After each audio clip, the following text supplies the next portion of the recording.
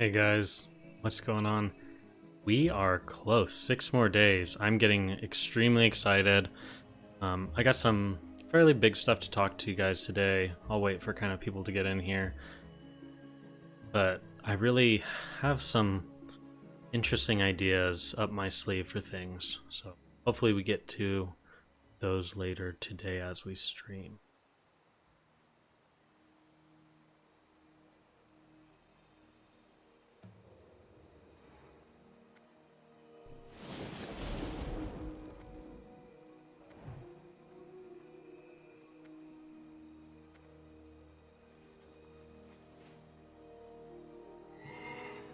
To do my chat window.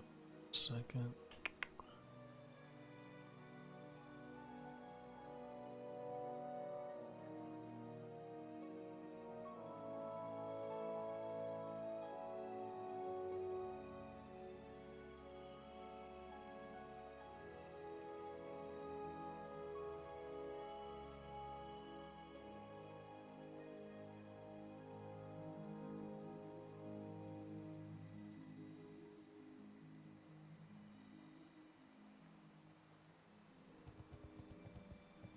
Ooh. AB, yes please.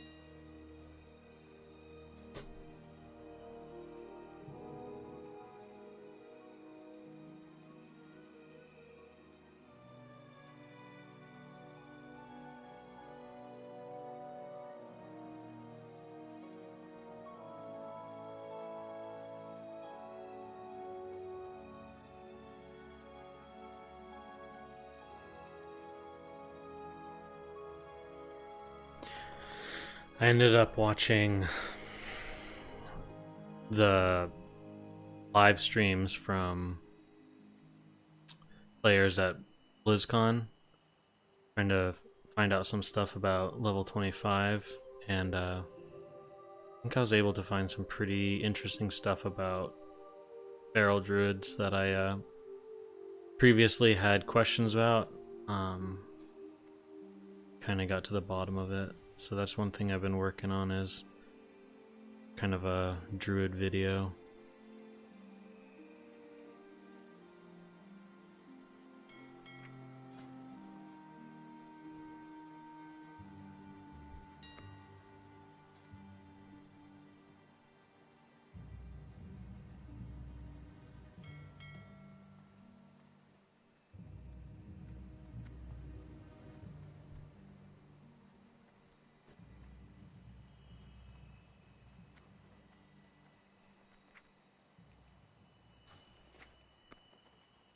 Let's get this done.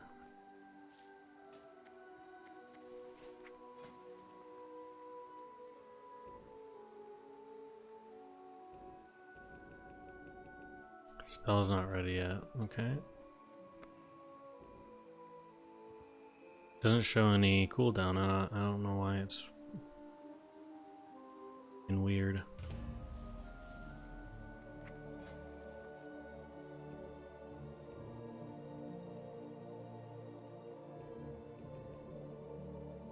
Okay, weird.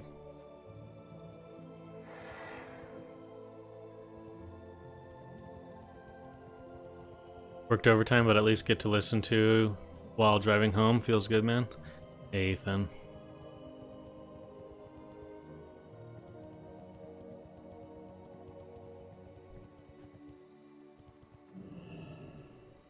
Why can't I make this?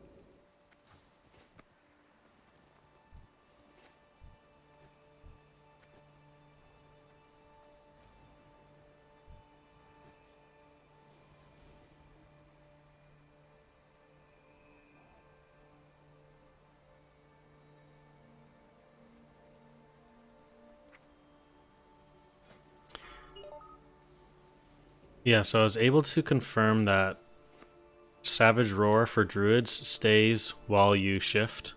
So it's a buff that you have all the time after you use it. It's a buff that stays active on you, so you can shift out of form, heal yourself up, go back in, and you'll still have Savage Roar up if it's still ticking. So that's really nice to know.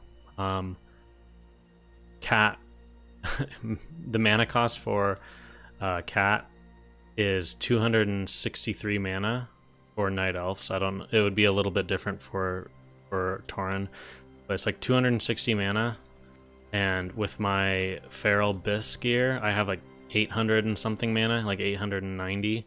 So you basically can shift like 3 times until you're essentially oomed to the point where you can't go back into cat form. That's something to consider as well. You most likely discussed it before. I'm interested on your opinion on faction versus faction. I really want to play Horde, but my guild is going Alliance. Yeah, I mean, you got to play with your friends. So I understand that if you end up going a different faction than you technically wanted to, but in terms of like balance, I think it's not going to be too bad. I've heard a lot of people say like, oh, everyone's going to play Alliance, but I don't really see that being the case.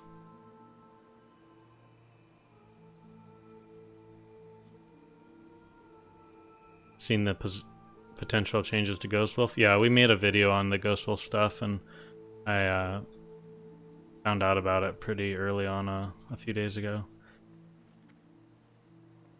I think some people get cued in by stuff that I've talked about and then go and spread the word, because I feel like some of these things I found out like pretty much right away, and I don't really know if anyone's discovered it before me, but maybe.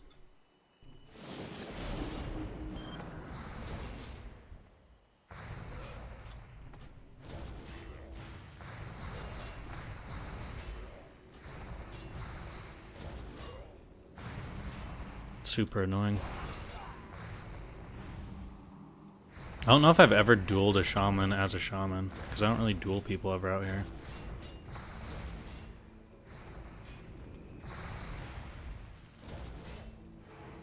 Yeah, exciting stuff.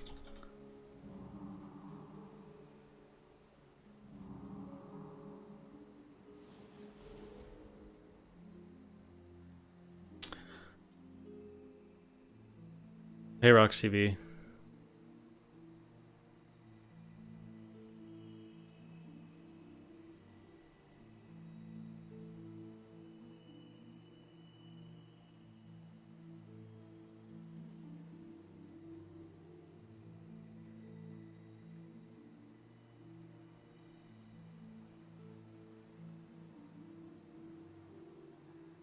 You're worried about being fried by shamans? I don't think their DPS is going to be anything too crazy early on.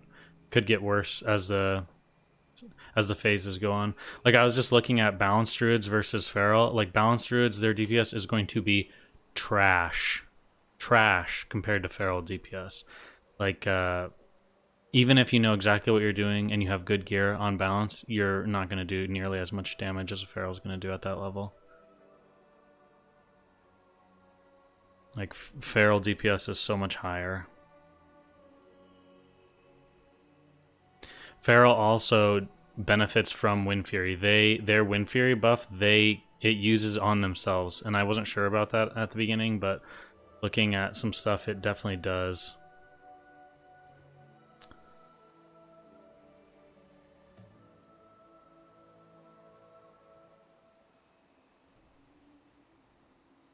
I think in terms of what's the most impacted spec in the Druid, I'd probably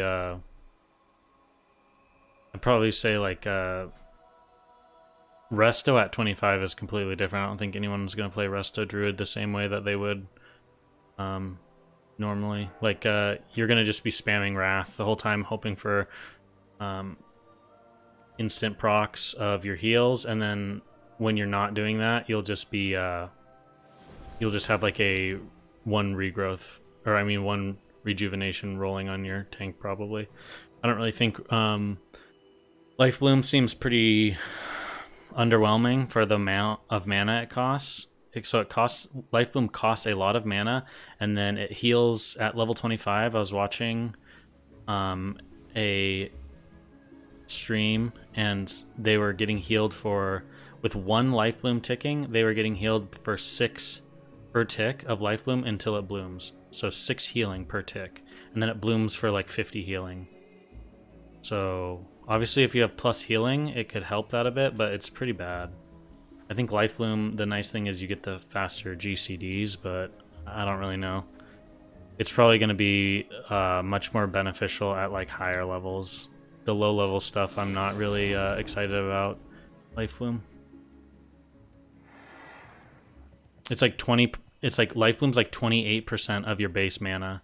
So when you have full gear, I did a little napkin math, and when you have full gear, like where you're taking a lot of plus int gear and everything and have a larger mana pool, a Life Bloom is taking like 10% of your mana bar. So you could cast 10 Life Blooms and you'd be fully But when they bloom, then you get 50% of your mana back. So they're like, it's like a 5% mana spell. So I don't know. We'll have to play with it some more, but it seems kind of not as crazy right now. It might be really strong in PvP, but in PvE, I don't know if it's that good.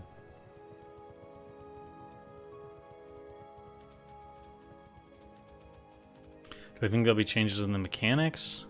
Well, right now it seems like Druid still is gonna, like Feral Druid's gonna play a lot, like very similar. I still think with the fact that Savage Roar stays when you leave Feral form, and you still might be power shifting. That definitely still could be a thing. So we'll just have to wait and see on a lot of these things.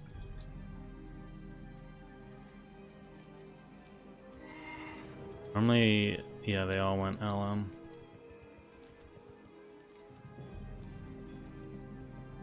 Farm.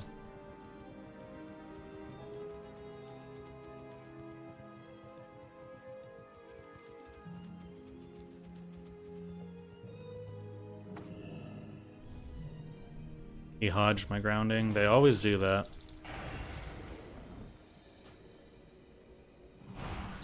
They always do it. Like clockwork.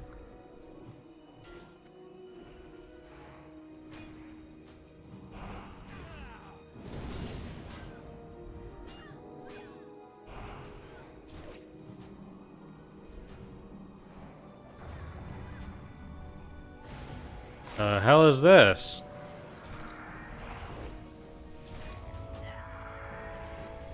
You guys know what that thing was? It was like a big... I don't think I've ever seen it in Classic before. It's like a big owl-looking thing. It was like casting some arcane shit on me. I don't know if I've ever seen that.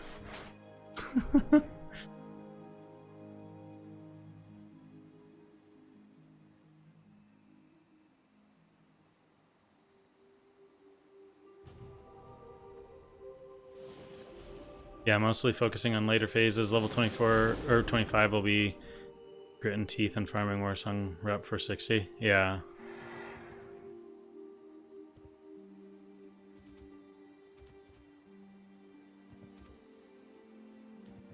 Boomkin and AQ rank gear is going to be insane with X.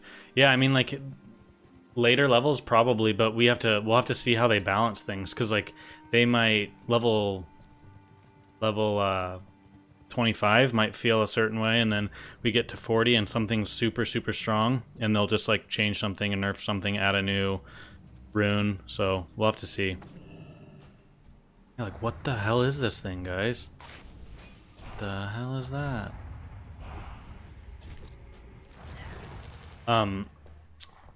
So with with feral druids at level 25, with Savage Roar and Mangle up a 5-point rip. A 5-point rip is doing around 720 damage over 12 seconds. 720 damage over 12 seconds, okay? At level 60, my druid, I watched an old video, a 5-point rip was doing 1,300. So only like 500 damage more at level 60. So level 25, the bleeds seem to be scaling with attack power and stuff, and also your physical damage from Savage Roar and everything. So it's just like you do a lot of damage. And to put that in perspective, if you put up Moonfire, Sunfire, and then you cast Wrath until you need to put Moonfire and Sunfire up, all that together is 780 damage over roughly 12 seconds. So it's just really not that, like, you're basically doing that with a 5-point rip as a feral. So the damage that you're doing as a balanced druid is like not anything near the same. So if you're playing balance at level 25, you're either trolling or you have really, really, really good gear, or you're just using it as like a hybrid healer. That's kind of how I would use it.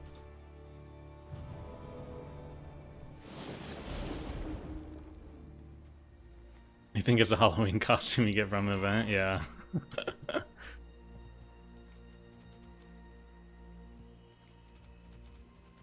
Hardly ever see the balanced druids out here represent.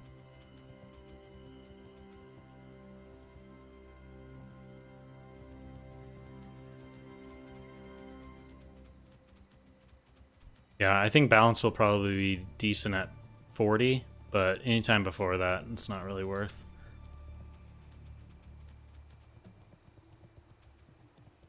I haven't really done anything in this battleground except run around and get killed.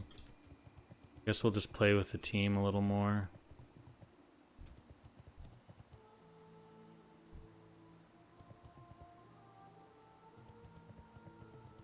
The times I wish I had NS.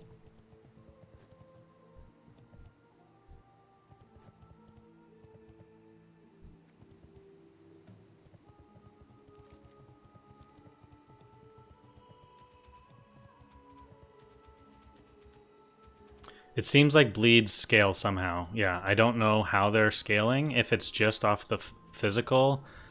But no, it's not even that, because without Savage Roar, which is 30% physical, I did the math, and she was having her bleeds tick for 90.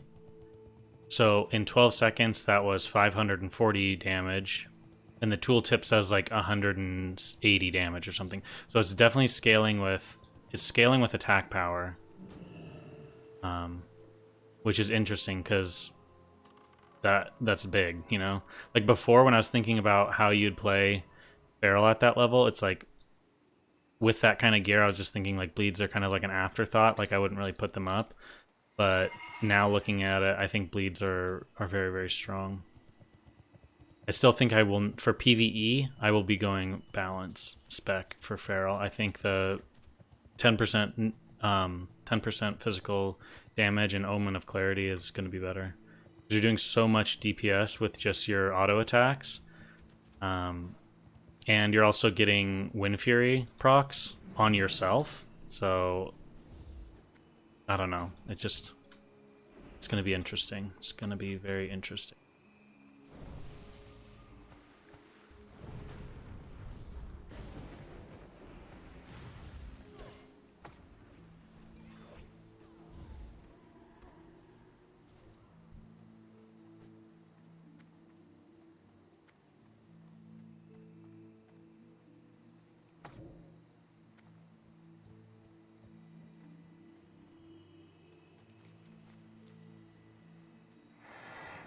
What happens at the end of the season is it a hard reset? They said they're going to have you. There's going to be a way for you to maintain, like, keep your characters, but they don't know how they're going to do that yet. So we'll have to see.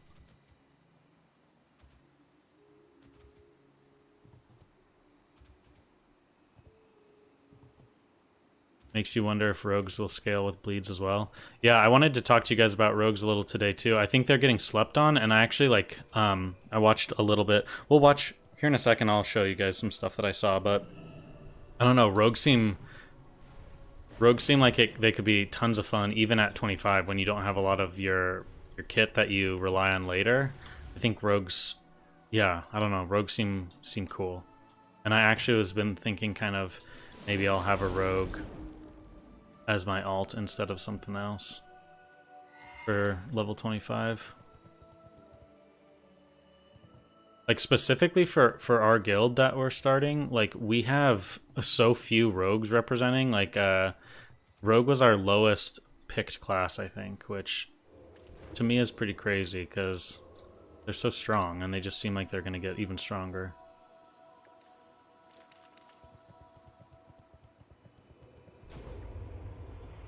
You're shocked that people can have 5 to 10,000 HKs and be 13 to 14. Yeah, I mean, I have like 11,000 and I'm rank 12. It's like, it's the AV meta, you know?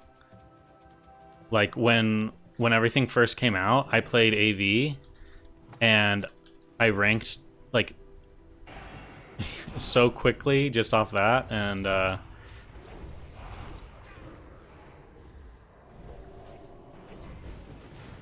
that's like kind of sad in my opinion, but it is what it is. What if people want to play two-handed enhanced shaman in SOD? Well, then they should play two-handed enhanced. I don't know what to tell you on that. Like you can definitely play it. Like I think people are confusing like some people are wanting it to be like strong, and then others are wanting, like, you know, it's not that strong in classic. Like in classic era, two-handed enhance is not very strong. It has some potential here and there when you get lucky, but it's not that strong. So it's like if people want to play it that bad, you can still play it in Season of Discovery. It's just still kind of in the same thing. It's not going to be that strong. And we could see some other runes for it later on, but I don't know.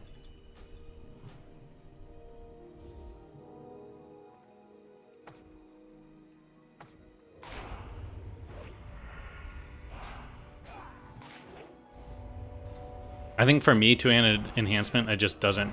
I personally don't care, so I'm not. It's not like my fight, you know. If tons of people really want it, then I guess they're gonna have to go out and try and accomplish it, because it just, to me, it's like I don't really care. And I think one-handed, like I think dual wield enhance is way more like there's a lot more like stability to the DPS. Like it's reliable DPS, and it ends up being like I don't really have any attachment to two-handed versus one hand, right?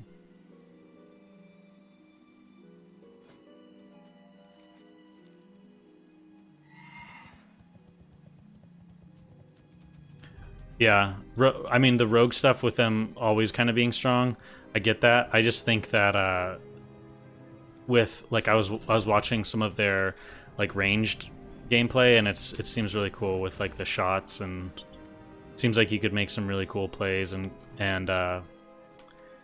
you could play things a lot more like it's never the big damage that's excited me about rogues, because like, yeah, we already know that they can do a lot of damage, but it's just kind of like the control that they have. And I think now with some of the stuff that we see them getting, their level of control with players could be even higher.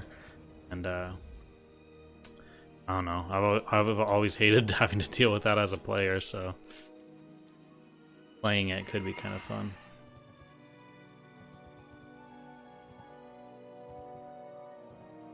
For Ellie Shaman for Phase 1 PvP, should you use cloth gear or leather of the eagle? I mean, leather of the eagle for PvP as much as you can, but Obviously, easier said than done, but I think honestly, if you want to play Ellie just because you love Ellie and it resonates with you, then play Ellie at 25. But I don't think it's going to be very strong. Your cast times are slow. Your mana is going to be pretty bad. I would probably play Enhance. Like, you could play Enhance Shaman and just have the Lava Burst talent if you wanted to. So you could play Enhance and then throw a Lava Burst every once in a while. I think that would be better personally, but you got to play it how you want to play it, you know? Like, there's people set on playing Balanced Druids in Phase 1, and I just think Balanced Druids in Phase 1 are going to be kind of poo-poo, but it is what it is.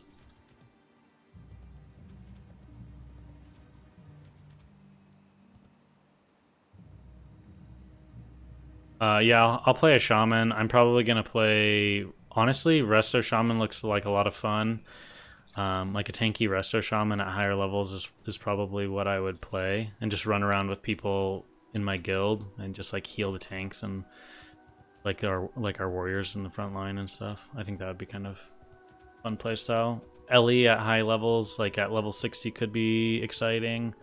But Shaman isn't really my main focus.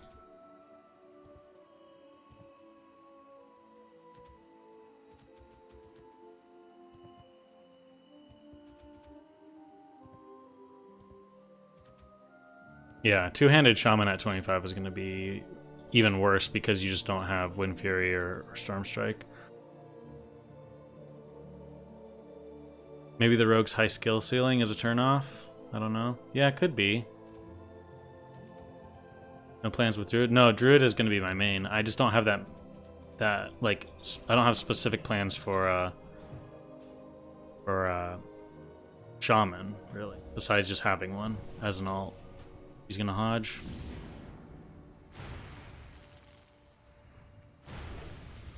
Okay, let's heal, and then we'll kill. God, I hate that. Dude, this guy must have like crappy ping or something.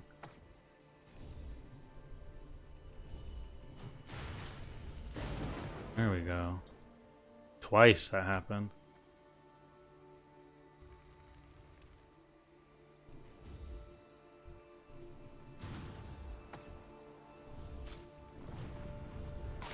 Ugh.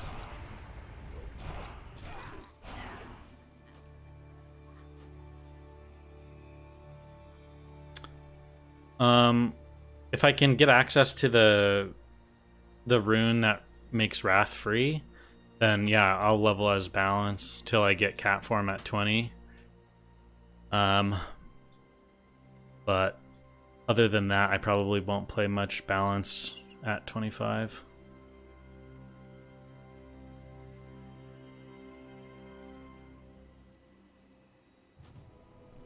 Yeah, Berserk healing is so nice as a troll.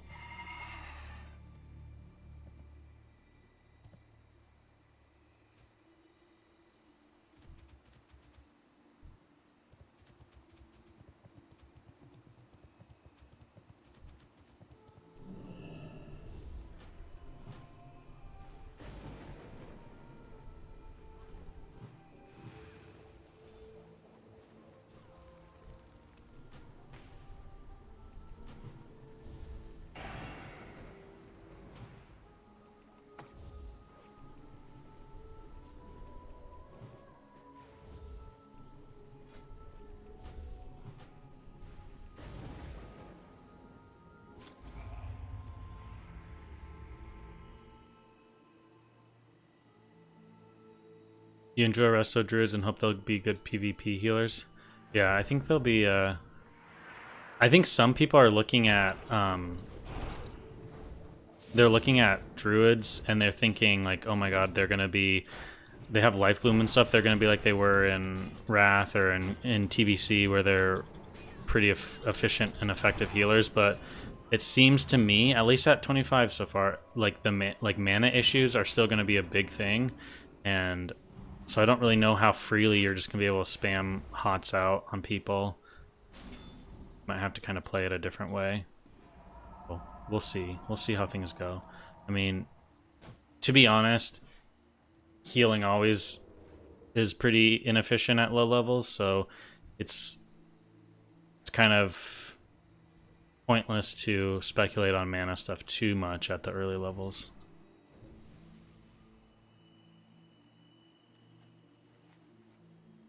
Feel SOD faction balance on PvP servers are going to be a real issue? I don't know, I don't think so. They've already said that they're going to do some stuff to combat that, and then I think already a lot of people have shown interest in both Alliance and Horde, in my opinion. I don't really think that you see one being so much more talked about. Like maybe in a PvE sense, Alliance, but there's a lot of people that I know that are playing Horde. So.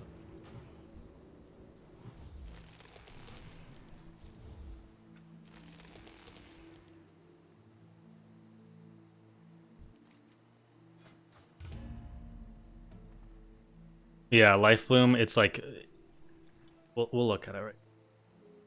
So if we're looking at, I think it was, no, it's not this one.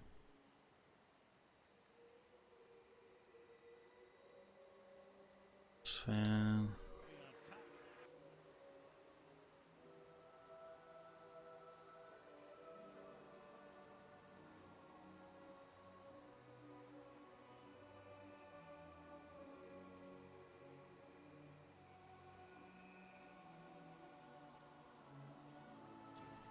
If we look at him getting healed here, oh yeah, we got it. I'll fix that. Wow, Guzu, how rude! It's just these little, you know, tidbits hidden here. okay, so him getting healed here by a druid. Oh right. And then also, by the way, this guy right here who's on the DPS meter is just balanced. He's Will Scarlet is the guy healing. This guy is a druid, balanced druid DPSing right here. You can see both of his dots up here. And look at his DPS compared to other people. Like, S-Fan's out DPSing him as a tank. That's why I just think... And this guy is someone that works at BlizzCon, I'm pretty sure. Or BlizzCon. This guy works at Blizzard, I think.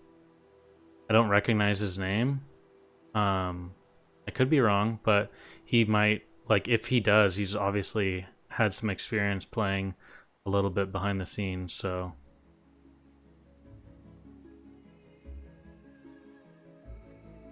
But if you look at the heals here... He's almost dead, but... Okay, so you could see... let's go to... real slow and watch his hots tick. His life bloom is ticking for 6. Now it's ticking for 13 that he has 2 stacks. Now it's 19 with 3 stacks. So it ticks for 19, but you have to put 6 stacks up, or you have to put 3 stacks, and then as you can see, it blooms for 272, and you could see his mana tick up from the bloom. So the bloom heal is pretty decent, obviously, but then at level 24, like the first heal of regrowth is going to be more than life bloom. So I don't know. It just seems like six damage healed on life bloom with a rank 1, and it costing as much mana as it does. It just seems kind of pointless to even get that, you know? And I did see that they buffed wild growth recently on the... Let's see if there's... I'm trying to see... There is a priest also healing, I think, but they seem like he played a Horde and Alliance, and they seem to have a much harder time going through the raid on this run through. Wait, I have a question. Yeah, his regrowth heal is healing for 37 a tick. bots are a joke in Classic. Well, that's why I'm saying like it seems so much more beneficial to just play Fury of Storm Rage, get improved Wrath, and then just like heal with like a greater or like a healing touch every once in a while. Penance is 523. Yeah, I mean, I really feel like well, here's the good and the bad news, I guess. Druids always kind of were not the greatest healers, and they kind of were hybrid-y, and they were brought for some of the other buffs they provided. And at least at level 25, it still looks like their heals seem kind of weak, and they're probably going to be brought for like off healing as a druid with improved Wrath and Fury of Storm Rage should actually be pretty decent, right?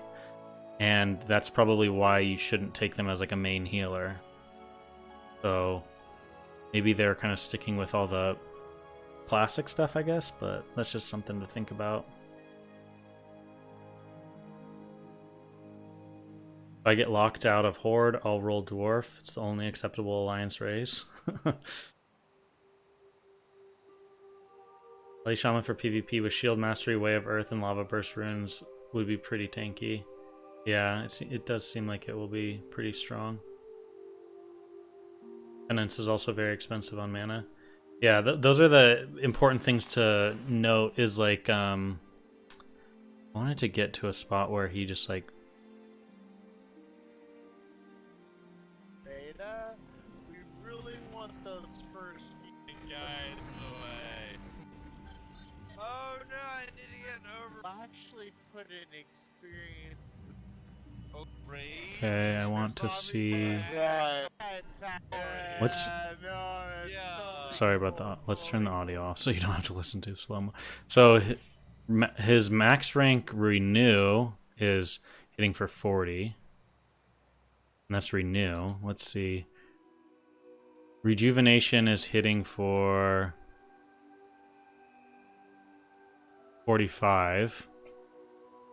Pretty so the way I'm looking at things, it almost seems like as a resto druid, what I would want to do is I put on a rejuve, and then I spam Wrath on the target, the enemy target, and then when I get a clear cast of a heal and they need it, then I dump the heal, and then I just refresh my hot, right?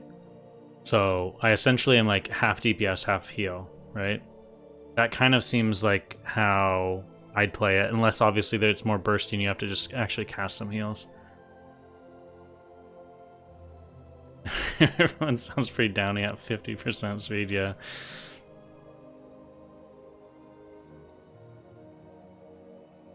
I don't know about SOD, but Wrath Penance was very efficient healing. Yeah, I could see, I mean, like, I really think that, and this is just like my thoughts, I think a lot of the quote-unquote really strong feeling abilities that you get with the rune system are probably going to be fairly mana intensive, because they don't want you to just be able to feel like you can use it whenever, but who knows, who knows.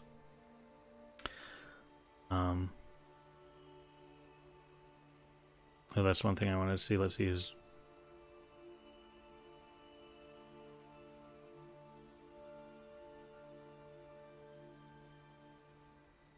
I'm watching his mana bar.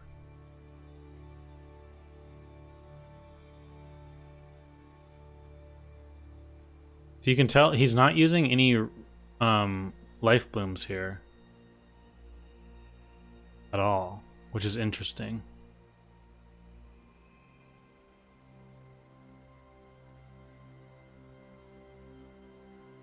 His mana honestly seems okay for the amount of heals he's thrown out.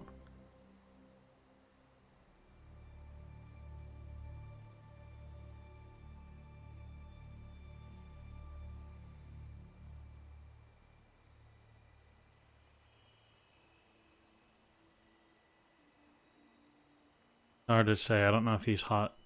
He must be hotting other people up. Yeah, there's a rejuve on someone. So now he's completely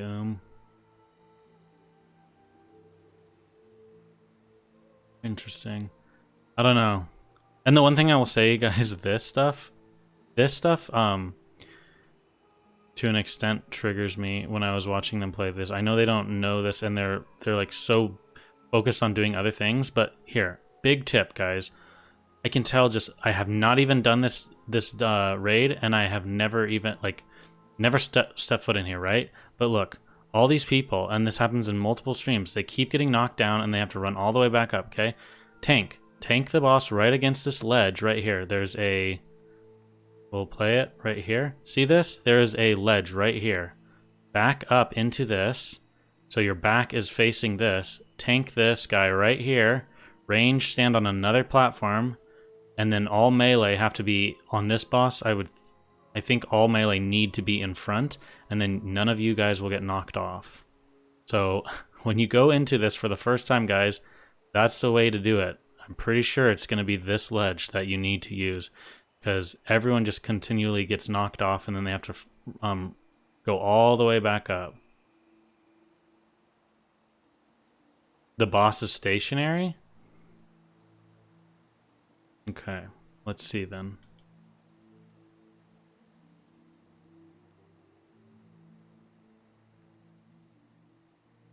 Okay, then I would have everyone switch runes and be... I'd have everyone switch runes and be off this platform as much as you can, but still, same thing applies. You can stand right where Agrand is, and he works at Blizzard, so probably why he's standing here, right? So then if you get knocked back, it's just like a straight back, so it'd be right back into here. So you just face it so your back is here, and then same thing. You can all do the same thing. You just, I think maybe even S-Fan still turns. So people are used to having their back to the boss as melee, which is obviously smart normally. But I think in this situation, you want to stand right where he is. And then when you get knocked, you won't get knocked back like that. I don't know why he moved. Anyways.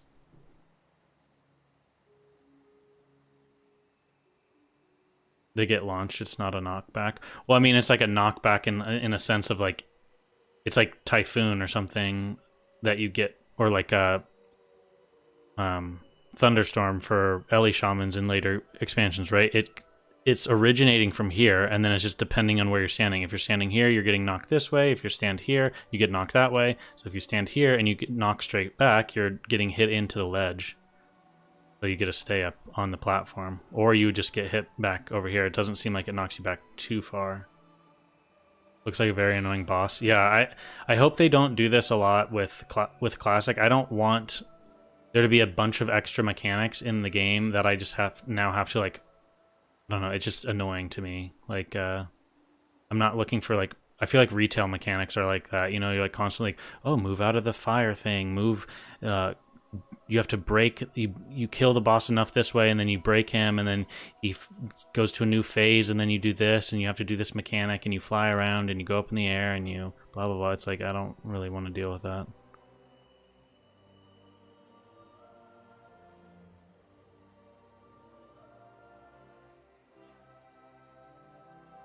Yeah, I remember S-Fan saying that when it felt like more like versus the environment. Yeah, and I don't really like that. I find that super annoying.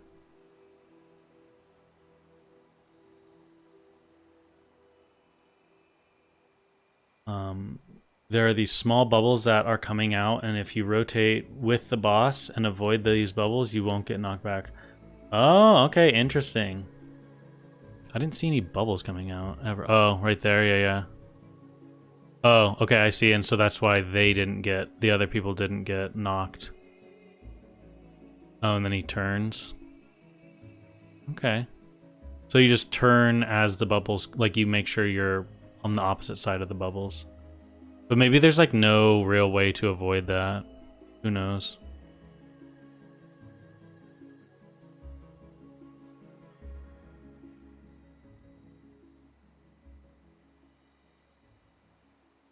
Hopefully Wrath Spam Rune keeps you in the 5... Yeah, you can regen mana while casting. There is a video of a druid doing it at BlizzCon, and considers the spell free, so it's not actually ever... It never puts you into 5 second window. So you can be regenning mana as if you weren't casting.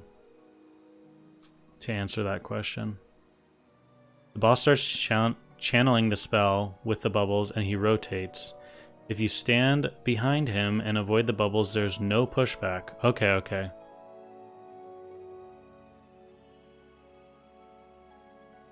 So basically you're just saying no one knew the mechanics and so they got knocked because it wasn't their fault. They just first time ever doing it and they just didn't know. Good to know. Okay, so it's just it's not a position thing. It's just about watching out for that cast. What was the other thing that I wanted to? So I watched a lot of Fandy do. So see, you can see Wind Fury procs on her. So you do get benefit. There it is again. You get the benefit of Wind Fury as the druid. And then let's go here for a second. I'm not trying to be.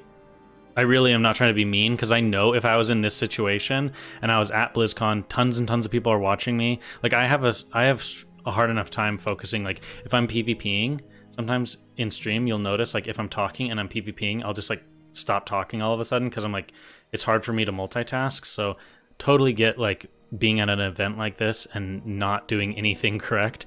But I will say like it's hard to watch her play Feral because she constantly forgets to use Savage Roar, which I think is going to be such a huge part of your DPS.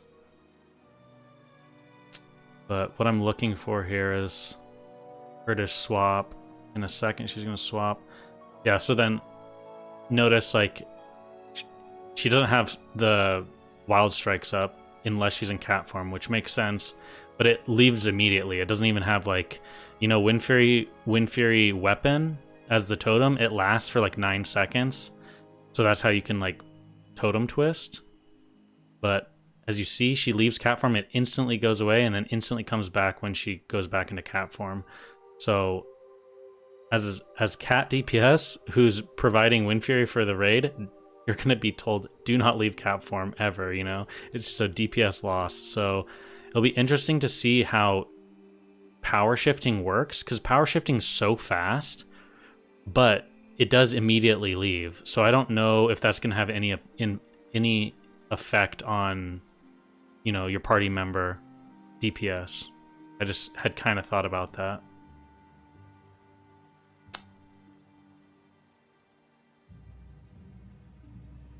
That sounds so strong for farming. I could see you farming Timbermaw rep in Felwood at level 50 phase for medicine pouch easy with that rune. Yeah.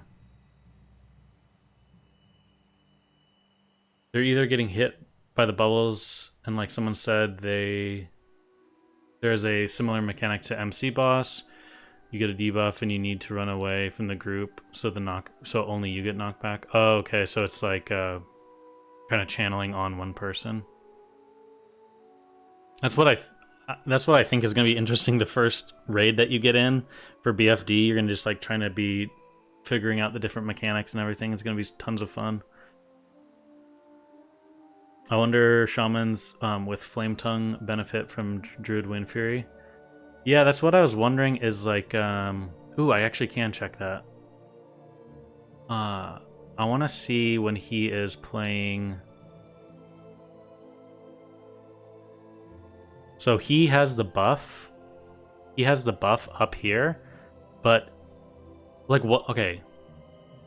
What is the point of bringing a shaman, guys? What is the point of bringing a shaman if you can just like still have like rogues can still have their poisons on, unless they're changing it for shaman as well. I hope they would do that if that's the case, but right now it just shows up as a buff. It doesn't show like an imbue on his weapon or anything like that. So I don't know what the point of being a shaman is then, because everyone's going to want a feral Wind Fury over a shaman Wind Fury, because shaman Wind Fury is imbuing your weapon, whereas feral Wind Fury seems to not be. It seems to just be a passive buff. So then you could still put on like a sharpening stone. You could put on poisons, you could do all those kind of things and not have the effects that, and even with that being said, you could have a shaman in your group and you could be getting flame tongue weapon totem, you know, a totem that we never see used really because of Wind Fury weapon. But like, I don't know, shaman is like, is either gonna need, they're gonna need to change that for shaman, or shaman kind of is pointless for Wind Fury. Tranquil air totem. Yeah, true. From a PvPer, druid perspective who loves to play healer or hybrid specs, I really hope the first phase ends fast. I think you could still have fun with a hybrid spec in phase 1 as a druid. It won't be as effective as feral, but you'll be able to you know, throw out heals, and like your heals are still like your rejuvenation heals for about 5 more per tick than a priest renew from what we've seen. So it's still a strong spell and it'll still be useful. And then you don't also feel like you're just completely pointless when you're because you can use Fear of Storm Rage if you want in PvP. I think I got an update for you for Shaman Dual Wield skill in WoW Classic. Look for Dual Wield, then scroll down and look for classes on the right. It's a passive skill. Okay, let's take a look.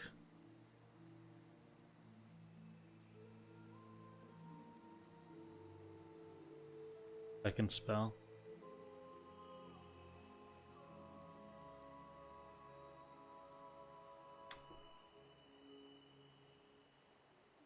Yeah, but the problem, if this is what you're talking about,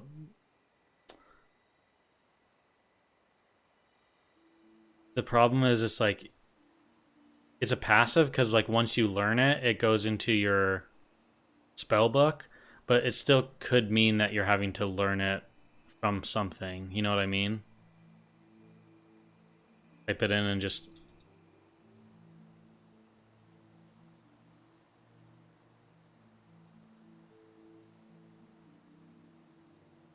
Yeah, so like, for my point is like, can't really do it with axes, can you?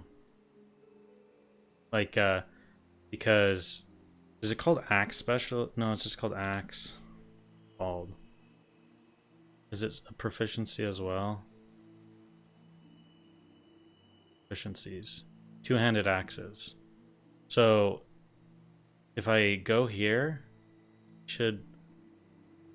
does it also say passive? See, the problem is like it shows for shaman too, but like we know that you have to get this through a talent. So my point is, even though it says passive for dual wield, doesn't necessarily mean you just like learn it from a trainer. It could still be tied to something, if that makes sense.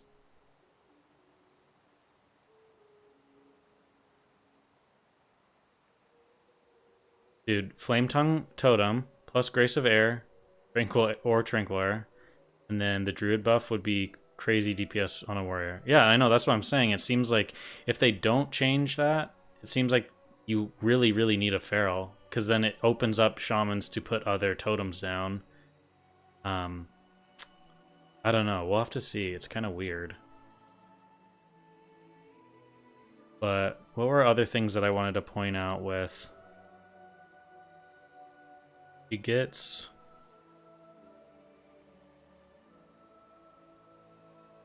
So, if we look at the RIP tooltip, finishing move that causes damage over time. Damage increases per combo point and by your attack power. So we already knew that it scaled with attack power and everything like that. But, for example...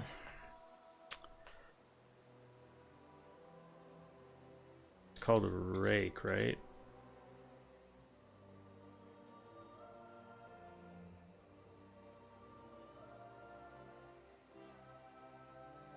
Well, there we go.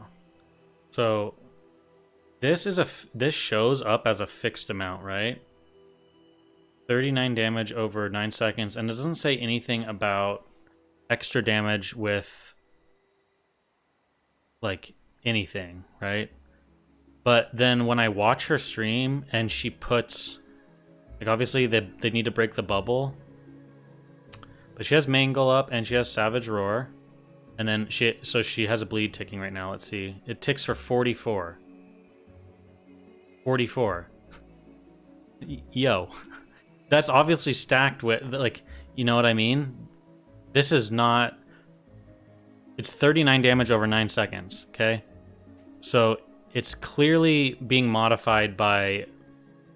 It's being modified by both Savage Roar and Mangle, if you do the math on it, and attack power, it seems, as well. So bleeds on Feral seem really, really, really strong. Like, for example, I was watching Sony duel some people, and he put.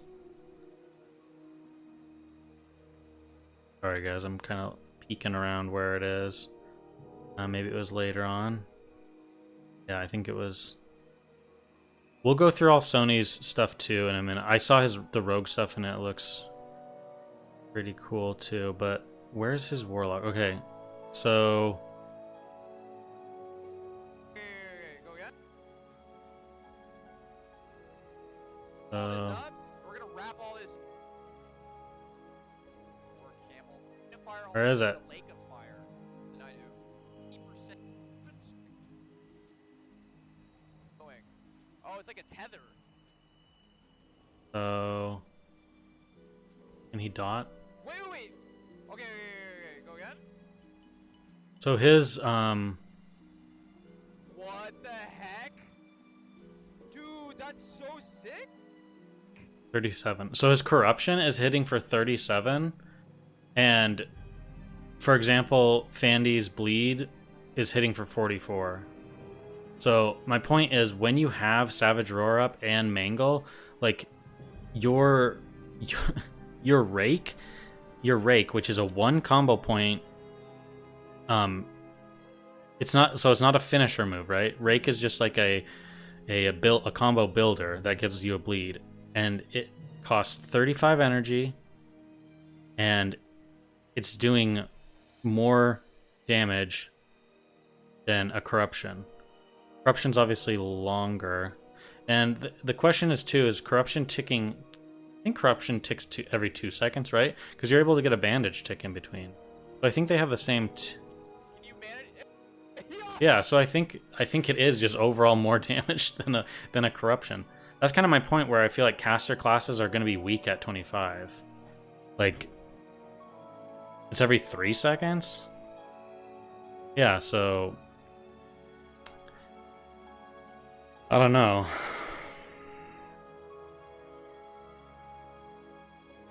It might have buffed damage into BFD mobs compared to players for the demo, so it's easier for noobs to try it there. I don't know. I don't know if they would have done that. Rig ticks every 2 seconds or 3. It should be. Yeah, it should be. Well, we can just.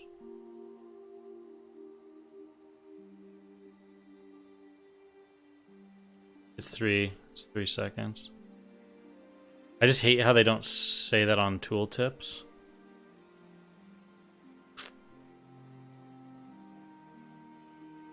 But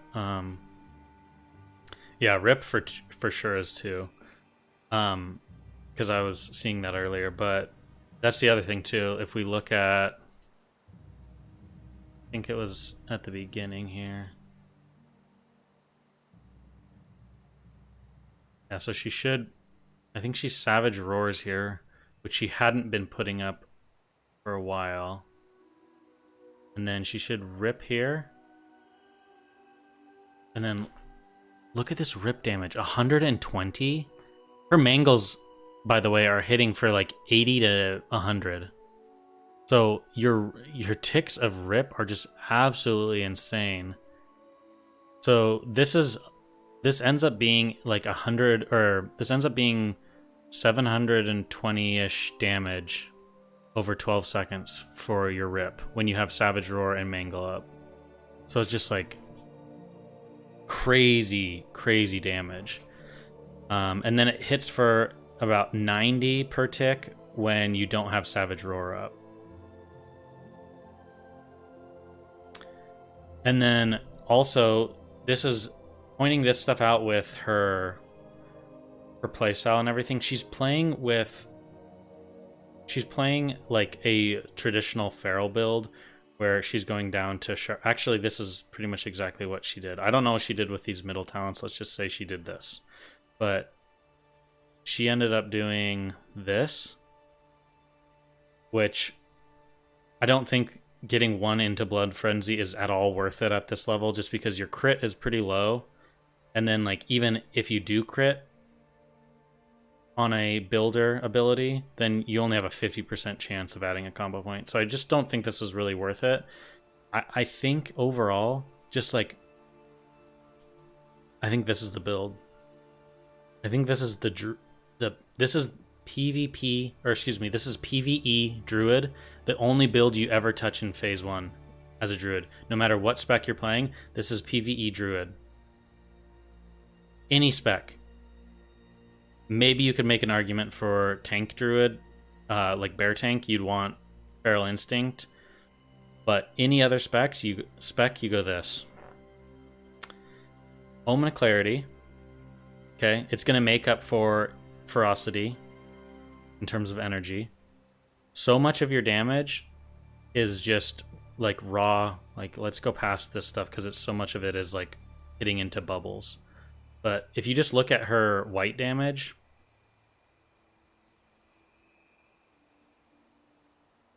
like you're buffing, so she has Savage Roar up right now, right? So when she starts attacking this mob without Savage Roar, you're hitting for like 30, you know, 26, 30.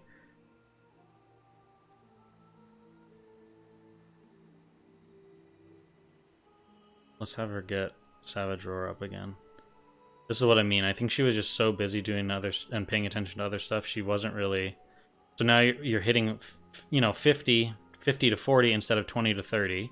Okay, and then you add another 10 on top of that, and then you realize that Wild Strikes, you get to benefit from Wild Strikes as well. So you're generating more auto attacks with Wild Strikes. This, I think, is just going to be so much stronger than anything you can get out of the Feral Tree. Just another 10% on top of that physical damage, and then you also get to go and get Iron Counterweight, which is going to give you, it's going to make your attack speed even slightly faster. And then if you want to min-max and go crazy for PvE, you can get Void Touch Leather Gloves, which increases your attack speed by 10% for 10 seconds. So your auto attacks are just going to be zooming. Why not Omen into Ferocity? What do you mean? You can't get, like, this is the lowest you can go. So you have to spend all your points in balance. You can't get anything in Ferocity. And the only reason you take these two is because the funny thing is, guys, all you have to do to play balance now is switch out your runes. So you just switch boop, boop, boop. And now you switch your gear to balance gear. And then guess what? You're a balance druid. You don't have to switch your talents at all. This is your feral build and this is your balance build. And then guess what? Someone's like, hey, can you heal for us? And you go over here and you look at Restoration Tree and you say, some people might like Improved Mark of the Wild. True. I don't really care about Nature's Focus. All the stuff I care about is lower on the tree. I don't really care about mana regen anymore now because I can just spam Fury of Storm Rage and be outside of the 5-second rule. So guess what? Even if you're healing, you use this exact same build. And all you have to do is switch out your runes. And this one's questionable, but I think they buffed Wild Growth. So you just switch out your runes and now you're healing. Like, you can run this build for PvE, specifically PvE. This is not a PvP build, but for PvE, this is probably all I'm going to ever use.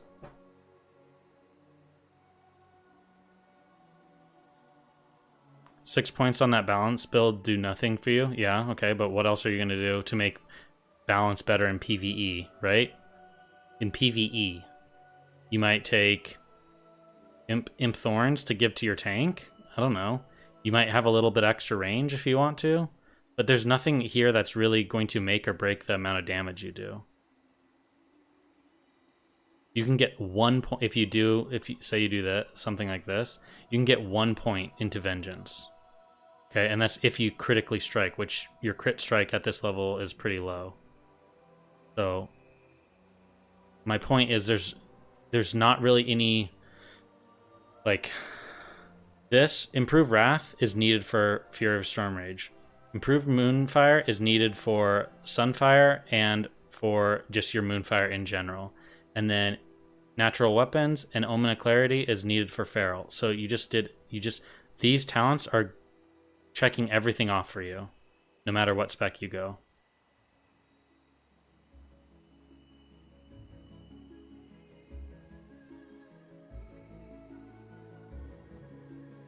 You only need 11 into balance. Yeah, I know what you mean. Like, you can just do 5, 5, 1, and then spend the others into Feral Aggression.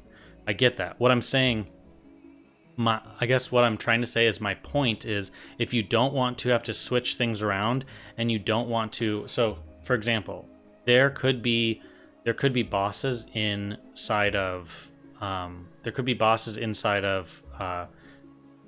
BFD that it's better to be ranged on, or it's better to play balance for a certain spec. I'm saying for a spec that kind of covers all your bases.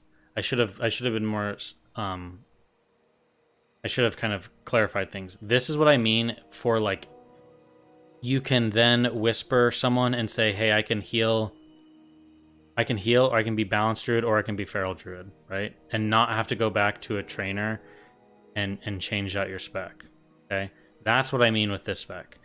By no means is this the best spec for PvE, like Feral or PvP balance, and this is also not the most optimal spec for, like, a specific role, but it's just, like, overall. Yeah, the real hybrid spec, exactly. This is what I would do if I just want to never worry about my talents again and only worry about changing out runes and changing out my gear. So maybe if I'm like, no, I'm going to go out and do a bunch of dungeons or something, and I don't know exactly who I'm going to play with, and if they want me to switch specs around, that's what I would do, is what I'm saying.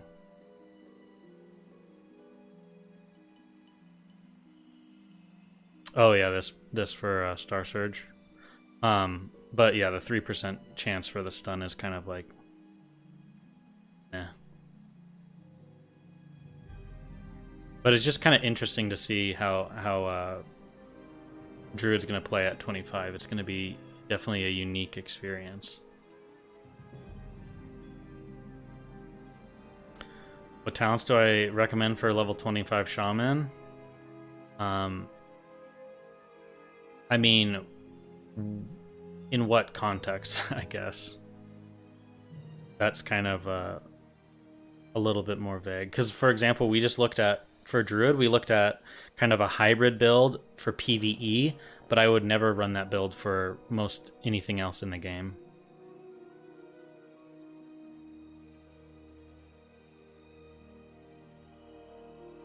How come Life Loom is a 1 second ticking hot? Where's the 1 second bleed?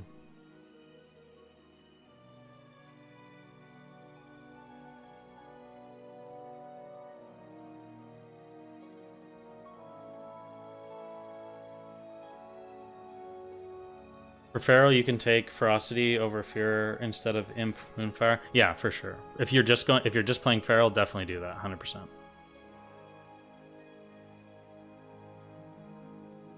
Any thoughts on balance or hybrid PvP specs? Enhance Elemental for PvP, PvE. I think Shield spec might be nice for the Shield Mastery if you're running that for PvP. Ghost Wolf seems like it's going to be really strong if they keep the changes. You can't really play around lightning, so the only things you can... It's going to be question about mana, like mana efficiency. Shocks are really expensive at level 25, so you might just end up going reduced mana costs. But to me personally, I wouldn't really hybrid a shaman. I would just go like probably would go something like, or how strong, it's hard to say how strong lightning shield is at this level. This is nice for, you don't even get grounding at that level, so grounding's higher level, so it's not necessary at all. I probably would do this, honestly, for myself, just in a PvP sense. Even if you want to play with like Lava Burst or whatever.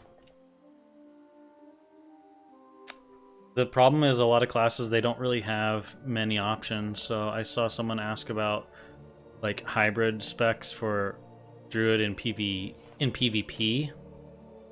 Like you could do something like it's hard to say though, because like you want increased range for Moonfire.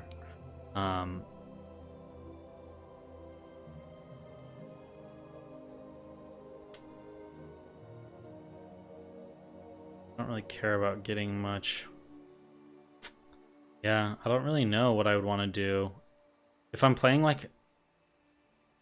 balance hybrid. I know this sounds weird, guys, but honestly, like a balance hybrid build, you might just want to go like down to feline swiftness, get like go something like this. And I'll explain why. You can use Sunfire in cat form, right? You have 30% movement speed in cat form. So it helps you get away or close the gap on people. This helps you get away or close the gap on people. Feral Charge. Increased stun duration is decent. And then obviously the 3 points into Feral Instinct is just to get down to the next tier.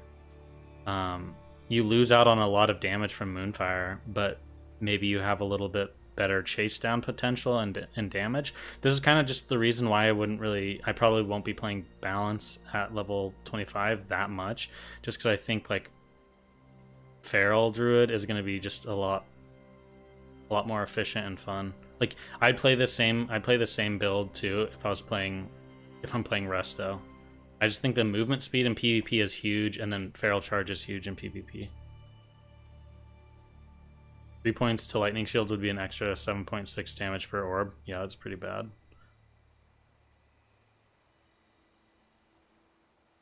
Just play enhanced spec and shock people with bonks and a shield. Yeah, that's kind of how I'm looking at it too. Yeah, Tanoke, that's true too. Mana for a single cast of cat form, it's like 260 mana. And this is like with the best of the Eagle stuff that you could get at this level with Plains Ring. And then you're looking at like 1,700 mana. So that's a huge amount of your mana is used for shifting if you end up doing something like that. That's why what I'm saying, it's hard to justify Druid as a caster at 25. You know what I mean? Like for a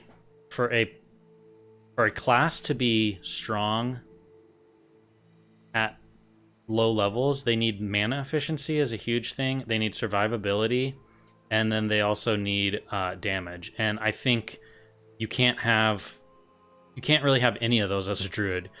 To get survivability, you need something like Feline Swiftness, but then your damage is not very strong, and you also are talking about mana problems.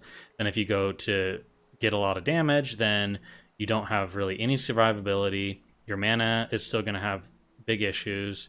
And so I just think balance is going to be good at level 40 plus. You could make a case for balance. Then think about balance, guys. You'll get improved Starfire and you'll get Moon Conform at level 40. You'll get improved Starfire, so you have a 15% chance to stun with Star Surge, which you can use every 10 seconds. Okay? And it's a 3-second stun. So Star Surge is going to be a lot of fun to play with in PvP. You'll be able to get Nature's Grace, which is going to help with casting speed. You just need to get lower in the tree to make balance fun. in my opinion. What is the opinions for Mage in PvP? I think Mage is going to have, if you play Frost, it's going to have a lot of survival and a lot of ways to peel, but you're really going to need to play with another person to like get kills, because I don't think you're going to do a lot of damage as Frost at 25, and then I think you'll do a lot of damage as Fire at 25, but you need to have like a priest healer with you, or someone that can keep you alive or help peel for you, because you'll take a lot of damage at 25.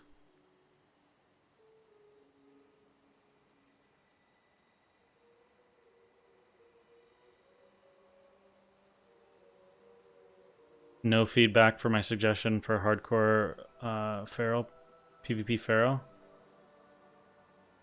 Let me see, what did you...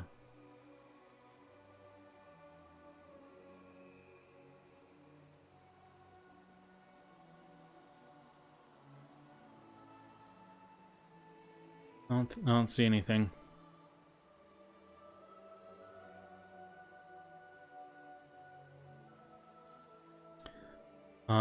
But please check the build where you go down to 6% crit and 3 points into Furor. Oh. Yeah, I mean... But what's the point of that?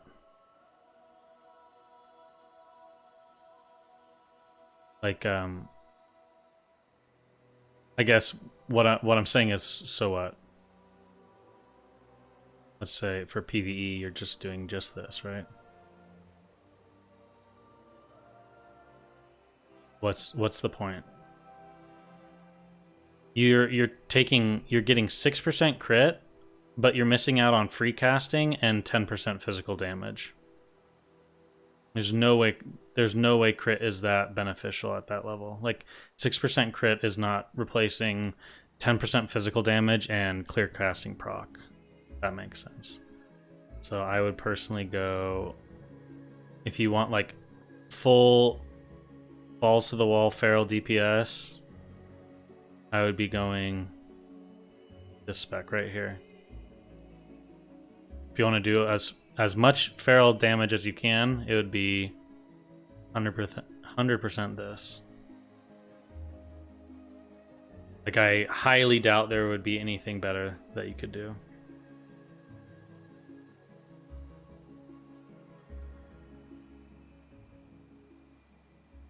The point is to sacrifice 2 points, put them into feral speed for quality of life before and after raid.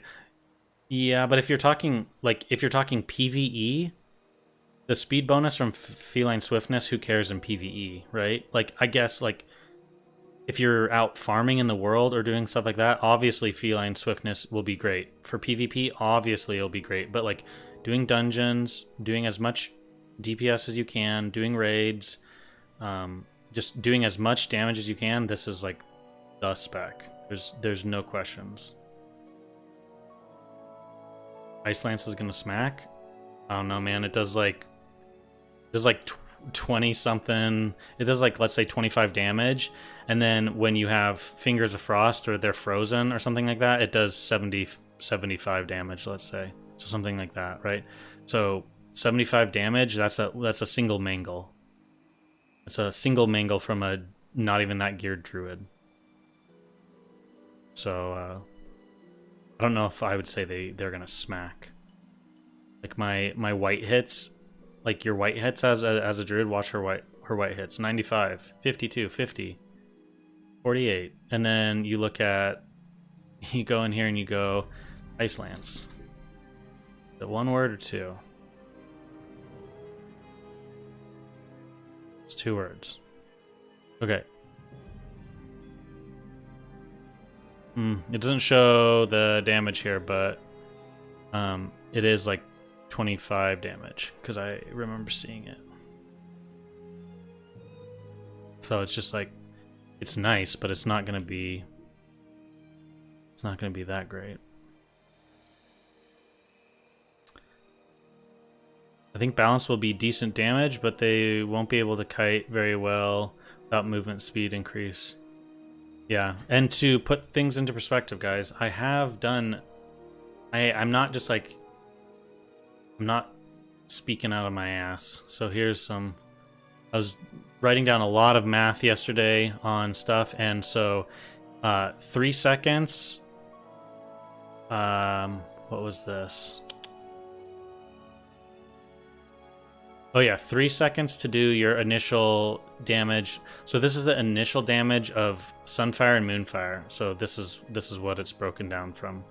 So Sunfire and Moonfire, you're hitting for 121, and then 12 seconds of both dots being active. And this is, mind you, this is without any spell power, but also spell power is pretty hard to get at that level. So, and then in 12 seconds, you do 209 damage, and then in 9 seconds of casting six wraths, you do 450 damage. So in 12 seconds, you do 780 damage, and that's without any interrupts and perfect GCD usage, right? That's like no downtime. That's just you free casting. Let's say it's like on a boss and you don't have to move. That's how much damage you can do, 780. Now, like I said, in this stream where Fandy is playing, she does 720 damage from a single 5-point rip with a Mangle and Savage Roar up. That is 12 seconds. So in 12 seconds, one single 5-point combo is doing the same damage as your full rotation as a balanced druid, basically. Not to mention, add into here now your white hits, your if you have a rake up on the target, and then anytime you can get a Mangle off, all that stuff. So my point is, this DPS versus the DPS that's possible as a feral druid, it just doesn't stack up at 25. You know, like, and this is kind of the case with most spellcasters. You really need to have a good amount of spell damage plus spell damage to start seeing your spells and the spell coefficients mattering and starting to do a lot of damage, right? So I'm just saying, for all those people out there that are really excited to play Balanced Druid, stay excited. I think Balanced Druid will be a lot of fun later in the game, but at the low levels, it's just not, it's not it. It's not it. Plus, you have to understand all of this is happening with 0 mana usage, and all this is happening with mana usage. You know, potentially it's only the mana usage of your dots, and then you can start casting free wraths, but it still is mana usage, so.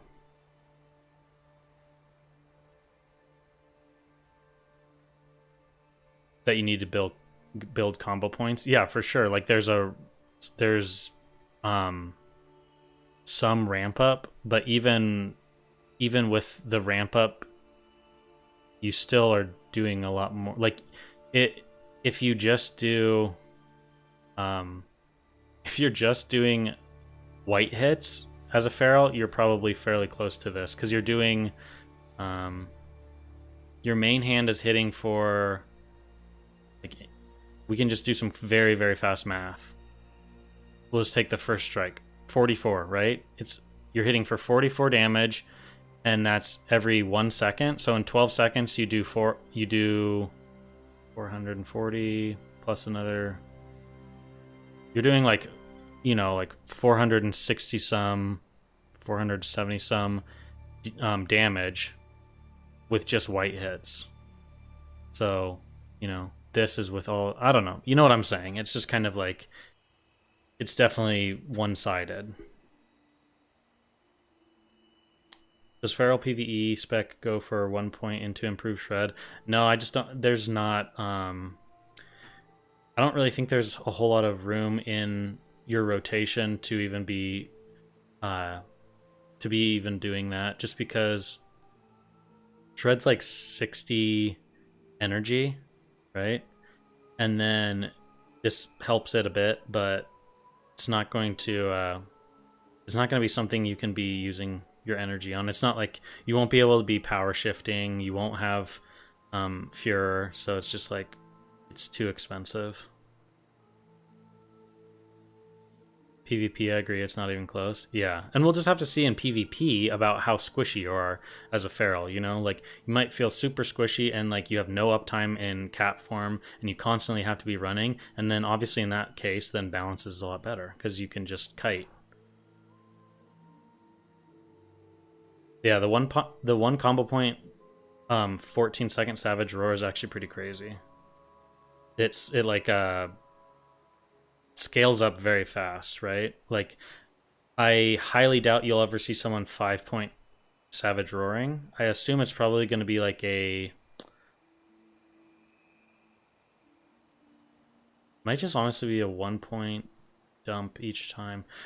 We're going to have to do a lot of testing and stuff with that. It's hard to know, but it is interesting. And also I didn't really catch if your bleeds are screen or like snapshotted. Like if I rip a target or rake a target and then bleed and then mangle, does it empower my old bleeds or vice versa? Because I might want to rake as an opener and then mangle, but if it snapshots at the lower damage, then I would want to mangle and then rake, if that makes sense. It does actually seem like you will have, even without power shifting, it does seem like you will have like a rotation as Feral, which is kind of fun.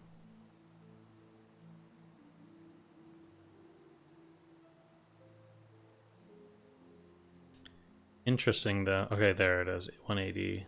I wasn't, or the rip damage was just like hidden. I couldn't see it, but yeah, I don't know. It's crazy the damage you can do.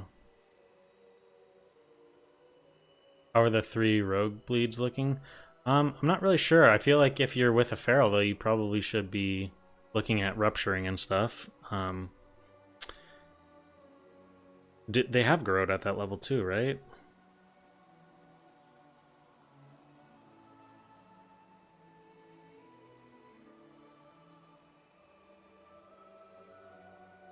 Yeah, balance and resto might be really useful in group settings, I agree. It just depends too, like if you end up playing with a lot of melee, they're going to really want that Wind Fury buff. So all these things are exciting to see. I kind of wanted to see...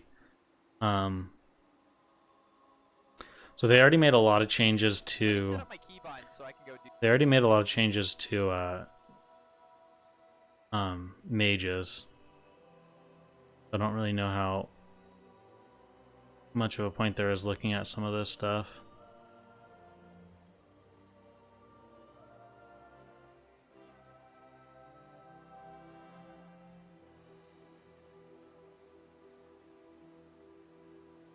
Okay, while he's doing that, I'm gonna...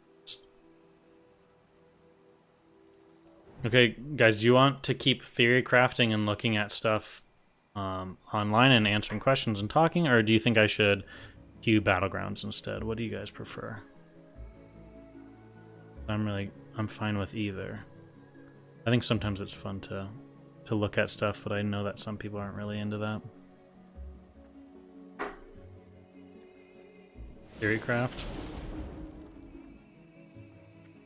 Talking? Okay, let's do that instead.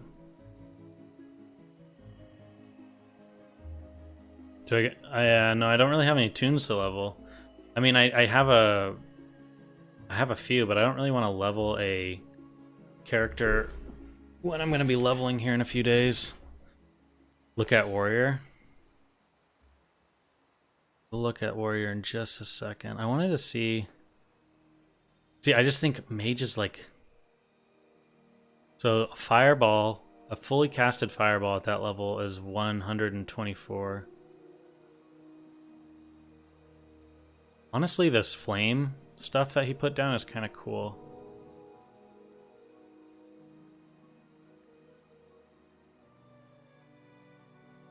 Actually, the flame thing, does the flame thing just walk at you when you use it? So let's slow it back down to normal speed. So here's the flame thing on his action bar. He's spamming it, so it goes out right after he casts. It starts walking.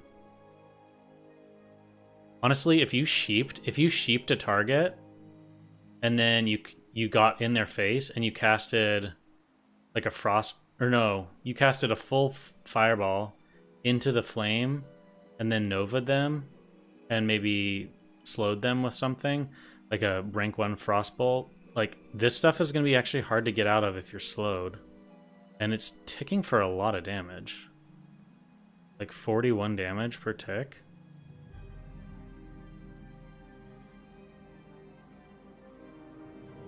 Little fire elemental walks towards the target. Yeah, on the tool, reading that on the tooltip, it seemed really crappy, but it actually...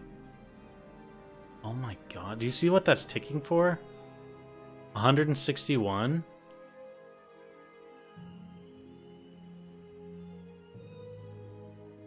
It's 153 mana too, that's nothing. Like, okay. Look,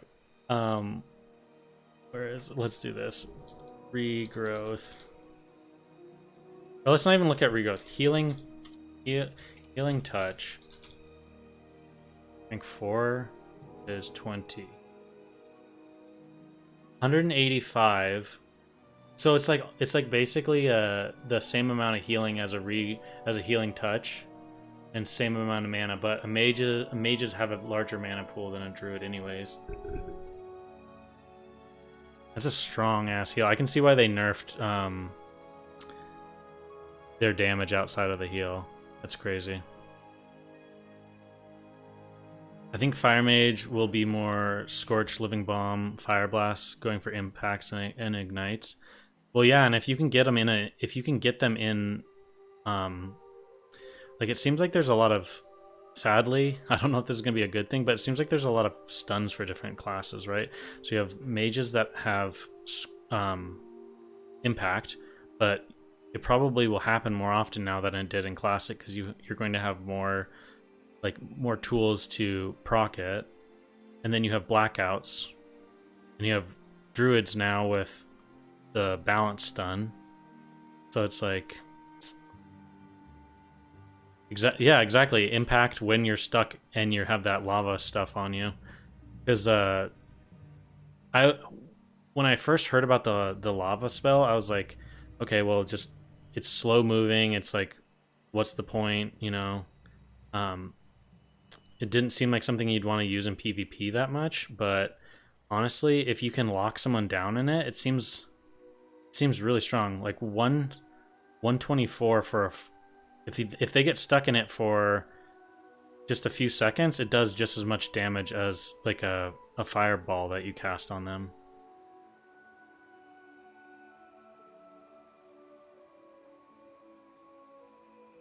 Can the impact proc from Fire Trail? I don't know, that's a good question. I was kind of thinking that myself.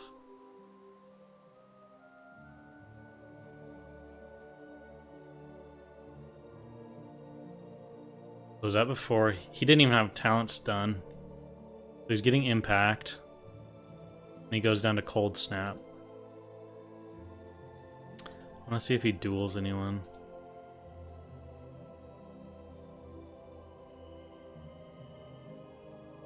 But right now he has Fingers of Frost. You gonna duel?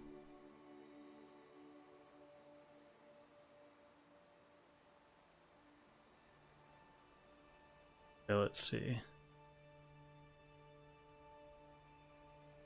See, this is my point about Fire Mages at this level, guys. It's just like your damage is so low compared to physical damage, right? Like an 84 for a full casted Frostbolt, and like that's a mangle from a druid. You really need spell power. Yeah, that's exactly why they nerfed it, guys. He just basically full healed himself with that. So I'm sure they were testing things, and mages probably just lived like nobody's business. Yeah, that's insane. The healing from that. I don't even think you probably would never die. And think mages as a healer, they have their own mana, like rubies. They get like a mana potion on cooldown that they can use all the time. Yeah, it's crazy. Warrior is best PvP class. I think Warrior is going to be really good at the later levels. I don't know so much about 25. Maybe if you have like a decent group with you to lock people down and stuff.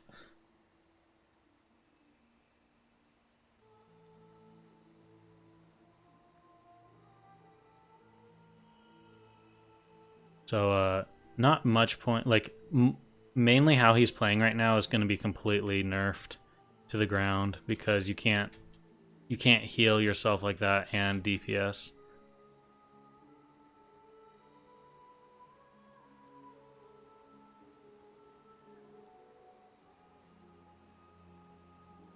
I know he plays a lot. Still, we can't really watch him do mage stuff because it's all changed.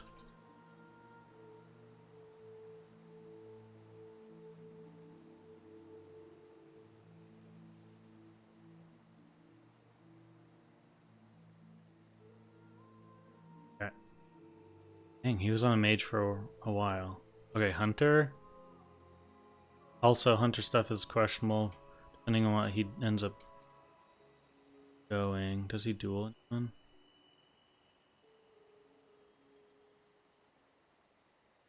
I don't even think he duels. He's just looking at the class.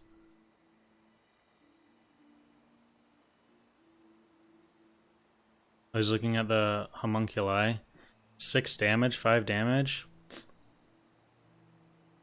I guess you're just wanting them for the...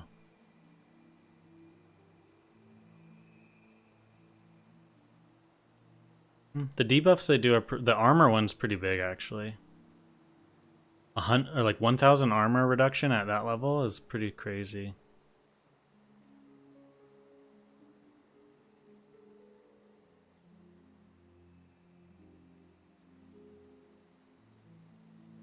Yeah, it seems to me like you're not... The homunculi, you're not worried about this this damage that they're doing. You're worried about the... And he can heal them. That's crazy. He can renew them. They have a lot of health. Okay, so they're not really mobs that you probably... They're not like mirror image. You don't really want to just kill the homunculi. It seems like...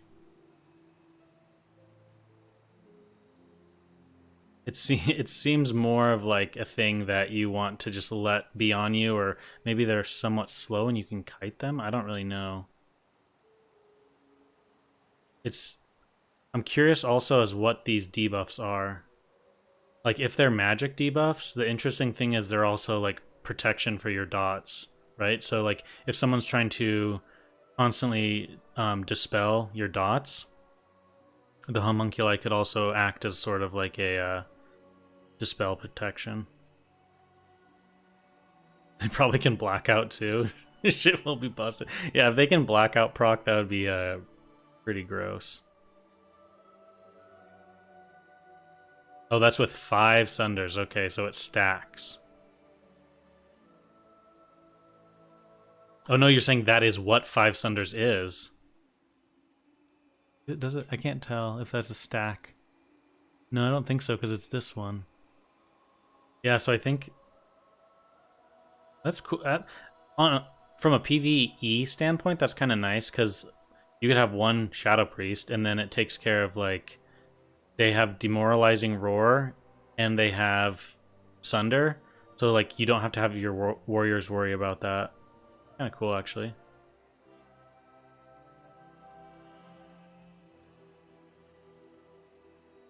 What's the cooldown on that? I think it's 3 minutes. You can see it's down here on his action bar. Well, now it's gone, but yeah, I think it's 3 minutes.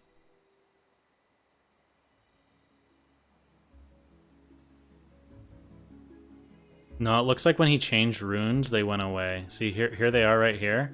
He's changing runes, and then they disappear. But I don't know if they go away until they're killed. Or if they stay out for the full duration, maybe. 2 minutes is a cooldown? Okay. Guys, that actually seems really strong. So, it sounds to me like you can, I'm talking PvE, right? You can have your homunculi take care of, you know, what the warriors are having to kind of... You know, warriors don't want to sunder. They just do it because, you know, we need to get 5 sunders up, and then It helps all our DPS out, so everyone's Sunder first global, blah blah blah. Everyone's kind of heard it from classic WoW.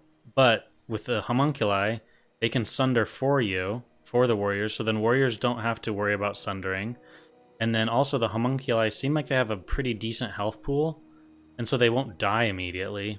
So I do see it becoming a thing in the future where it's like, dude, keep the homunculi alive, keep the homunculi alive. Which could be kind of interesting. I wonder if they'll show up as a pet for warlocks, like on UI, so people could see them. We'll have to wait and see on that one. Oh, he actually plays a druid for a little. I wonder if he just looks around at some stuff.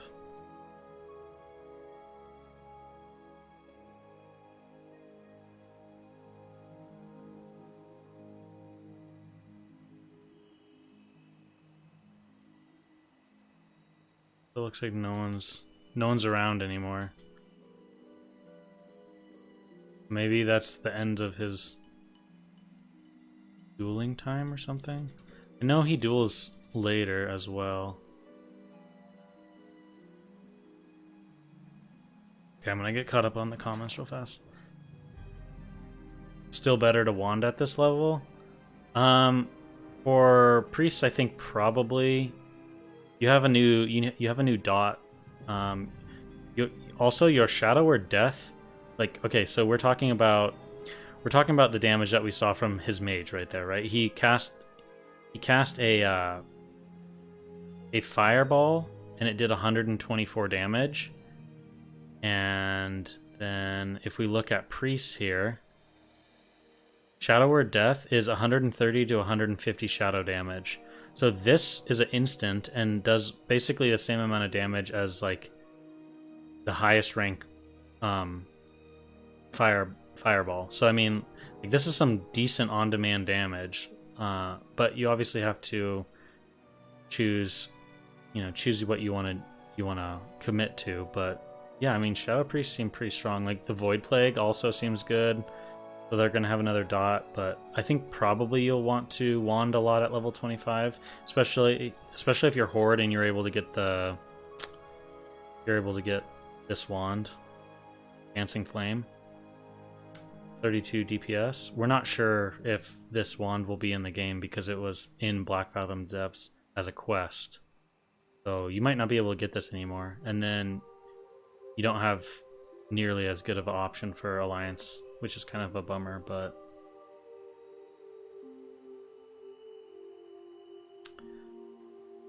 back to that.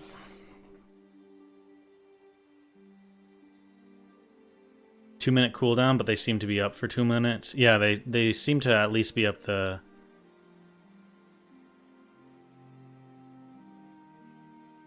There's no duration on the text. They stayed up there the whole time, so you can have 100% uptime. Yeah, I think so.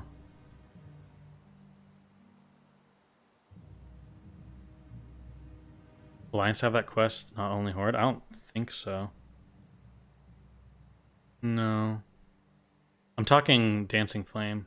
This is a Horde-only quest. It also gives you the Windstrom's Hammer. I'm not talking Gravestone. Gravestone, yeah, you have both have this, but I don't think this will be in the game. But if it is, it would be a raid quest, so I don't know.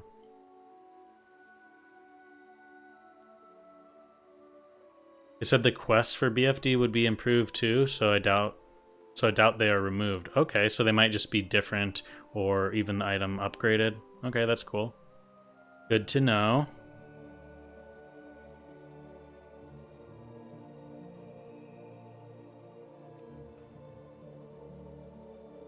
Second I got disconnected.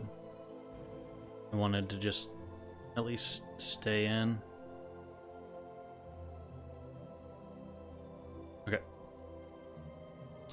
I don't really think he ever duels anyone on Shaman.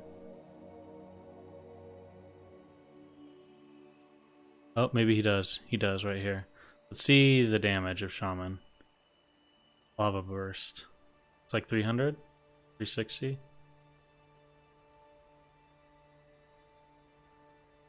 Oh no. Half health on a mage. What's the cooldown on this? looks like about 10 seconds, 8 seconds. Is it 6? Is it that short? 1, 2.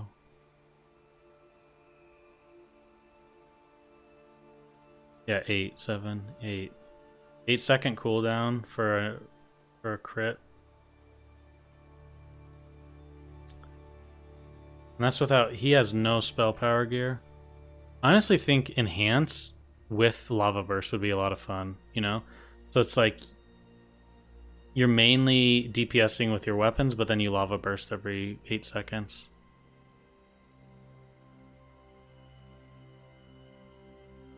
But yeah, that damage is pretty strong. Oh, I didn't know he went in here on Shaman and...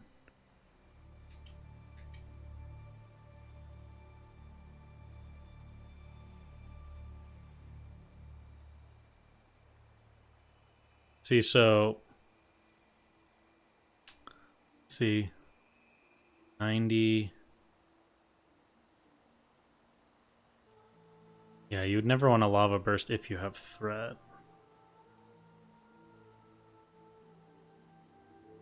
20, 70, 79.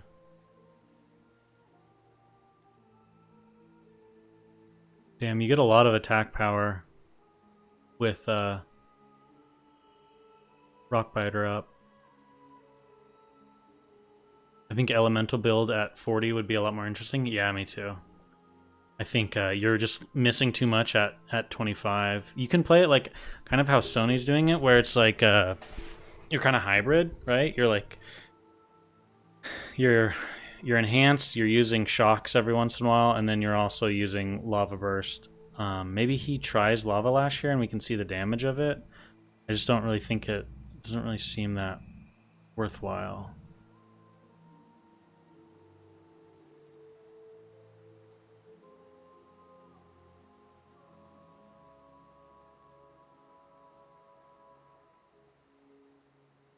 Interesting, he's trying Molten Blast. He's not tanking.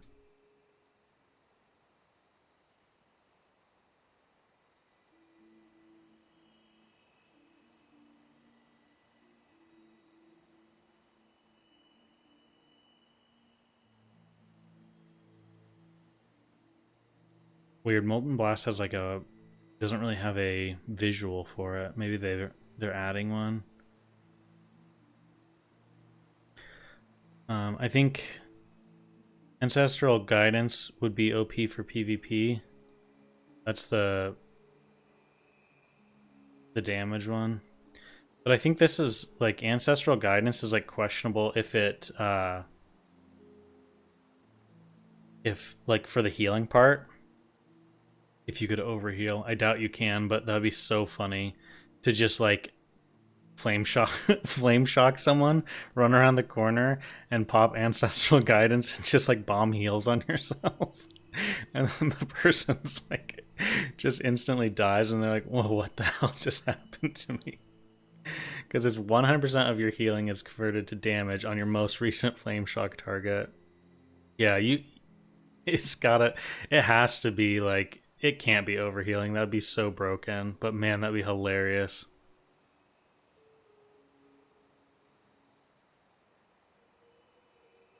I was hyped for Ellie at 25 with Overload and Water Shield instead of Lava Burst, and have Frost and Earth Shock instead of using Fire, but it doesn't look that strong here without it. Yeah, I think you can play like a hybrid-y... I think you can play a hybrid playstyle with Shaman at 25, but I think you want to go Enhancement, just because you're probably going to be relying so much on your auto attack damage that I think you don't get enough out of other trees, you know? Maybe for PvE, going to... Well, actually you might be decent at farming higher level mobs too, though, if you have Nature's Guidance for the hit, but... Let's see on that.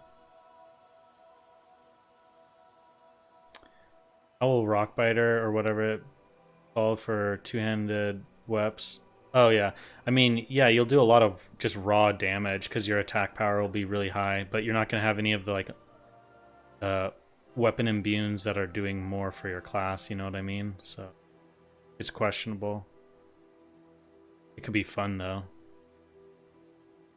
It'd be fun to do something like that with double Rock Biter and then have a Feral in your party and then get Wind Fury Feral Totem.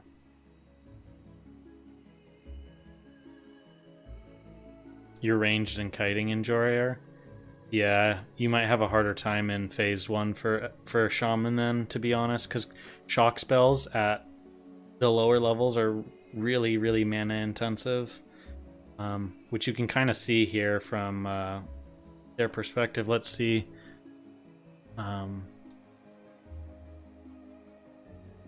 So if we play and we just look at his mana when he shocks, it's like a sixth of his mana.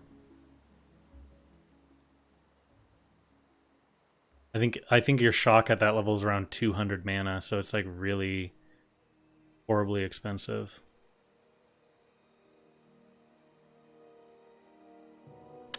But you might be able to interesting, they're already leaving.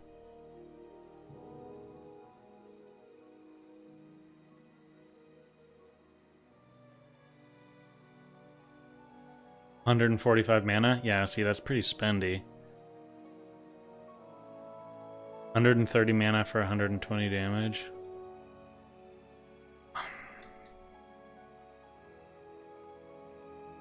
Which is like...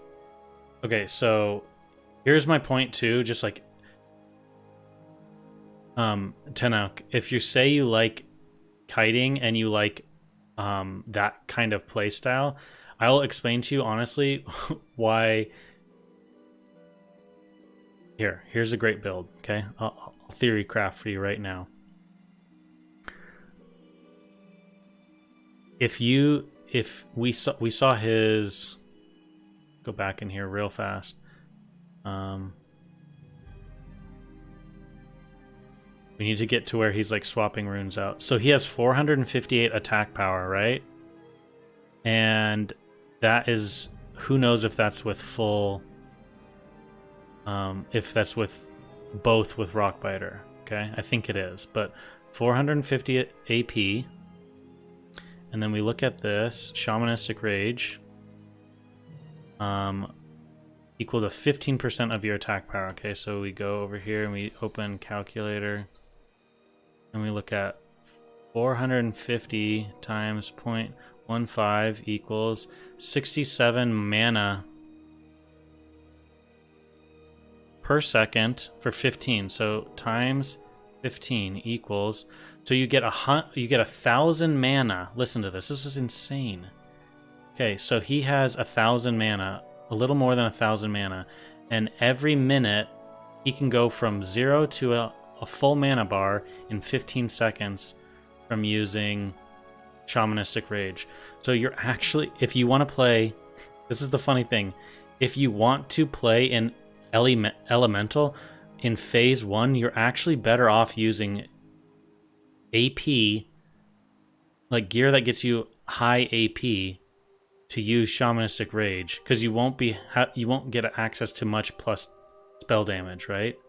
So you're actually better off just like getting a ton of AP, and then like you can use shocks pretty frequently, and then, you know, every minute you just get your mana bar back. So that's actually pretty crazy, and that's probably how I'd play it. And then, not to mention, guys, with Blood Fury, Blood Fury is like, I forget how much Blood Fury gives back. Blood Fury. Increase base melee attack power by 25 for 15 seconds. So you can also pop Blood Fury right before you pop Shamanistic Rage, and you'll get even more mana per 5. And then if you have like Strength of Earth Totem down before you pop Shamanistic Rage, you'll get even more MP5 back. So as you can see, there's ways for you to make Shamanistic Rage even better just by having buffed a certain way. So that's kind of interesting gameplay there. You could play with something like Shamanistic Rage, and then you'd be able to not have as many mana issues and still play something with elemental. Like you could play some weird stuff like rely a lot on your Searing Totem, because Searing Totem actually at that level is pretty good. You could do this. You could do something like this, and just be attack power shaman. I don't know. It might be crazy and might not work, but it could be just crazy enough that it works. Because your alternative at this level is if you were shoot, I don't have a build for it. But you can't really get that much spell power, right? So let's say you even get like 100 spell power, which would be insane. It's only 10% of your spell power. So it'd only be 10 MP5. So it'd be 150 mana. Not MP5, sorry. It'd be MP 1 second, not 5 seconds. It's every second, so it's 10 mana per second for 15 seconds. You'd get 150 mana versus the 1,000 mana.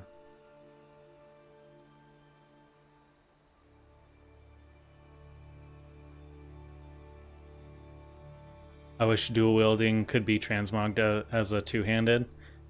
Yeah.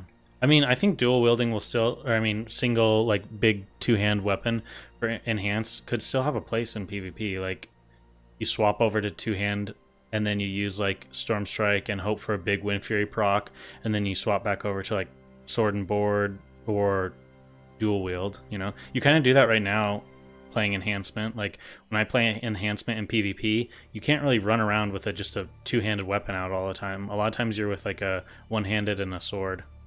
Or one-handed and a shield, sorry.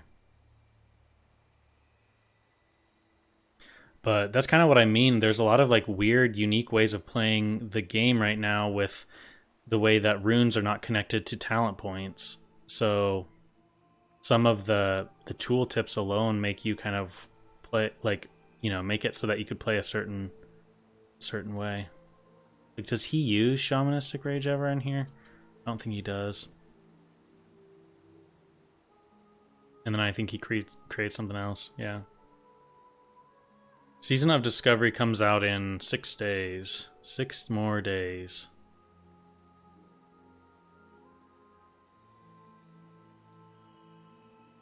Because you still want Int to even have a good amount of mana. True, but there are like, for example, this belt here. Which is it?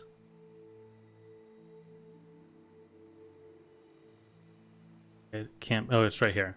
So this belt gives you 5 intellect, so that's 50 mana, but then it's also giving you 12 AP, which is the, like, 7th strength is 14 AP.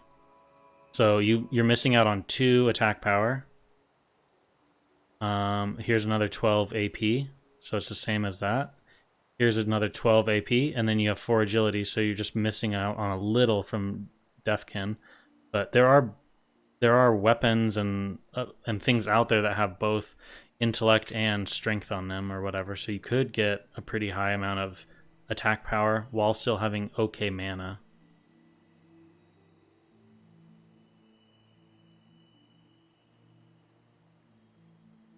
Do dual wield with 2 Rockbiter, Shamanistic Rage, and Earthbiter weapon rune for big health pool. True, I agree with that.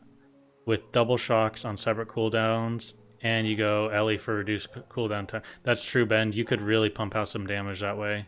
And then, like, you like rely on some just white melee damage from attacking people too.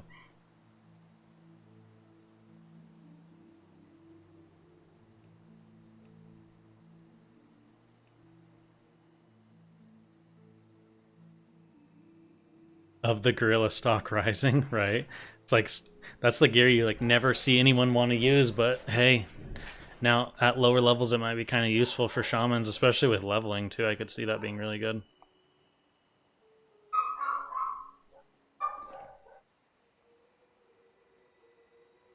Oh, that's true. You'd have to make a choice here.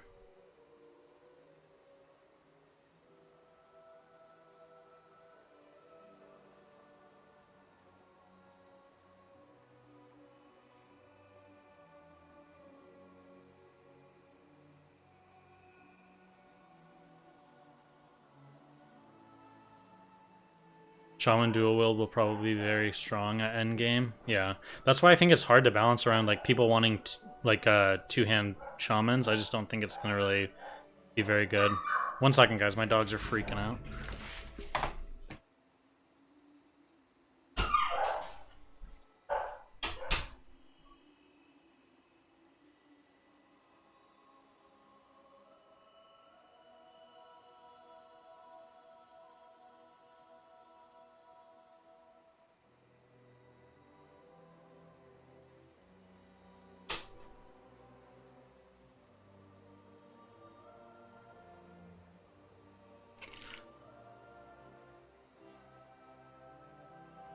What's RAR? Yeah, I don't know. I wonder if RAR will come back for SOD. Yeah, I don't know what that is either, Eric. Yeah, dual wield just seems like it.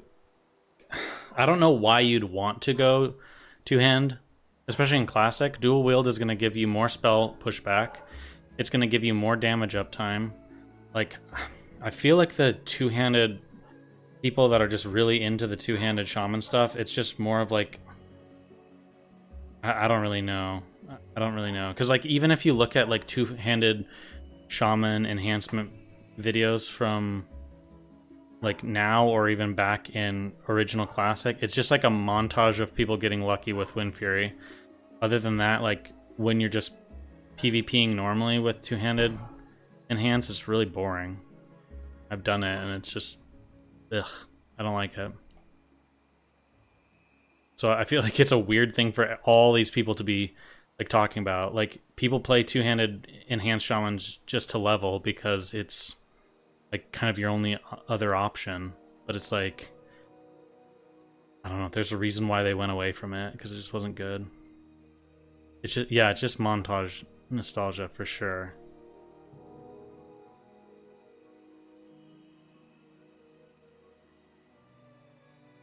Oh, it was a program to simulate build and gear in fights? Okay. Two-hand enhance for the Sulfuris enjoyers? Yeah. Because it's iconic, not because it's any good. True.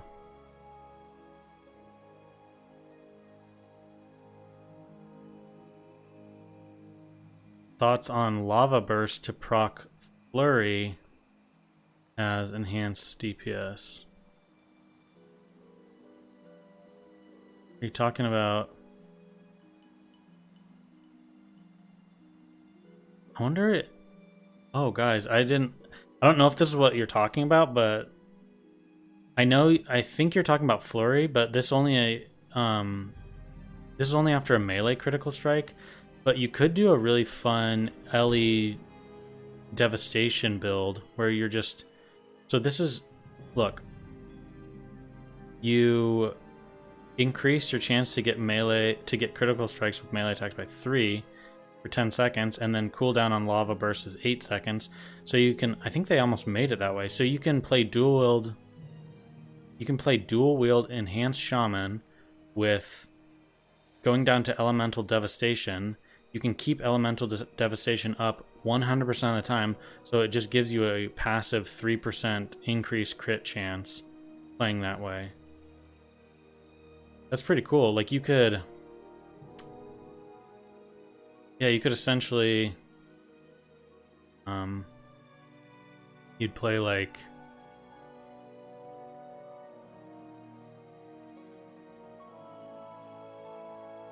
There might be too many points in there. Okay, that's how many you need. And then you wouldn't be... This is PvE, so you wouldn't have a shield. You'd want crit. You'd want...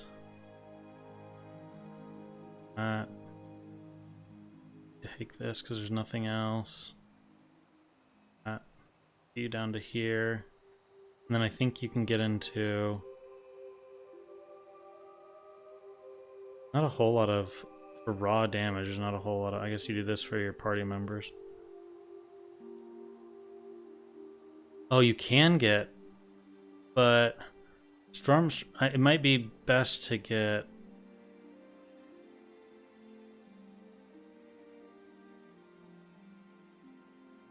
I think it'd be best, honestly, to go... here, like this, like spell hands, you know, you're like, you'd rather get Storm Strike. Problem is Storm Strike, it's base mana, right? So like, this is free, doesn't cost you any more, right? And then to get 100%. So like we saw in Sony's video, right, when he was dueling people, he was critting for like 360, okay, because it's a 50% modifier. So if you get the 100% modifier, you're doing more like 420, 430. Obviously, you can't get down to this at this level. I'm just trying to explain it. And you're going to be doing this every 10 seconds. And this is a 20-second cooldown. So this, honestly, probably is better damage. I think this is actually going to be more damage than getting Storm Strike. Because, well, but then you get the nature damage on it. I don't know. It's hard to know, but like, yeah, doing something like this would be a lot of fun. Because you'd get 100% uptime on Elemental Devastation.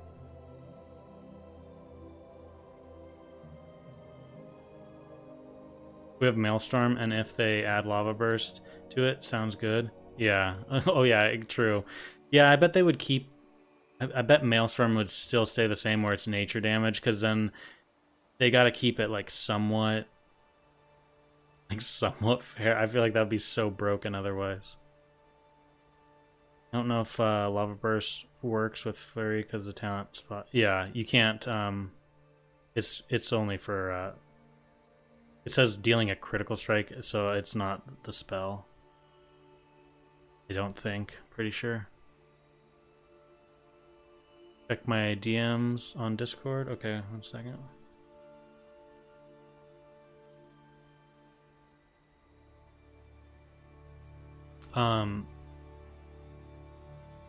But yeah, so I think Shaman looks pretty crazy, but I was watching the rogue stuff from him earlier today.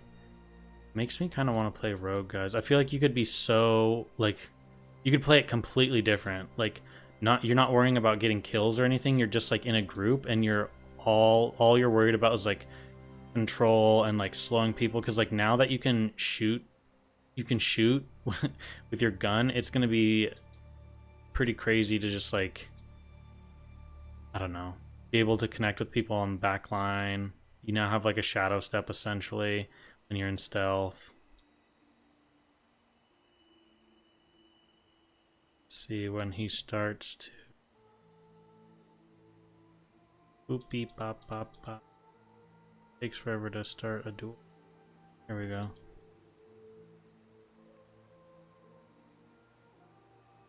No one wants to duel him. So I just want to test some stuff. Okay, here.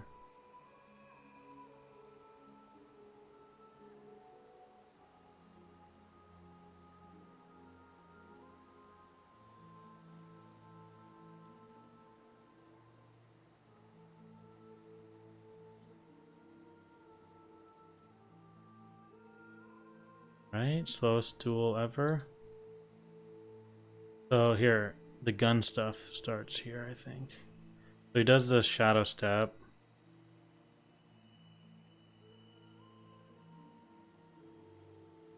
You can essentially just kite someone. The cooldown for it is definitely like longer than, but if you have crippling up, then it would stay there the whole time.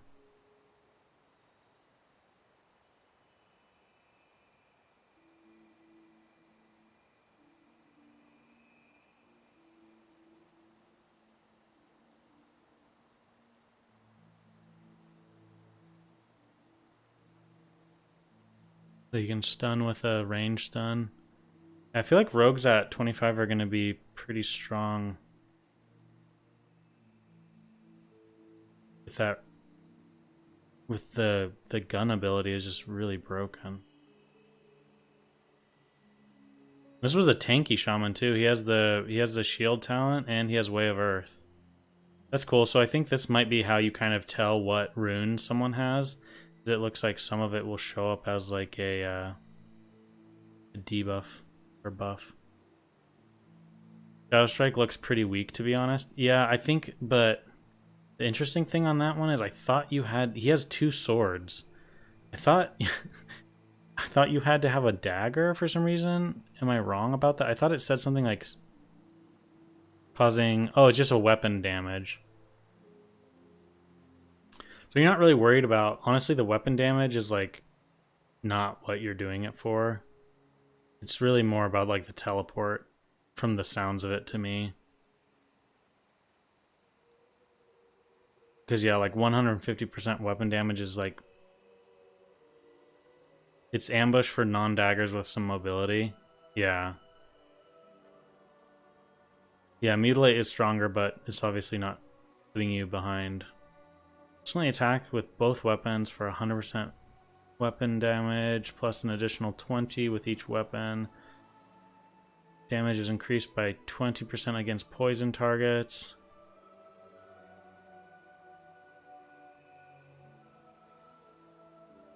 Yeah, I don't know. Rogue stuff seems scary to me, I guess, if that makes sense. Because it's like rogues are already such a pain in Classic, and I'm just scared that they're gonna just be super, super strong.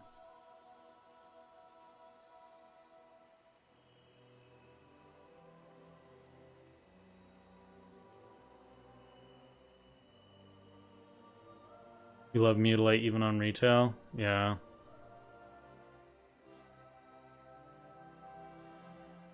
Yeah, there are a lot of daggers to choose from, but do you have to be daggers for Mutilate? It doesn't, I know you normally do, but it doesn't, it just says both weapons. Yeah, it doesn't say anything about daggers.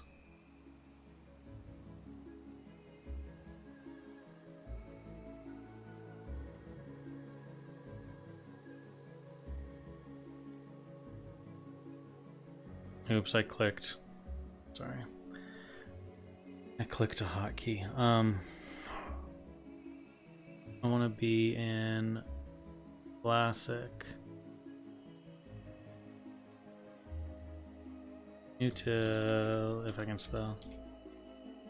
Mutilate.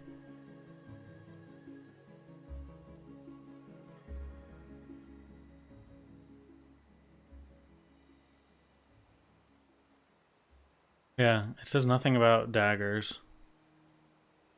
It's kind of interesting. Because like if it's 100% weapon damage, then you wouldn't want daggers because you're going to get more damage out of.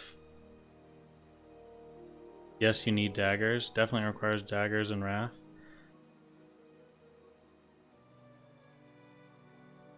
Shows in tooltip in game. Does it? Did they change it though, guys? Like, I don't know. It's just like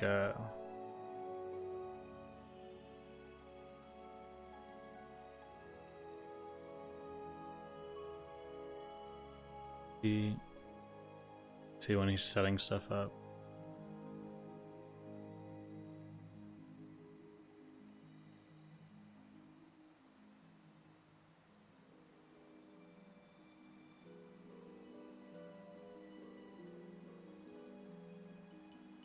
I don't know, it doesn't say it there either.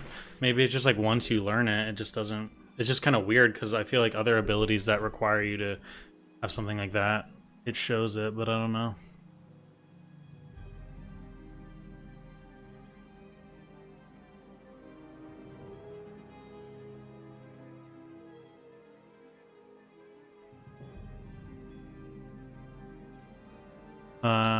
Yeah, App Smoker, I talked about it a little bit. I think Balanced Druids in Phase 1 at level 25 are going to be pretty weak.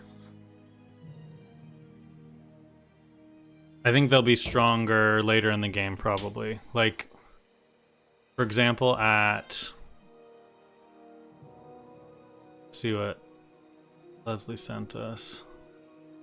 Might regret posting this, but in the interest of transparency, I think it might Makes sense to explain why we don't publish realm names early or do name reservations anymore. I see folks say things like we need names so we can plan and really want that, but you don't need it.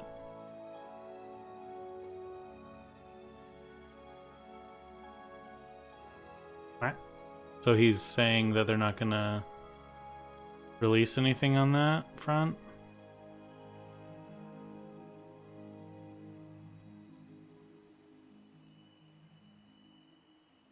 Kind of a shame if that's the case.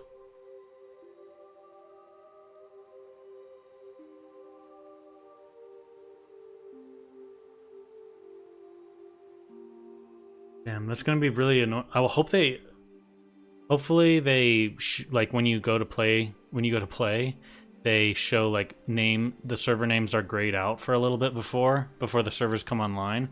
So at least you have like 20 minutes or 10 minutes to like say in Discord like, hey guys, we're going on this server, you know what I mean? Otherwise that seems like I don't know. I get why they do it, because probably everyone will just go on one server then, but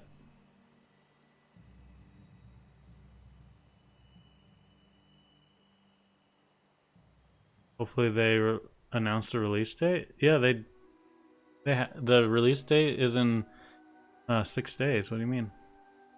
Oh, exact time. It's all in the past. It's always been at like I think 3 p.m. EST or something like that.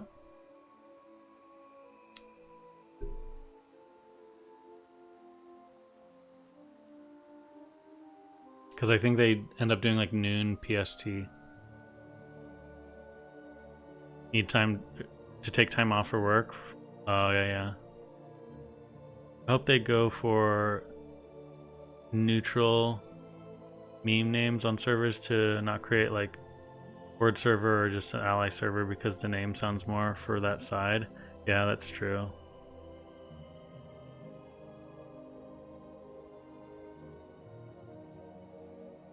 Okay, guys, what else should we look at? We've looked at... Does anyone have any interesting ideas, questions? Sometimes you guys just talking about things, honestly, like, blows my mind about different builds. I just don't know what else to look at now. I just want to play the game, just like all of you.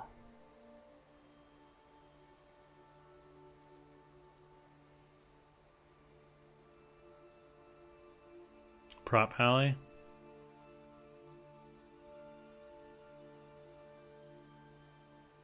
I haven't really looked at Paladin. I was talking to some guildies yesterday. Oh, by the way, let's just do this right now.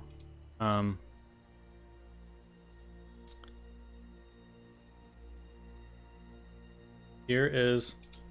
That's my Discord. If you guys want to join in, and we're fairly active when we talk about different stuff for Season of Discovery.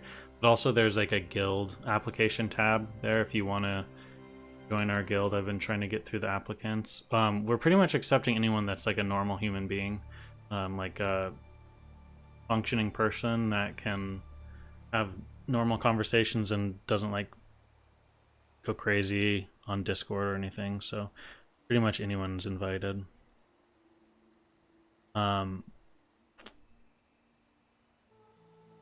But we were talking in guild chat the other day about how paladins have like crazy runes, but a lot of their runes are like, you have to make some hard choices. Like, for example, their leg rune, it's like an interrupt, right? Like, that's super nice. But then, oh, traveling tremor totem, that's super nice. Exorcist, extra damage, pretty nice. Divine Sacrifice, really big for PvP, you know? Like, you have some hard choices to make as a paladin, I feel like. Like, your choices aren't really, like, as...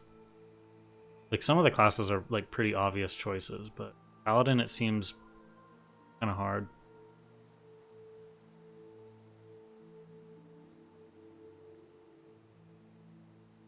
Allies are going to be insane. I think they'll be pretty strong, yeah. Dealing 165 to 197 holy damage. Pretty good amount of damage. But if we look at Asmon's stream, or I mean Svan's stream when he's, oh, we still have it in slow. Go a little faster.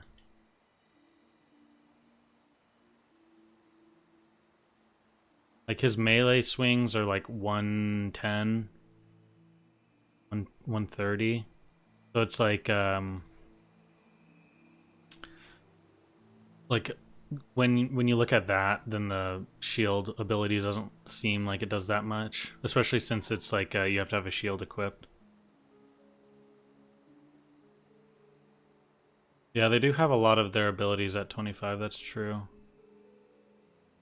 But they don't really have a good, even like at 60, like they don't really have a good gap closer, right? So I still think you could just like kite them out. Like for example, what's going to make druids really strong in PvP is I can play out of range with feline swiftness, so I'm out of range of like whatever's attacking me, and then as soon as I pool up to 100 energy again, I go dump all my energy, and then I kite again, and then I dump my energy and kite again. So I don't know, a paladin doesn't really have the gap closers that other classes do. Yeah, they do have pursuit, but isn't pursuit is just 8%. It's just basically, yeah, it's just boot enchants without having to get the boot enchant. So it's like, I guess, yeah, it's good. And I guess a lot of people at level 25 won't be able to get boot enchants. So it will make up a little bit of a difference. True, you can also just use Sunfire, but the problem is Sunfire doesn't scale with like your attack power because it's a magic ability, so it's not going to be nearly as good as Mangle. But yeah, I agree with you. Vast majority won't have speed to boots. Yeah, it's going to be a harder one to get for sure. It's like you need some higher level items to disenchant to do the enchant. There is a mount available, true, but it's not like so like they can reconnect on you, but they can mount up and reconnect, but like I still think there's a lot of classes that can get away. I think like a ret will have really big burst, and then the person will get away from them, and then they'll have to mount up or have another player help them close the gap, and then they can have big burst again. That's why I think ret would be really strong with like playing with another class. It's kind of like a warrior, right? Warrior's similar. Like warrior at least has hamstring, but same thing kind of for a warrior. Is like warrior's not that strong as a class all by itself, like soloing like other classes in PvP. But like when they have like a healer with them or like a rogue or something that can help them kind of lock targets down, then that's super strong too.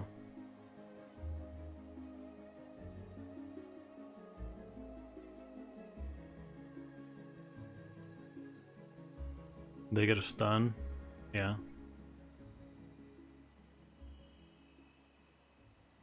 I'm just like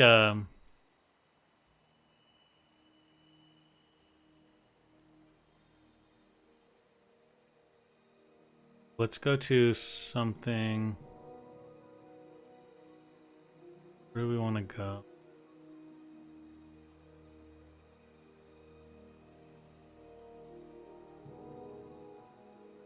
Here he is at the start.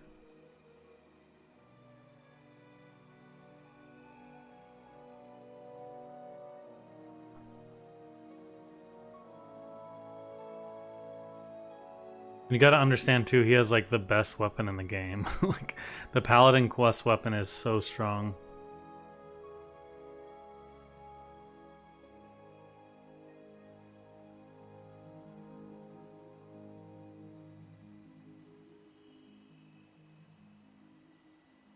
I don't know how Martyr stacks too. I think he's even sealed. Is he? Yeah, he's seal twisting too. So like, He's really like min-maxing things.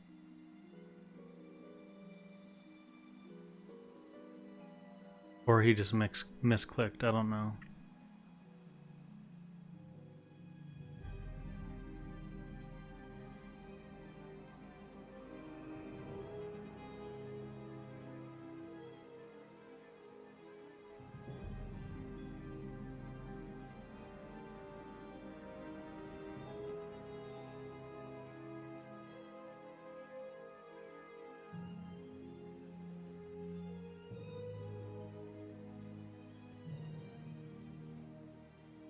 All the yellow numbers with the white damage.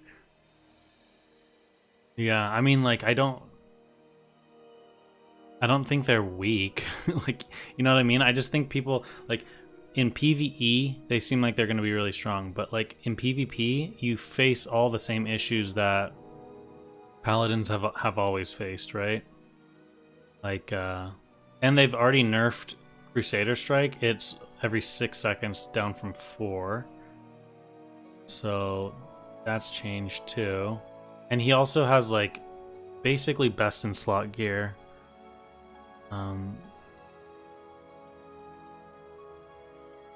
But I mean, I think we'll just have to wait and see. It's hard to.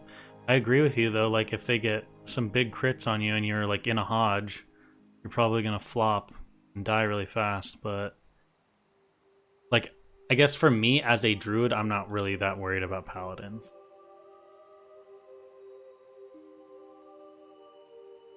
We'll see how they stack up against other classes.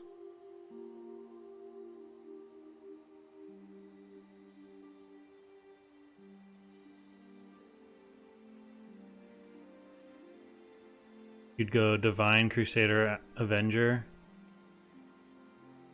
Interesting. You want to you're going are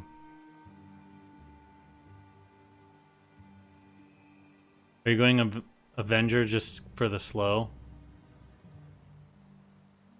He's also not in the Kitty Winfrey group. Well, he gets in there like a second later.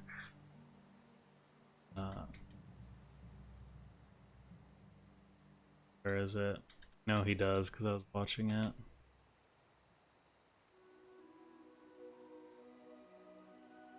There, now he's with Fandy.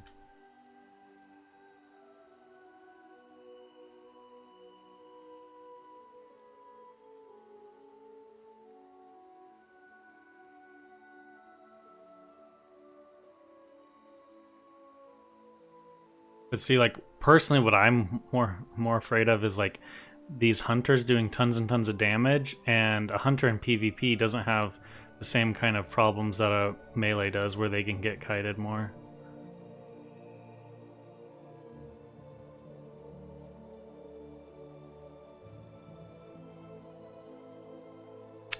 Oh. For the slow and the damage,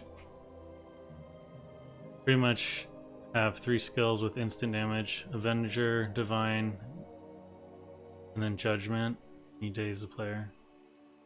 Yeah, you'll just have to have a shield swap macro for Avengers, which is obviously not a big deal. But normally when you switch weapons, it puts your abilities on GCD for a second.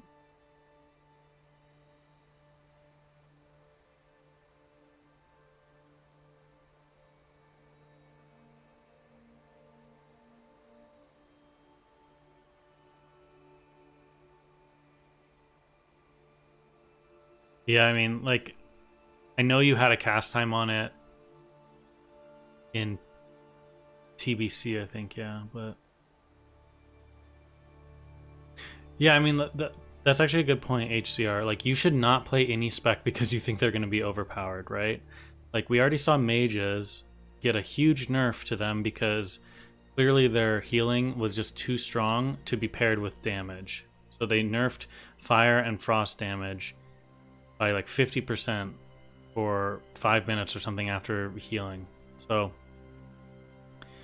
you gotta realize, guys, that you gotta play what just resonates with you or sounds fun, because we have no idea how it's gonna go down the road. Definitely just pick things because you enjoy it. Looking at Holy Pally, in PvP. You're not impressed? Yeah, seems a little. It seems a little. You don't really get any cool new heals either. Like a lot of the a lot of the healers have something substantial, but you don't really for Holy. Maybe that's something that will come later. They just knew Ret would kind of be where they'd focus their time on because everyone was excited for that, but I don't know. We don't really have any information on dual spec. They just said that they're going to try and drastically reduce the cost of respecs, and if that works then they'll keep it there, and then but like dual spec isn't off the table is what they said to us.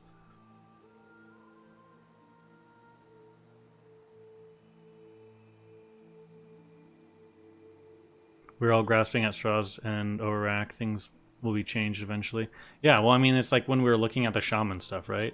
Like if it ends up being that shamanistic rage is just so OP and everyone just stacks attack power and then plays some hybrid build, they might reduce the attack power that you, or the mana you get back based on your attack power. Like they easily can change things on the fly. We've seen them change a lot of stuff already, so it's like you can't really like set your sights on something and get bummed out when it's changed, because it definitely could. Yeah, beacon will be really good in PvP if you're like, if you have the right like setup, I guess.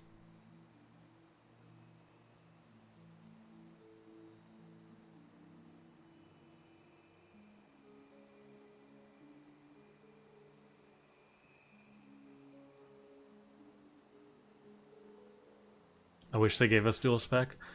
Yeah, we'll see. I don't really mind having to respec as long as it's cheap. I think there's something kind of nice about having to, like, I don't know, respec, and you can't just be whatever spec you want in the game. The runes already allow you to have like quite a bit of like play with how you want to do stuff. So I don't know. I'm okay if they didn't do dual spec, but if they did do dual spec, I wouldn't be upset either.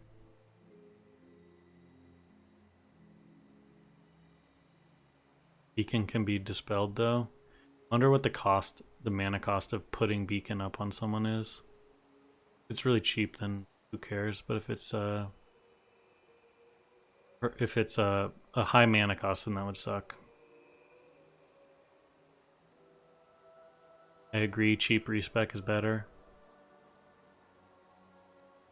It's mentioned that respec cost will change a lot. Yeah, I think it's going to be pretty low. I just hope that I guess the reason why I am saying I don't know about dual spec is, like, think of a raid environment, right? When you're already having people switch runes between fights, and then now it's just like constantly being like, okay, we're gonna have these healers who were healing, now you're gonna switch to DPS talents, you're gonna do this, that. Like, I don't want things to be over, like, everyone loves to like min-max everything, and so like you're gonna just complicate things so much for raiding with dual spec. I don't really care about dual spec for PvP, but like dual spec and raiding, I just feel like it could be such a nightmare. How's Ashenvale music playing in org? Yeah, I have this going on. Ashenvale music going right now.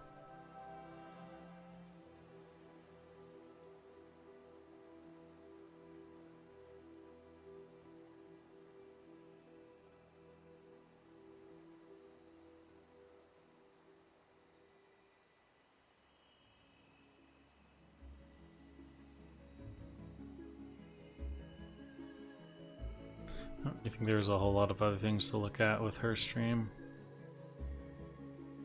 I think, you guys know of anyone else that played Feral Druid and streamed it at BlizzCon? I just don't think I know anyone else that did. No, not right now. Dual spec is not a thing currently. They have said they might think about it later.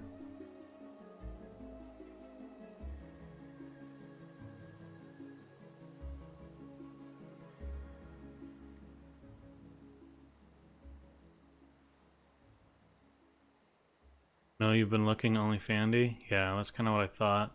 Which I was able to get some good information from her stream, but it would have been nice to see some other people play it too.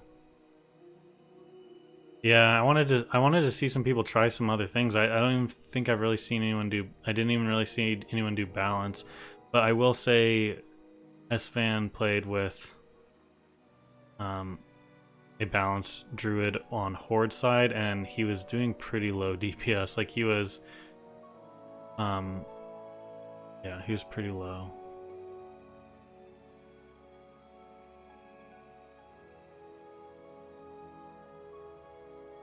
Reverie was there, but he didn't stream. Okay.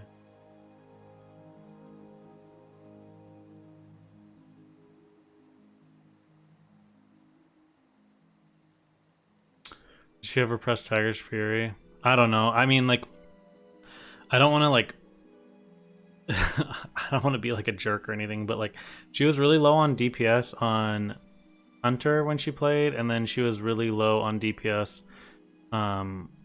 when she was playing the Druid, and then like watching her Druid perspective, it's like, I think she was just like so caught up in other things that like being there live and everything, so I don't really think it was a good representation of like what DPS a Druid could be doing, and I don't know. We'll have to see. Yeah, she was not really using Savage Roar for most of her fights, which is like probably the most important thing to put up, because it's like literally 30% more damage, and at this level especially, you're relying on your auto attacks so much. And then she was like constantly like bleeding targets that were like about to die, so. But she did better on this boss, and so it was good to see. Like we were able to see the rip ticks with Mangle and Savage Roar up. Then we also saw that Savage Roar also looks like why did it get canceled? It had okay, that's why. So it had 4 seconds. She ripped. This is actually a good thing to check out. So we'll check this. Look. So full combo points. She puts up a rip. And she has Mangle. And then Savage Roar falls. But her rip is still ticking for the same amount. So rip is... It looks like your bleeds snapshot. They're not like... They don't change based on if you have Savage Roar up or not. Likewise, probably if you... Man, a 44 for Rake, though, is so strong. Like, I don't know. Feral's, like, their damage seems really, really strong. Yeah, I like the snapshot stuff, too. It's gonna be nice, especially for PvP, like making sure you like snapshot strong bleeds before you like shift out or kite or whatever, and then you get to keep those strong bleeds regardless. I don't even know too if like I wonder if Mangle drops, if you'll still be snapshotted. I assume you would, because it's the same thing for Savage Roar. So I know Rake ticks for 13 on classic at this level. Yeah, there was a guy that I was like looking at his videos. He like streamed classic leveling, and I found one where he was like 25, and yeah, the cat damage is like, so Claw was hitting, he was like in quest gear, and Claw was hitting for like 40 damage, and then like Mangle, which is 5 energy cheaper than Claw, it's for like 80 to 90 damage when Fandy's using it. So it's like literally twice as much damage, and it costs less. So I mean, Feral bleeds are way stronger now, so I feel like Feral is looking pretty good. They could change things down the line, but right now it's looking pretty good. Savage Roar's 35 energy, I believe.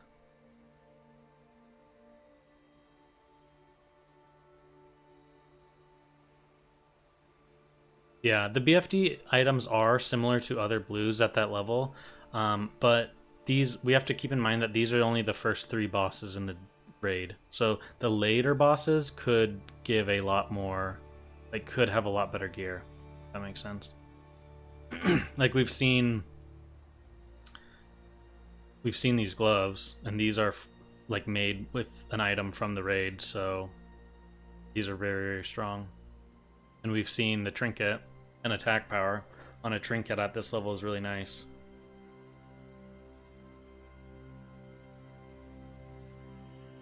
Have to remember their raid buff too. Yeah, but only like what, kings? I think that's all she's really benefiting from. Might. Yeah. All she's benefiting from is might.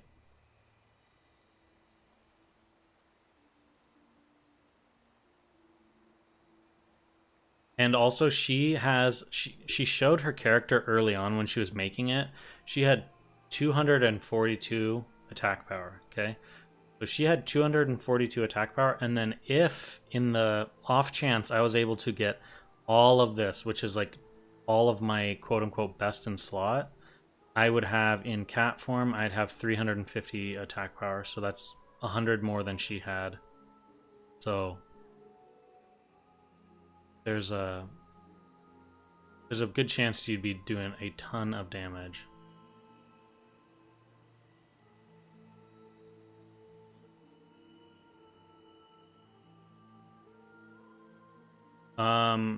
Yeah, warlocks in like the tank form, they get like instant searing pain. They get like, they can do all their normal dots and everything, I think.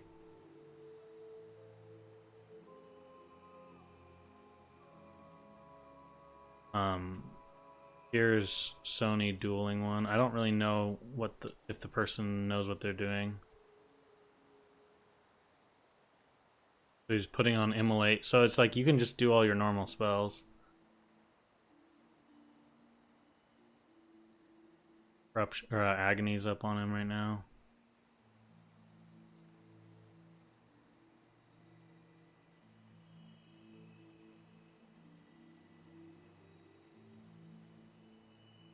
So normal warlock abilities.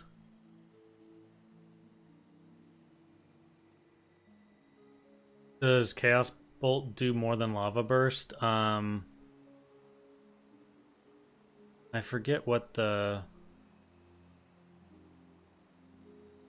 damage on it was. It doesn't have a guaranteed a guaranteed crit, just has a guaranteed hit, and it can go through shields. Yeah, it's like about the same as Lava Burst, pretty much, yeah. And the cool thing too is like if you want to, you can play like Incinerate, and you can play Lake of Fire. So you'd be able to do it 1 tick of Hellfire, and you'd get 40% increased fire damage, and then you do an Incinerate, okay, and then that's 25. So you essentially have a 65% increased fire damage, and then you throw in a Chaos Bolt. So yeah, it's pretty, like you have a kind of a setup for this that you'd have to do. That's not like the easiest. You have to get an Incinerate cast off. But if you can set all that stuff up, like your Chaos Bolt's gonna hit like crazy hard. So I mean, warlocks. A lot of people are really excited about playing like the tanky warlocks, but honestly, destruction warlocks like have they have a lot going for them as well. You know, they have, and like you can go down into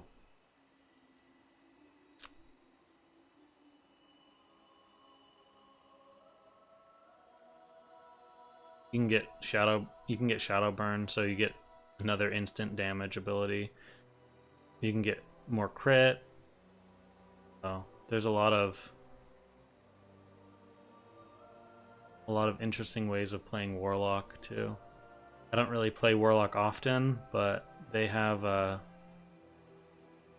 seem to have a lot of nice abilities.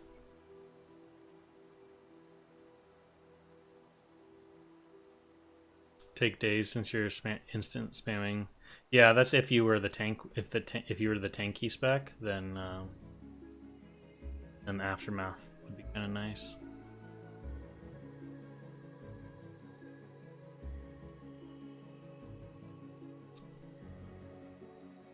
Oh, you're talking about this. I have 859 mana, which cat form is like 260 and a regrowth is 280. So basically if you shift into cat form, do a little damage, pop out and use regrowth, and then you go back into cat form, you can't really leave cat form for a while because you're going to be completely out of mana.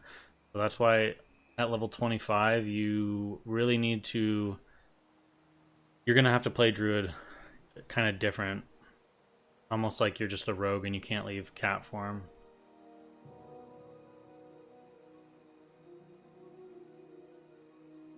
Get rid of Chaos Bolt and take meta. Yeah, there's ways that you could do.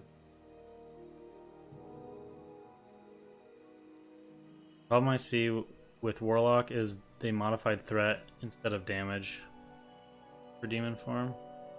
Oh yeah, so you're saying like they should do more threat in demon form but do less damage as well?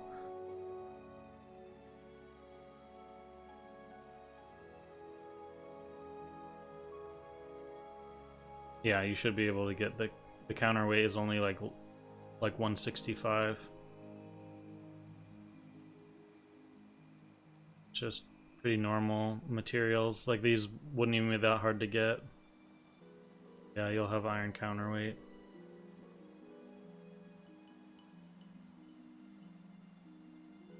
$182 mana with Master, Shapeshifter, then PvE, Theorycraft, Open, Bosses, and Weird.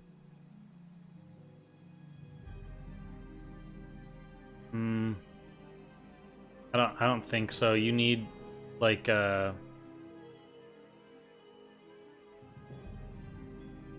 you need to like if you're missing out on Furor and then you're missing Ferocity, which is making your abilities cost less. It just is like, I don't think power shifting is gonna be a thing at this level. There's no way. I think you just go this build and then you just hope for omen procs, and then obviously you just have Savage Roar and Natural Weapon, so you have 40% increased physical damage uptime all the time if you can. And then you just like make sure you have Mangle and Savage Roar up when you snapshot your bleeds.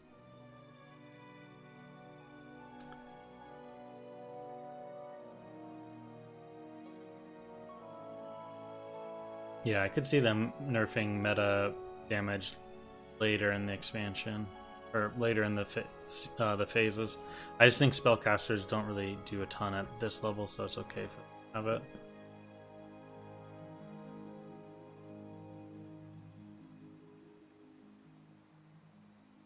Yeah, but you so Maul, Swipe, Claw, and Rake, you get 5% or 5 rage and energy reduction off these, but it also works for Mangle. So Mangle costs 40 energy, but then Talented into Ferocity it costs 35. Okay, and then when you have yeah, so that's why you get 5 off. It doesn't say Mangle, but it does apply to it. I double checked on her stream. She was like early on when she was like doing her build, she like moused over her Mangle and it did say 35.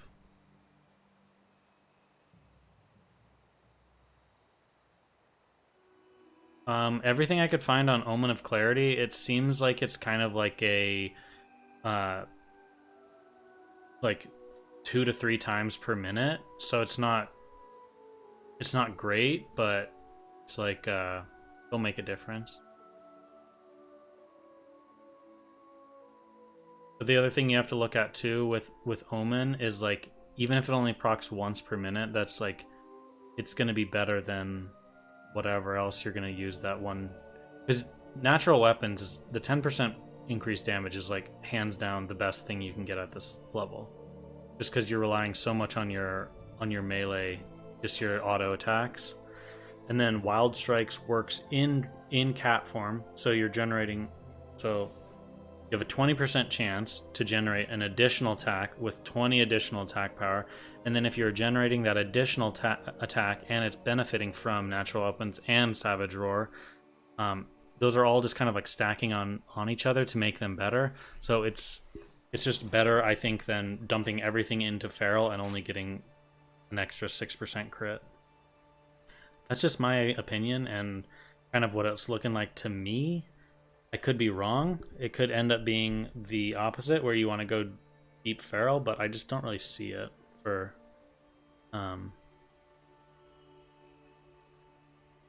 No, because once you're in cat form, you're not going to shift. I still think the 6% crit and speed for Feral Swiftness makes... Sure, I mean, but if you go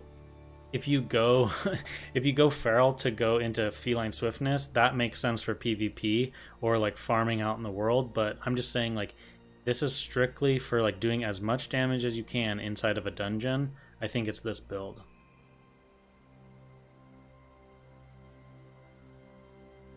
Yeah, I'm 100% only talking PvE, guys. For PvP, I definitely want feline swiftness for myself.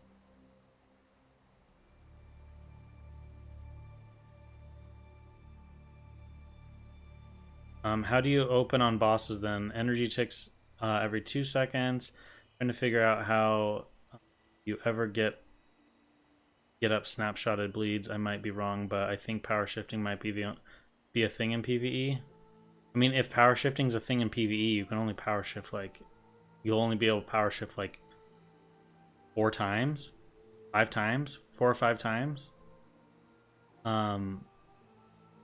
And like...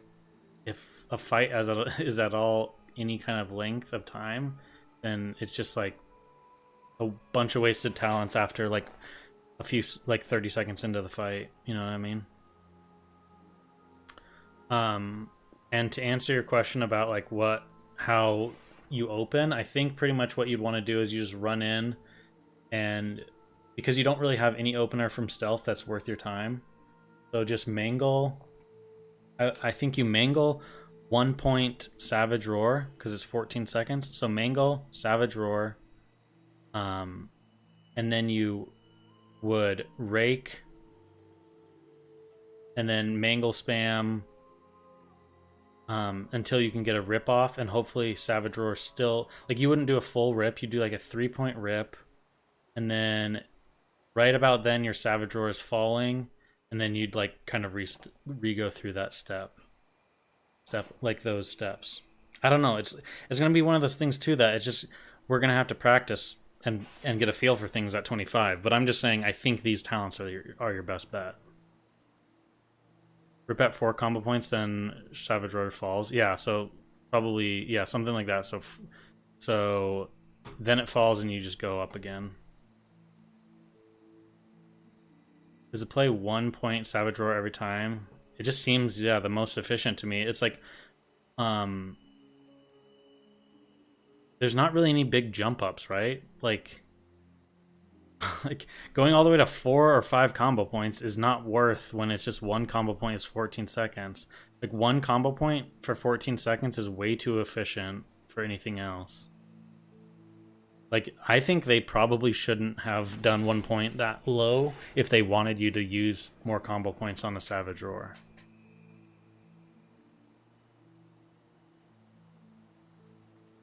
Weird to me it scales like that. Each combo point after 1 is 5 seconds extra. Yeah, it's just bizarre. Like, you don't really get a whole lot of... Like, 2-point combo or 2-point Savage Roar obviously will become more of a thing once you get Blood Frenzy.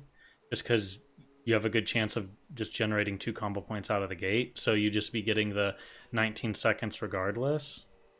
So like at level 60 DPSing as a feral, your rotation might look a lot different, right? Because you'll have more time to, like, you'll generate combo points a lot faster. And so things might look different, but At level 25, I don't think you ever go for, like, if you're doing a rotation, I don't think there's ever time to go for a full rip. You probably end up going for like a 3 or 4 combo point rip.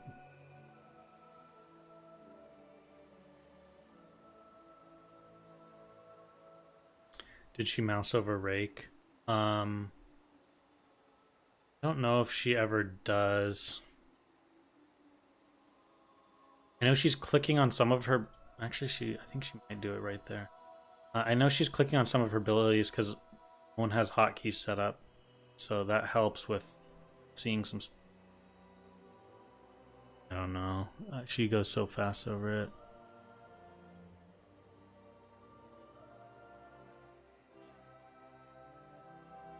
But I think it's... I think the tooltip is the same that it was in Classic, which doesn't really make sense because it doesn't say that it scales with attack power or anything. But here you can tell that it's obviously...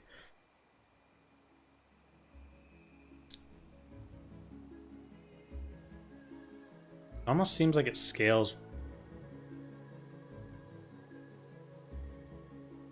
It was like hitting for 17. But then later we see her doing Mura, and it's hitting for 44. So I don't know how it's hitting. Just Savage Roar shouldn't be enough to double your... Unless it scales in such a weird way. I guess... Yeah, it might just be like... Did she mangle the initial one? I thought she did. Maybe she opened with Rip instead. That's a problem. Her like rotation is like she's just kind of all over the place with how she's using her abilities, so it's kind of hard to say. No, she rips there afterwards, or rakes there afterwards, and it's like 17 to 19 damage. She also doesn't have... Okay. She has Wisdom on right now. Instead, later she has Might. So I guess Might plus Savage Roar is able to increase the... So obviously Rip is scaling off of attack power... Or Rake. Sorry, I keep saying Rip. Rake is scaling off of attack power as well. Even though in the tooltip... So in the tooltip for Rake, it says nothing about scaling with attack power. When you look at Rip, it says by your attack power. So we knew Rip did, but with Rake, it doesn't say anything, but it obviously is performing like that. No, your bleeds can't crit, which is also kind of why we're way more worried. Like, we're not as worried about getting Sharpened Claws for the crit, and also for gearing, we're way more worried at this level about getting Strength, because Strength is 2 AP versus Agility is only 1 AP. So we want to get Strength where we can, and then if there's a trade-off, like Agility is definitely good on gear, and there's no problem with it, but it's just like if you want to prioritize Strength a little.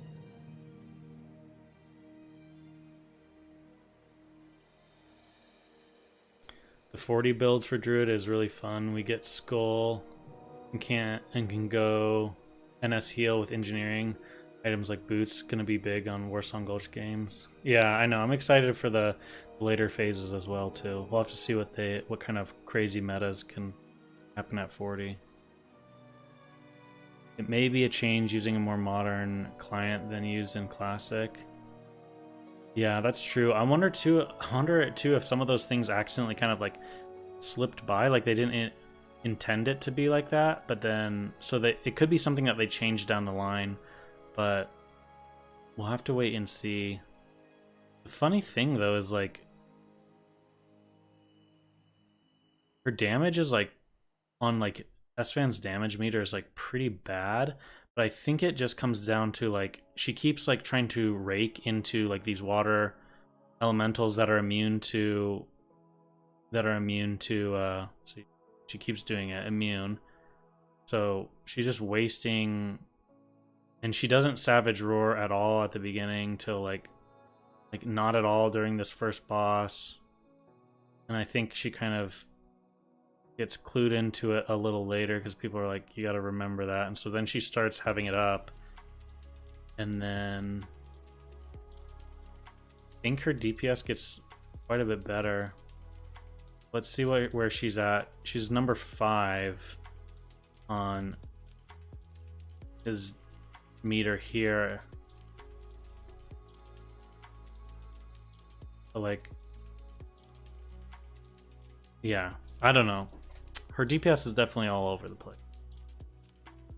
We'll have to see how it compares to other classes later on. I definitely think Svan, the reason why Svan was able to be so high on the meters too is like he was telling people he got there early and he like was able to hotkey everything, whereas you can see other people, they have nothing hotkeyed. They're just like clicking on abilities. Like even, well, Sony ended up having time to hotkey, but you can see here he's like setting up hotkeys and stuff. So yeah, I don't know.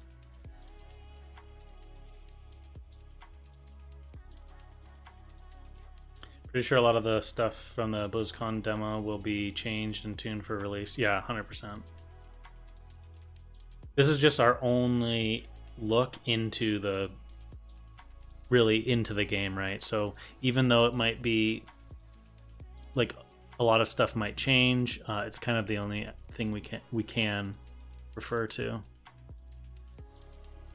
Yeah, I know. I like early on when I was doing the math, like when I was doing the math on it was like 15 DPS per second for a 5-point rip, and I was like looking at like saying like this is just stuff I was looking at from Classic, and it just like wasn't worth basically looking at how the damage was going to scale and everything. It wasn't worth doing bleeds. So what I was initially saying is a mangle into a savage roar, and then you just mangle spam essentially, and you only dump combo points into rip if it's worth it and the fight's gonna last long enough and you have nothing else to spend your finishers on. But like now we can see that mangle is good damage, but like your bleeds are really, really strong. So I found that to be kind of interesting. And that also gives like a good play, like it's gonna, like now that you have mangle, it's gonna be nice for rogues too who want to, like it might actually be worth it for rogues that sometimes use their bleeds. We'll have to see, I don't know.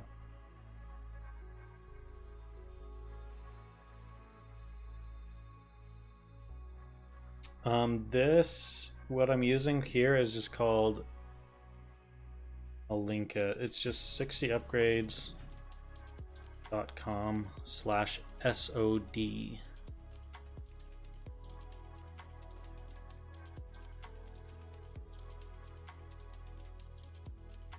Log back. We like to keep our character log. Yeah, guys, we have 6 more days. 6 more days until we can finally just start playing this thing instead of sitting here and speculating what things are going to be like. But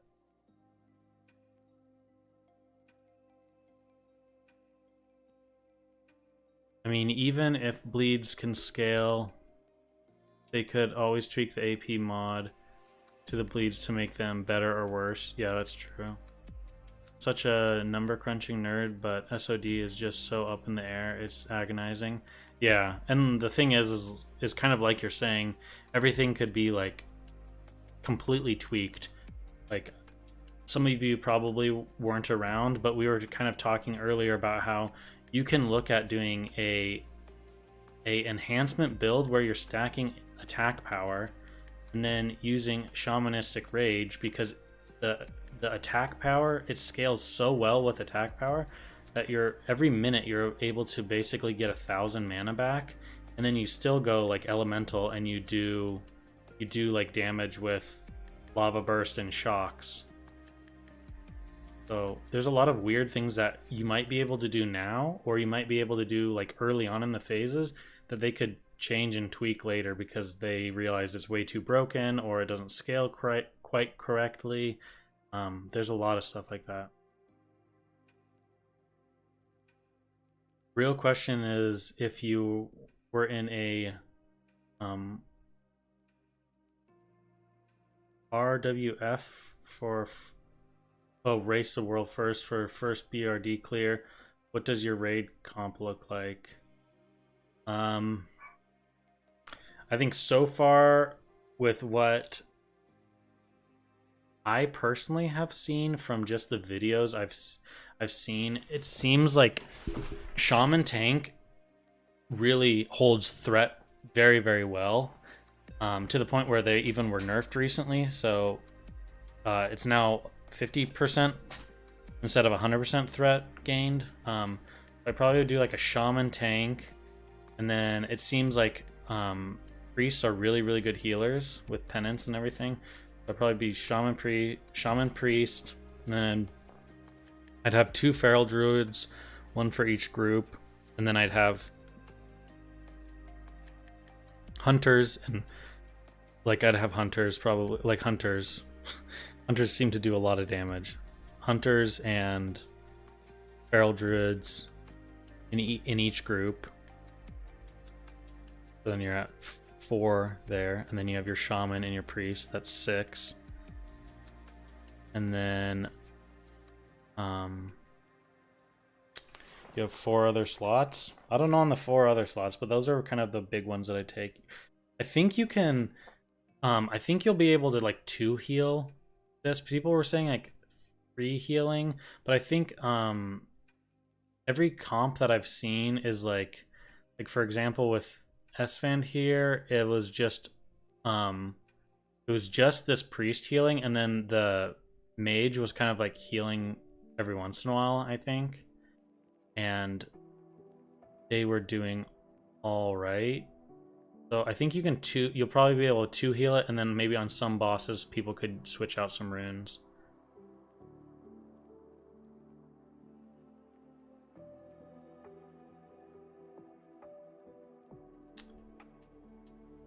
The plus hit on enhance makes a think the plus hit on enhance makes a significant difference on DPS compared to the other classes. Yeah, it could early on for sure, like just landing those hits. Can I share some of my previous builds? I can, but the problem is like a lot of them are just like they're not actually like this. It's just like me messing around with things. So like for example, this mage, it's like I was just like kind of looking at stuff. I think this hunter one's pretty close to this.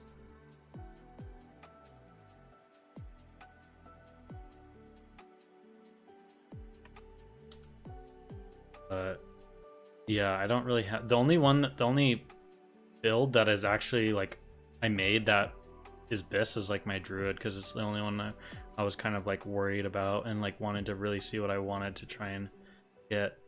And this is kind of like, this isn't even really like Biss, it's like what is Biss for me to like also PvP in.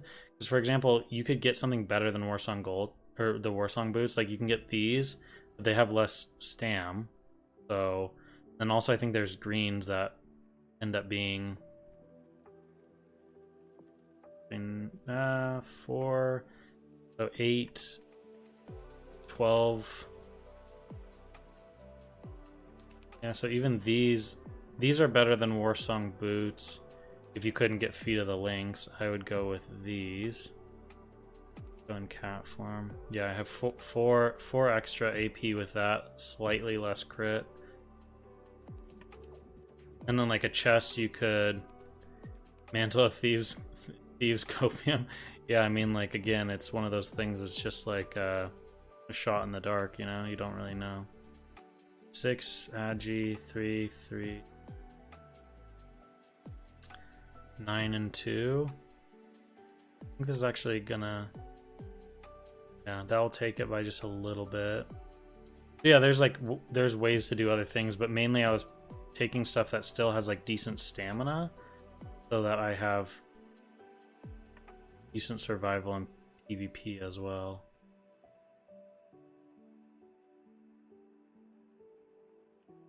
Mantle of Thieves, someone's gonna get it on the server for sure. We'll just have to see who, you know. Gotta just do those RFK runs just over and over and over again. You know, it's 5. You get them 5 times out of, 6,000 kills. It's not too bad.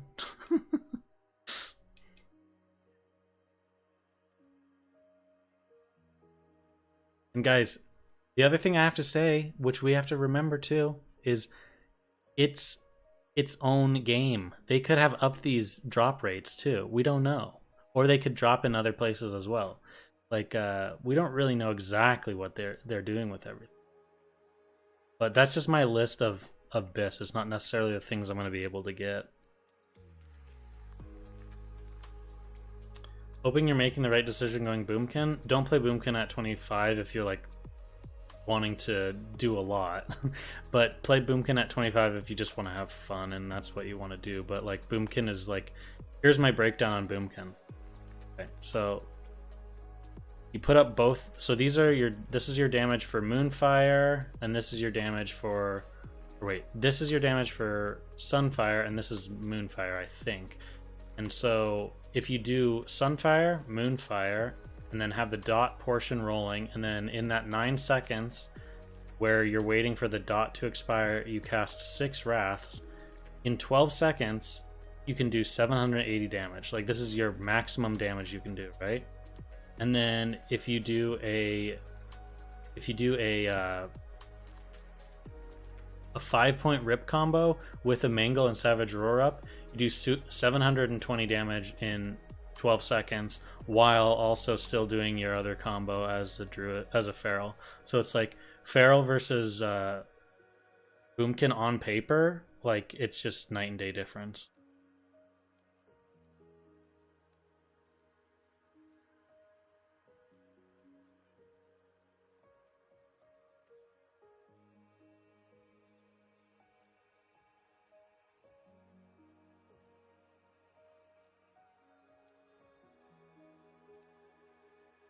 I hope they added some new BOE world drops too. Yeah, that'd be kind of cool. I don't know if they would have done that, but it'd be kind of cool if we do see some random pieces out there. We're gonna play Resto at 25 with a plan of Boomy at 40. Yeah, that's probably the better play. You just wish the level cap was 30. I think 30 for some classes would be really strong because some classes can dip far enough into like a talent tree to get some pretty crazy stuff at 30. I'm gonna try dot balance hybrid. Could work in PvP. Sleeping at the range, bro. Don't. Talking about Arcona. I think I most need DM, Veiling Caverns, SFK, and quests. This list for things that you aim to realistically aim to get between 18 and 25. Yeah, I mean, that's kind of my plan is by the time I'm like level 16, 17, I think I'm probably just going to go into dungeons and start farming out my best in slot stuff with some guildies or whatever. That is the plan, which is kind of cool. You can get to 16, 17 pretty quick, so you're already basically jumping into what you could quote unquote call end game content pretty fast, you know, which is obviously pretty exciting.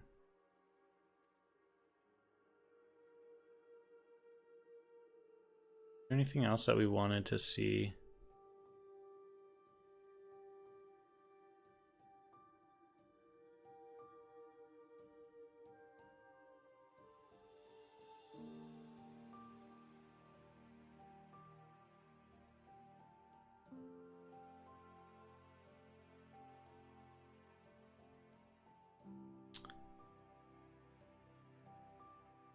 Makes you wonder too how much like testing on the back end they've been doing with things to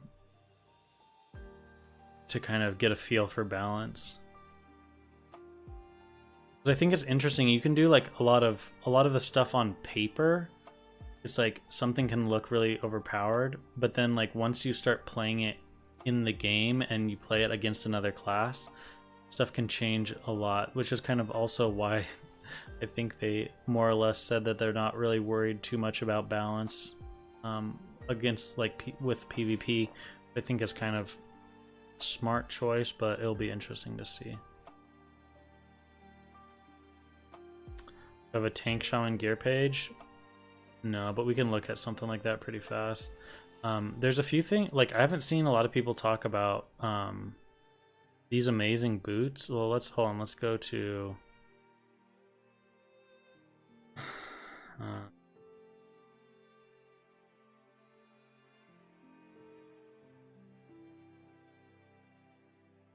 let's use enhancement ones, but what we want to do is we want to get these boots are crazy. 11 stam.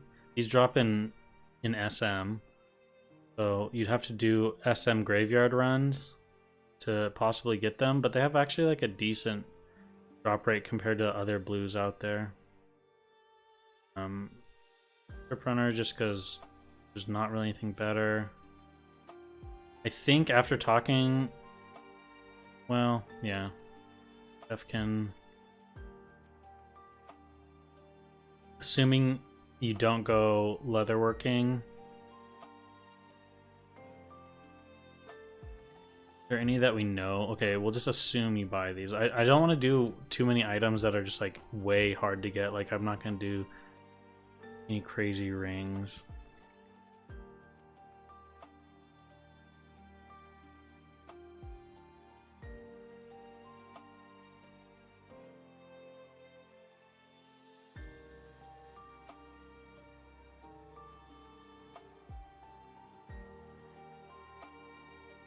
Do we want Prebis? Not use. I won't use anything from the raid, I guess. Do those because those are pretty. Yeah. This has such a good amount of stam to the offensive stats that I just think it's kind of your best bet when first stepping into something.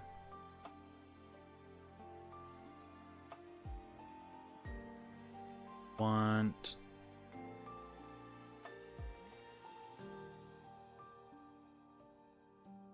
he's fine.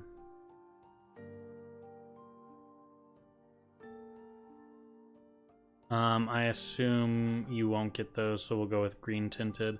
I know a lot of people choose these bright eye ones, but like good luck. Like to pick these up, it's like I don't think people are looking at where you get the schematic. It's like pretty rare. Like you might be able to fish it up. That's a chance too, but it's a hard drop even on high level mobs. So I don't really see a whole lot of bright-eyed goggles in people's future.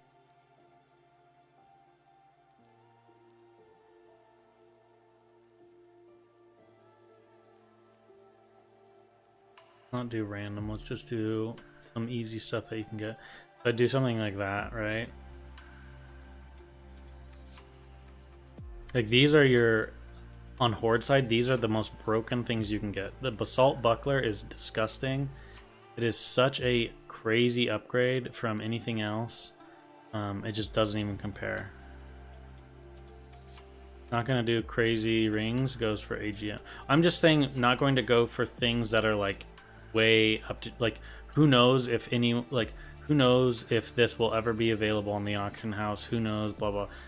AGM is definitely something you can work towards, you know what I mean? Like is it going to be hard? Yes, but there's going to be multiple layers on every server and you can, it's possible, right? I don't want to do things that are too much like, it's like if I put on Mantle of Thieves, right? It's like just, it's like a shot in the dark, who knows?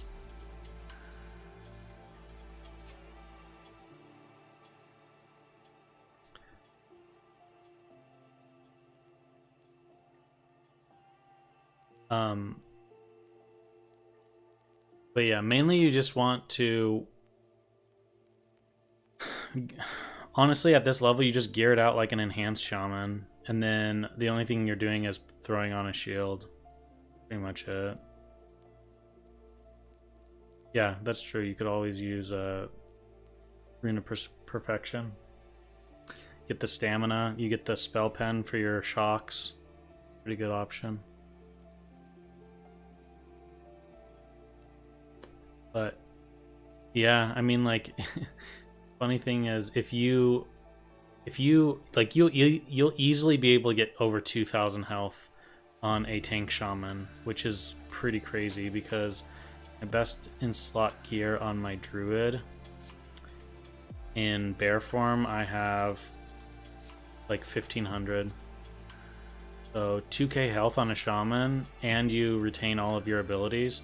So I think I try to make this clear to people because I don't think people understand how strong this is. A lot of times people will look at like, oh, how tanky a druid is in bear form, but that is when you are in bear form. So if you get caught out of form in a stun, or if you aren't in a form when you get opened on, or there's a lot of ifs for this statement, but you're not always going to be found in bear form, right?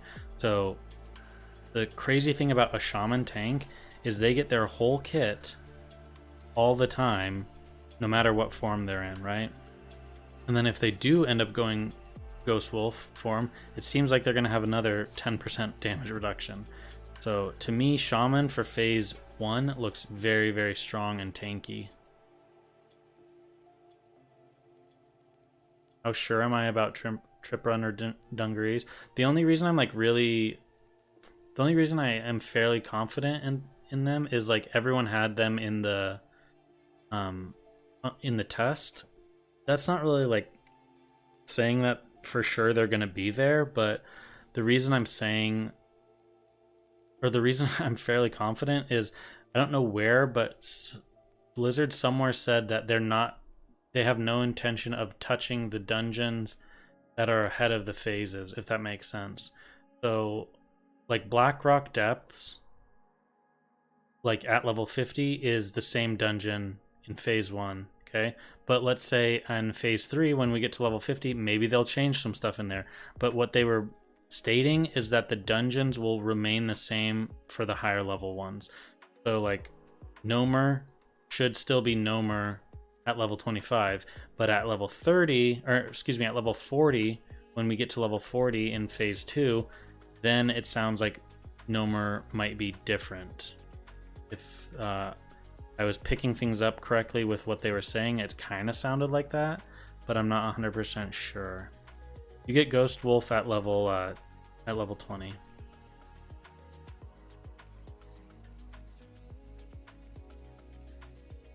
So what about Fury Warrior DPS biz?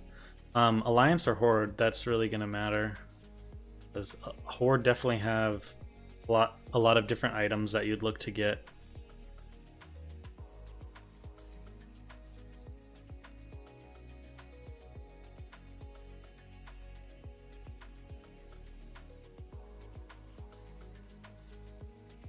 Yeah, Jeffrey, I agree. It does seem like a lot of things are up in the air, and they could have just put items on characters for the test stuff that they just, gave people what they thought was good. Doesn't necessarily mean that it will be in the game. So it is going to be like questionable, but I also feel like leaving Nomer available at level 25 and leaving Scarlet Monastery available at level 25, it almost like adds more content for players to do at 25, you know what I mean? Because it's going to be really difficult, and it's going to add a challenge to the game that players can kind of try and take on stuff in SM and Nomer, and I think that kind of is exciting, and so it adds the content to 25. So taking it away or not having it available might kind of lessen the amount of things for people to do at 25.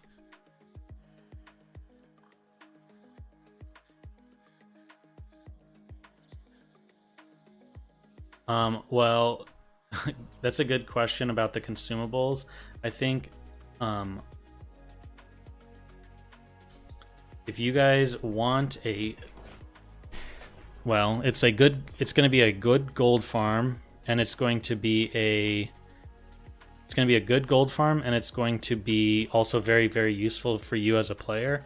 I would recommend farming these spiders. So my plan is as soon as I hit level 20 and I have cat form for the extra damage, my plan is to come here and farm these spiders for a while. They drop small venom sacs with a pretty good drop rate, 10%. And then that turns into anti-venom, which is great because it's going to cure poisons up to level 25. So hey, that's perfect for us. And these are very, very strong against rogues, even possibly against like a hunter. But yeah, mainly for rogue. It'll be actually, I'm wondering if you can. I wonder if you can use this wall Wyvern Sting, because Wyvern Sting is a poison. I wonder if you can use it when incapacitated though from the sting. Probably not, but you can at least get the sting portion off. But yeah, so those are going to be really, really valuable. And they're definitely like up there on what I want to be farming. And the nice thing is kind of like a farm that you can do while you're leveling. This is the spot that I would do for Horde. And the cool thing too is there's pools of, I think, oily blackmouth right here. So you can make it a circle and fish and farm. And then your second option, and the same thing for Alliance, is all along the coast here, especially this coast. You can just be killing spiders and fishing when you find pools. So like, I think this is a really good spot for gold farming, honestly. You fish for oily blackmouth, which are used for free action potions, and then you kill spiders for their small venom sacs.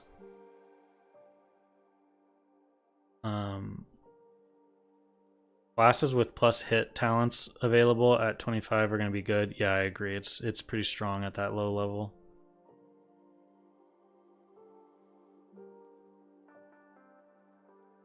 Yeah, Tony, I agree. It would be exciting for the dungeons to be in place.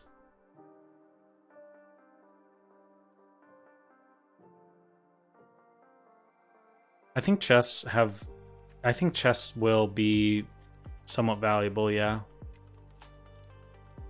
You just have to know that you can't be in combat and open a chest.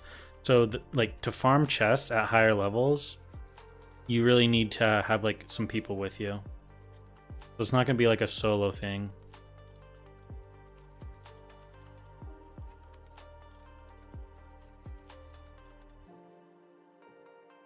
Yeah, you can get Rumsy Rum from fishing. That'll be a good one too.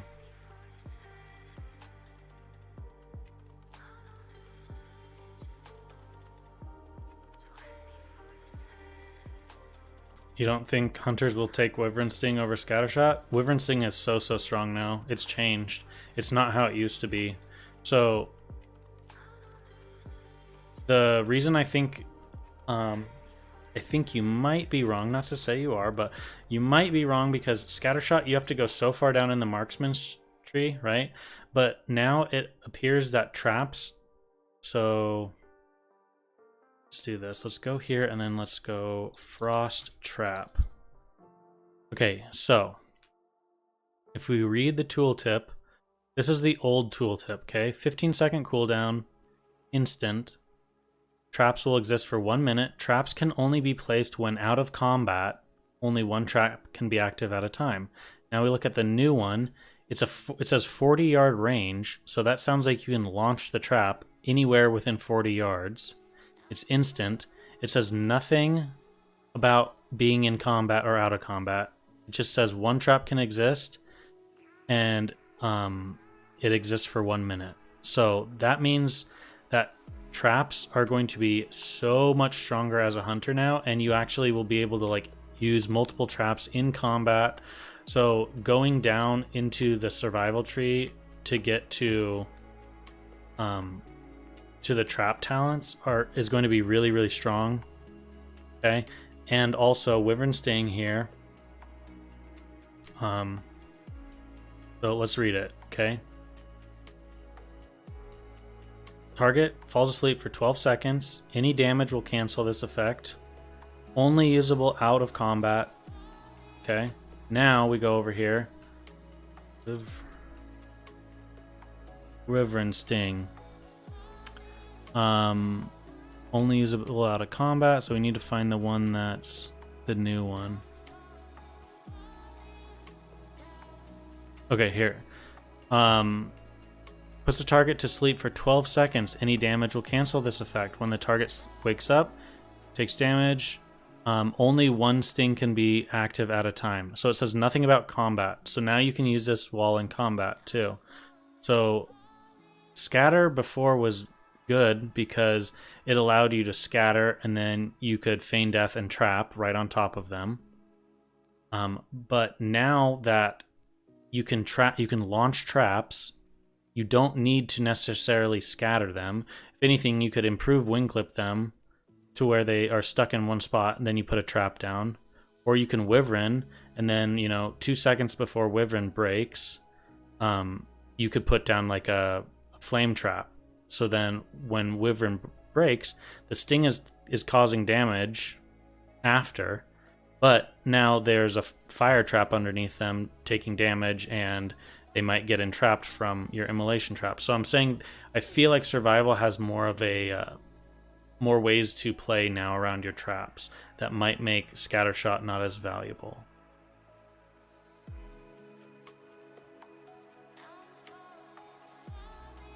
I tested it. You can't pull the mobs away and open. Some mobs seem to be linked to the chest. You mean with another person, Steve? Like you have another, like a friend who stays out of combat and then opens it?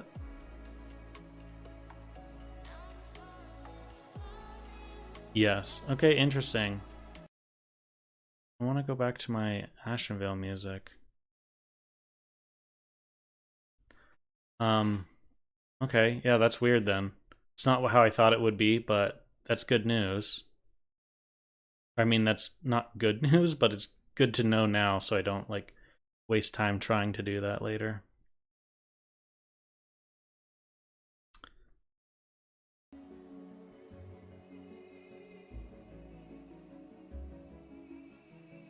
You think some people are going to need to pop mana pots for a raid, or is it not that? I don't think it's going to be anything that crazy, but it might be nice to bring some mana pots along just to make things a little smoother.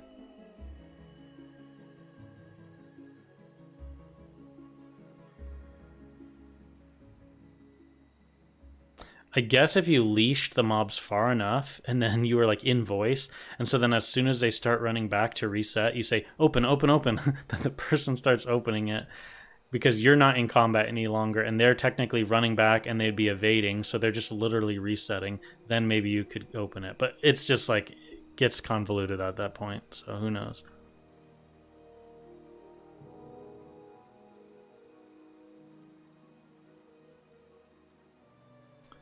Did Fandy item have an enchant on it? I wonder if procs will work in form now. So you mean like if they had like Crusader on a weapon or something? No, they didn't have anything. I think what's going to be best for druids at level 25 will just be the iron counterweight for the faster attack speed.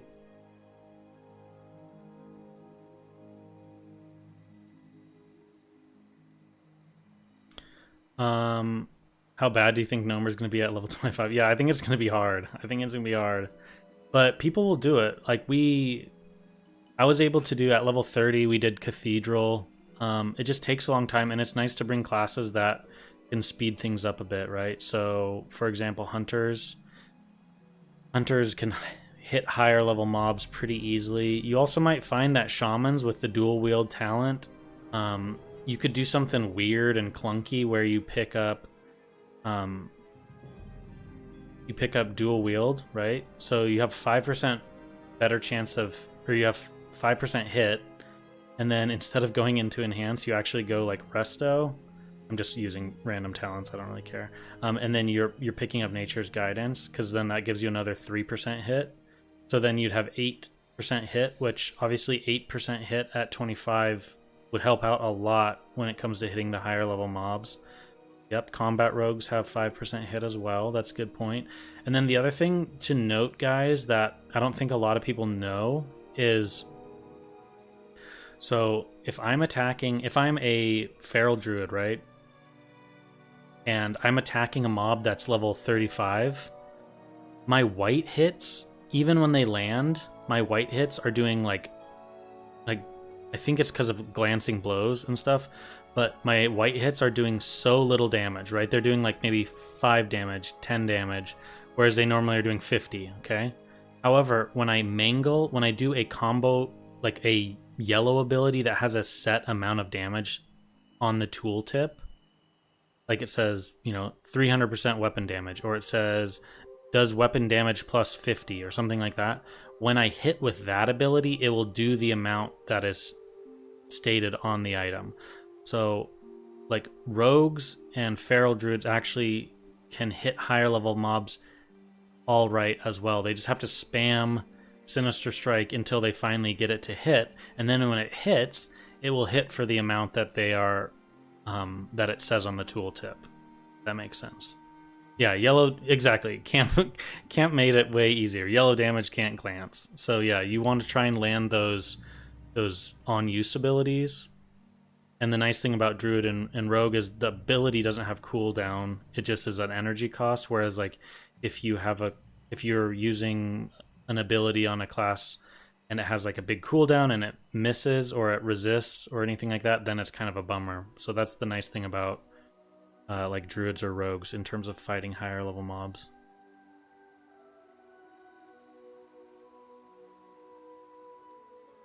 I mean, combat rogues with 5% swords, or 5 to swords even more. Yeah, there's some classes out there and some race combinations that I think will have a little bit easier time hitting, but yeah, I don't know. It's gonna be hard to say.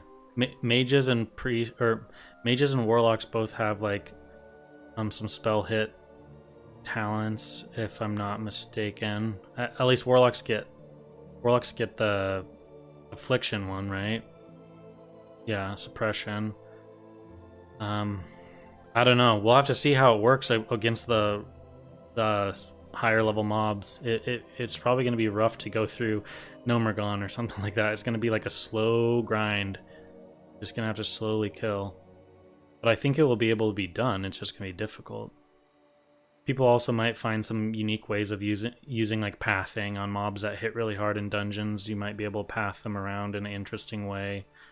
As to take like a little bit less damage or have more time to like let mana regen or whatever. Any priests who streamed SOD gameplay?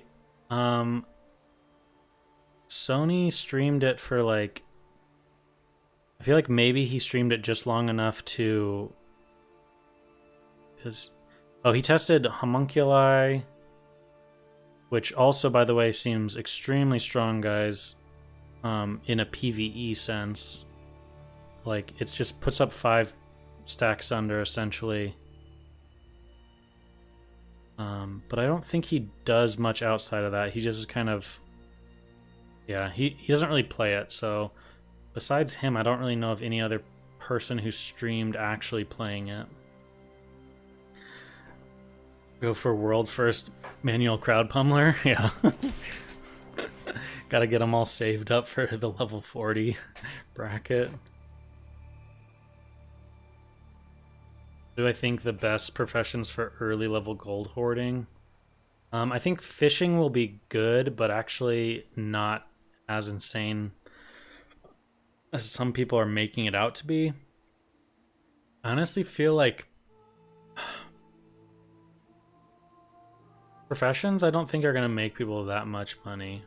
Like mining is it. Mining, and there's not even that many consumes you want to use at 25, so I wouldn't even say herbalism. I'd say mining for all the people that want to go engineering.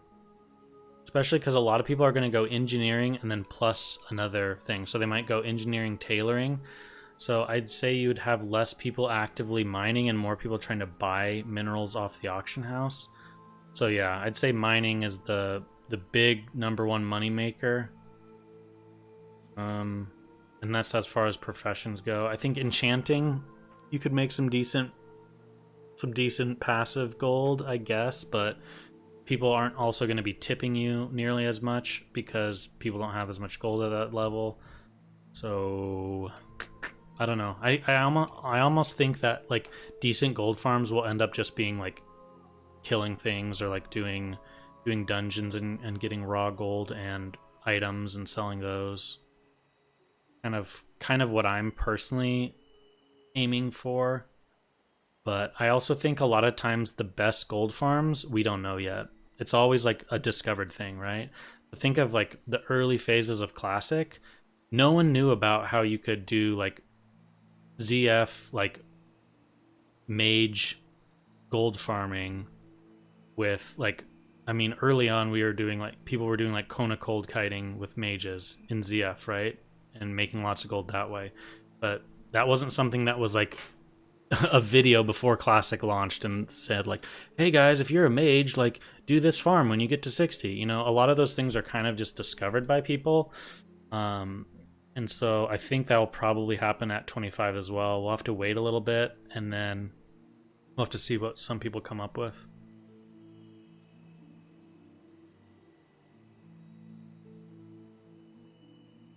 Glad to be going Shaman. I believe they'll have the best outdoor movement speed compared to any class. Yeah, they're kind of up there with druids and hunters. But they definitely are definitely have the Ghost Wolf stuff going for them for sure. The amount of stone you have to farm for engineering explosives is going to be high. Will be high demand. Yeah, exactly.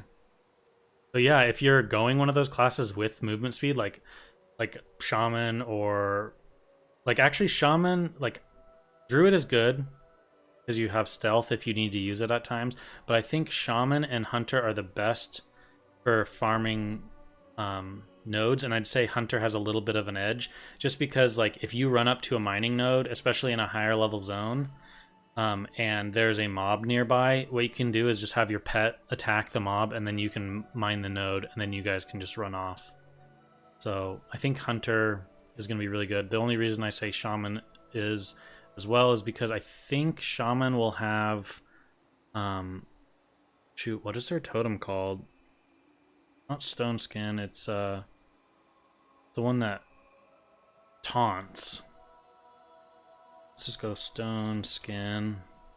I will... Stone Claw, that's right, Stone Claw. Yeah, and you'll have that.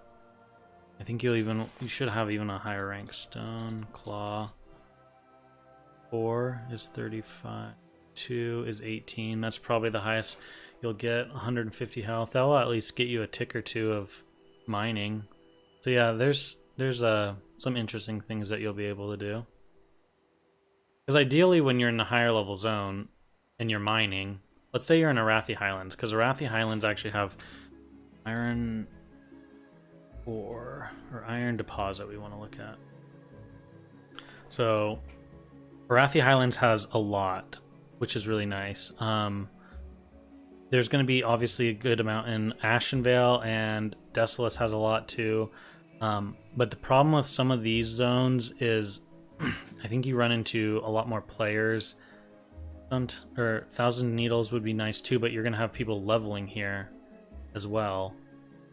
Because there are some lower level, like in here, you can do some quests here at like 23 and stuff, so you might run into more people actually playing in those zones, whereas like some of these higher zones, no one's going to be out here. But the problem is when you're running around and you're gathering nodes, if you get a raptor on you, you don't want to have to actually kill it because it's going to be like level 36. So with a hunter, it would be nice because you can just put your pet on the raptor and then you can, you know, mine the node and then run off. So you never have to actually like stop and try and kill or try and drop combat and all this stuff. It would just be really annoying. That's why I think mining on a hunter would be so strong.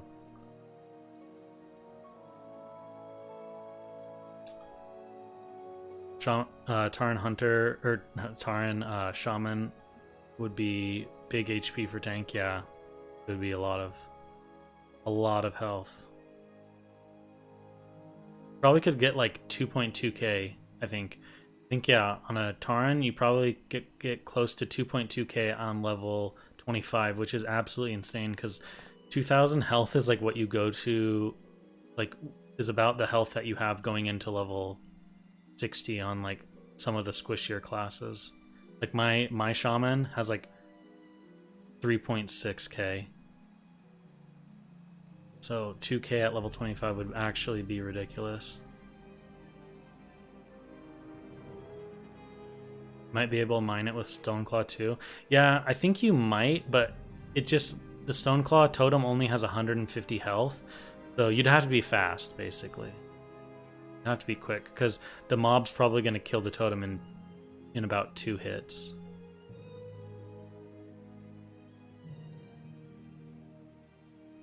You could also do some kind of weird play with like a searing totem from further away.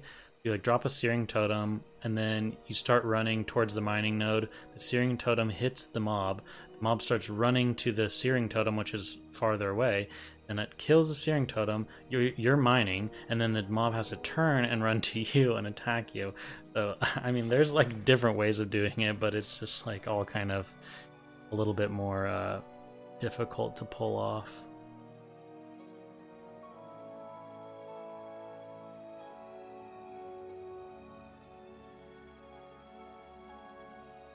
We're talking about SOD right now, Bird.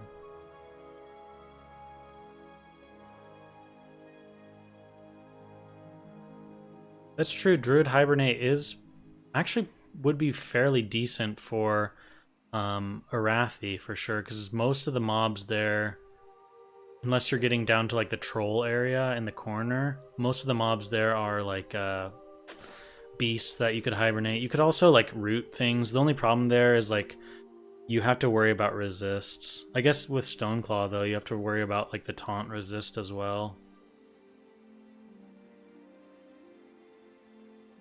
I assume that SOD will be its own it'll probably be its own download, and it should probably be like, you know, a drop down, just how we get to the other versions of WoW, like the other classic versions.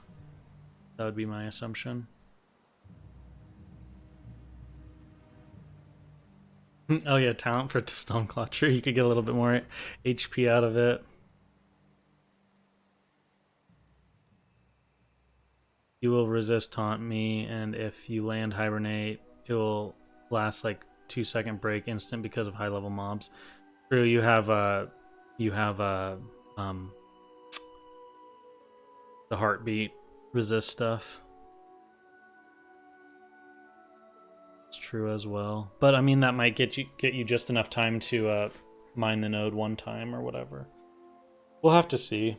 People will come up with weird things. They might honestly just have someone run around with them too, and just like 2-man farm nodes in higher zones might be the way to do it too, and then you just split the profits. But I do think the hunter method is kind of probably the most it's like the easiest to do, because you could just go, you can go beast mastery, right? So your pet's stronger. Basically, you would just not worry about your runes, but you just do everything to make your pet tanky, and then faster res for when it does die. Get beastal swiftness, and then pathfinding, and then honestly the last few points, if you're literally just doing this for farming, you should just probably get like parry, and then you're just running around with a pet that you can have attack mobs, and then you're running around with a faster cheetah, and your pet's pretty beefy, so you can hold a mob while you mine the nodes. That's kind of probably the way to go. Do you have any thoughts about Big Iron Fishing Pole for Nomer? Yeah, that's a good question. So Ty's talking about how like in the classic beta, people found out that like fishing poles didn't have that glancing damage, so so then you would get something like this, right, which is doing 19 DPS. So the DPS on a two-handed weapon, a really good two-handed weapon, at 25 is like, look, 24 DPS. So this is doing 19 DPS, so it's a pretty good weapon. You're not going to be able to use any of your like special abilities, but the thing about it is, in the past, I don't know if they'll change this or fix this, but it's considered a fishing pole weapon, okay? So it's going off of your fishing is how it does, like, just like how you have a weapon that is an axe and you have the skill of axes, and if your axe skill is at 200 and you're level 60, it's not going to do nearly, like, you're going to miss a lot, you're going to have glancing blows until you get it closer to the 300 cap, right? So fishing functioned the same way, where you could level fishing up to like 225 and then you'd be able to hit those higher level mobs. So I'm not sure if this will work in terms of like the way it did in the past, but if it does, then obviously this would be one other way of being able to clear dungeons that are higher level than you, if you're like a class that really can't do anything else. Yeah, no, if you did the fishing pole method, you're not getting to use any of your abilities, right? You're not able to use most of the abilities that your class has, you won't be able to use it. Like a warrior, you'd still be able to use like your shouts, you'd be able to use thunderclap, you'd be able to use some things, but very few. It wouldn't be worth it for all classes, but some classes would be fairly beneficial. Like it might be worth it for like paladins and warriors. I don't know what else. Maybe shaman. I don't even remember if you can imbue in your fishing pole. That would be kind of funny.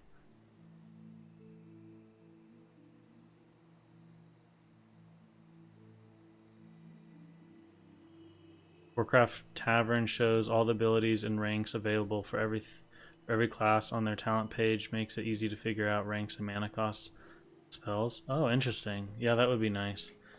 Because right now what I do is I just have to go and search for what rank is the highest you can get.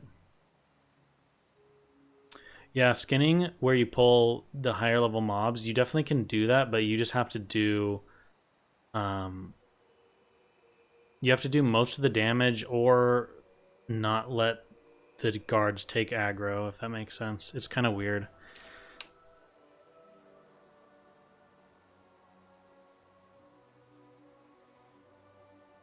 Yeah, like Savory Delights could be valuable. Honestly, it's more of an aesthetic thing, so if people are like tight on gold, they're just not going to waste money on Savory. Right? So Savory is kind of like one of those weird things, but yeah, I mean, like Firefin Snapper will be really useful for any class that uses fire damage, because they can make fire oil, which then turns into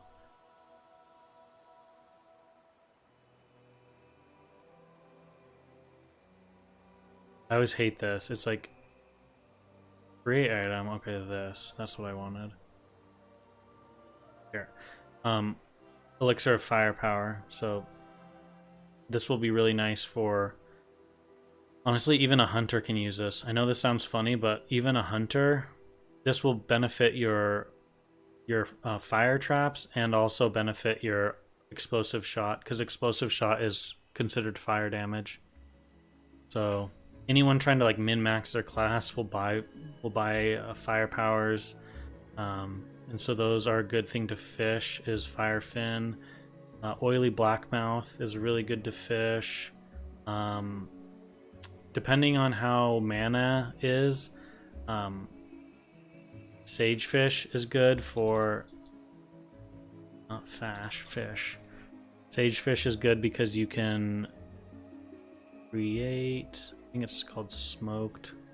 Yeah, smoked sagefish, which gives you 3 MP5, which not horrible. Everyone pays to look pretty.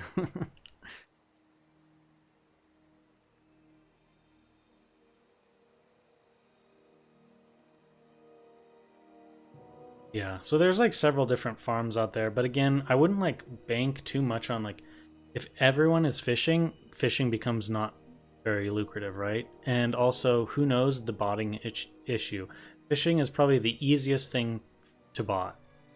Like to create a fishing bot, I think that's pretty much the most basic thing. So if Blizzard doesn't do a good job at cracking down on bots, there could be a lot of bots that fish, right?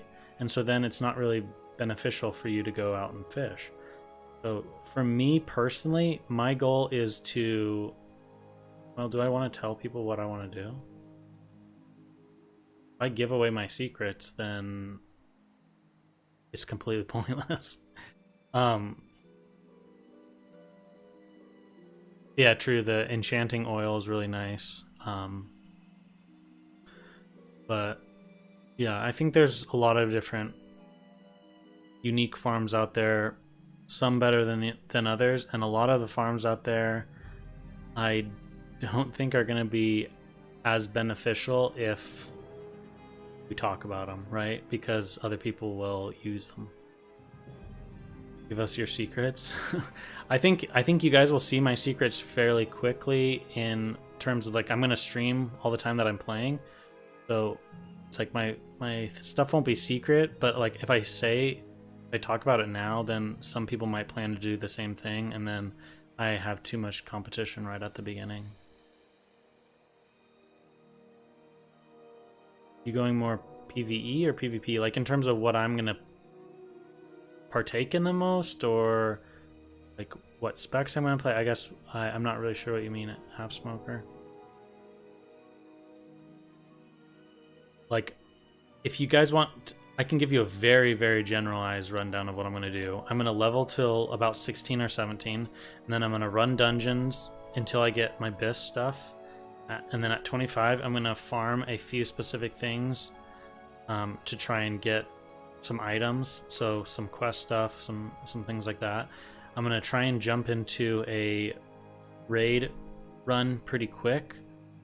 I want to farm up my fishing before Sunday because I think the fishing tournament will be in the game, and obviously the fishing hat for the 15 stamina and the fishing boots for the 12 stamina are both really, really strong options for druids in terms of like being beefy in PvP, and so those are kind of my plans, and then obviously partake in Ash and Veil stuff as much as I can.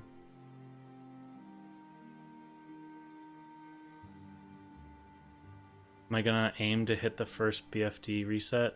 Yeah, I mean, if it's 3 days and then the 3-day timer starts as soon as the server goes live, then 3 days is not really a big deal to hit 25. I think most casual players could hit hit 25 before the first lockout if you play like, well, actually I don't know, I guess it depends on what a casual player is. Like if you play like 3 or 4 hours a day, then I don't think you'd make it. But if one of those first days of the game being out you're able to commit like a pretty decent chunk of time, then I think you'd be able to get there. I think level 25 will take most people like 15-20 hours to get to. 15-20. I probably will hit 25 in my first like play session, but we'll see, because I'll just keep going.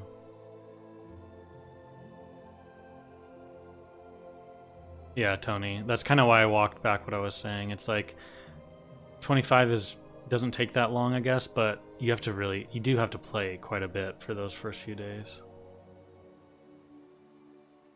Your wife wants you to level with her and it'll take forever. Yeah, that could happen. It depends on how long or how often you guys will play, but yeah, it could happen. My wife plays, but she's pretty like she kind of gets over it after like 3 or 4 hours of playing, maybe even less than that sometimes. A lot of times if I have a character with her, I always just like make an alt, and I just leave it at whatever level she is, so we can just play together. Leave her behind. Yeah, definitely level 2 characters. Yeah, I mean that's definitely one way of doing it. You can just have 2. What I'm gonna do, I'm trying to get my wife likes to level. I'm trying to get her to level up my alt, guys. I'm trying to get her to level my alt for me a little bit, so that like by the time I get 25 on my druid and I have some of my gear, I'll have like my alt will already be like, you know, level 12 or 15 or something. Mine too, but I have a second character planned to play with her. Yeah, it's funny, I never find the opposite. I never find like a wife that goes super hard in WoW and it's just like her husband just kind of plays every once in a while with her. It's always the opposite. 25 is maybe 30 hours if trying to get items and level professions. Yeah, I could, well, but the thing is, like, dungeons give a lot of good XP too. So like if you start doing dungeons a little bit early, and you're doing like 2 things at once, you're leveling but also getting some of your best in slot pieces.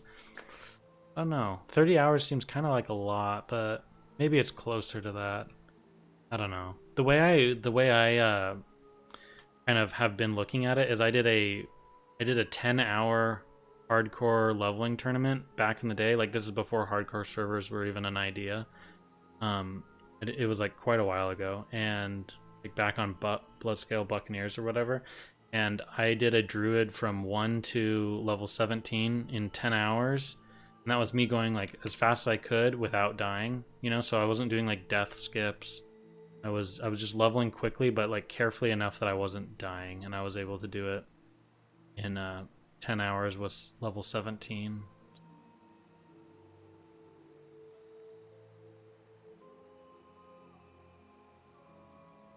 Husband-wife combo, Shadow Priest, Warlock Affliction would be awesome.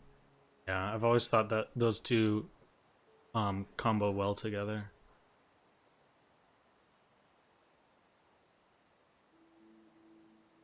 Yeah, I thought about that too. Like, you kind of want to, or at least find a server that you want Alliance characters on, and a Horde server that you want Horde on, even if you're not going to play them right away.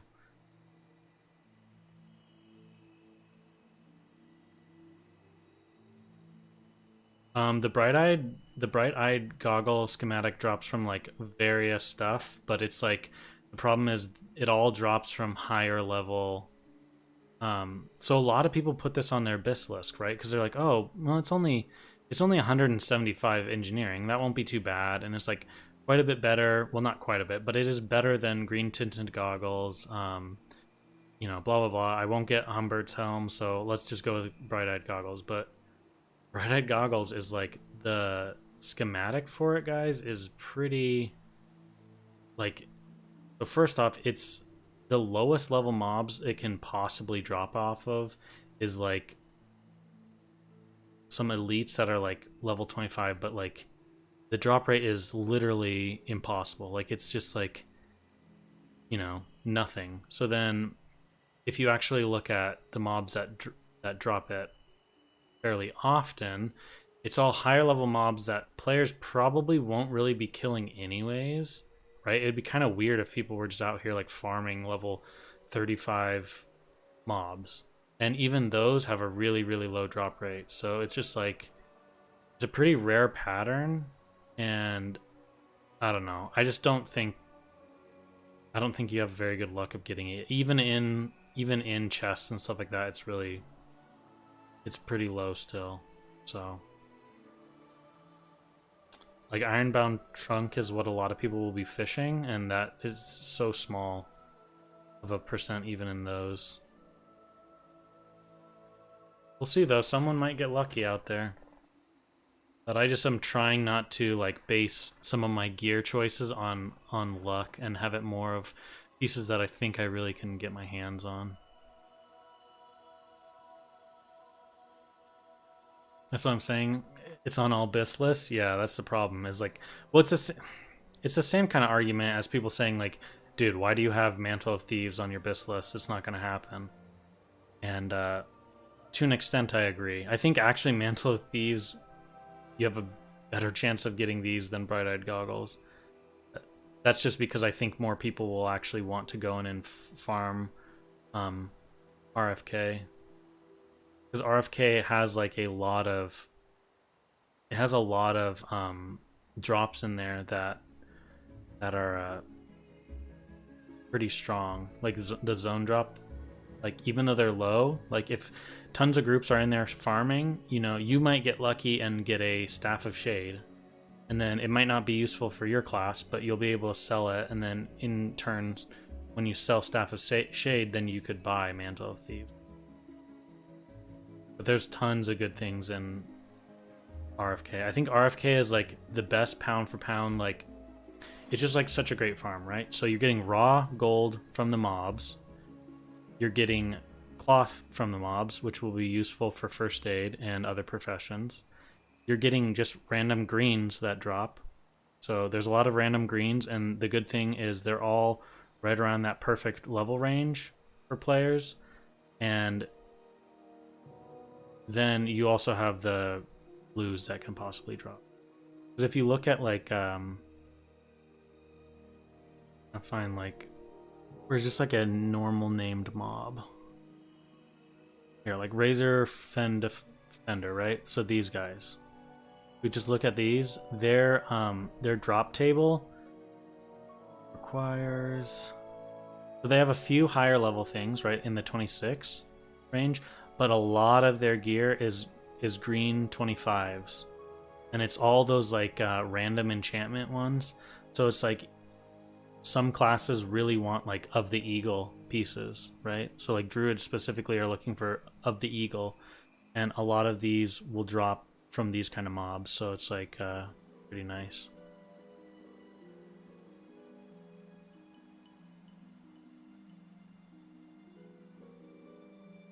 Oh yeah, no water walking is kind of a bummer.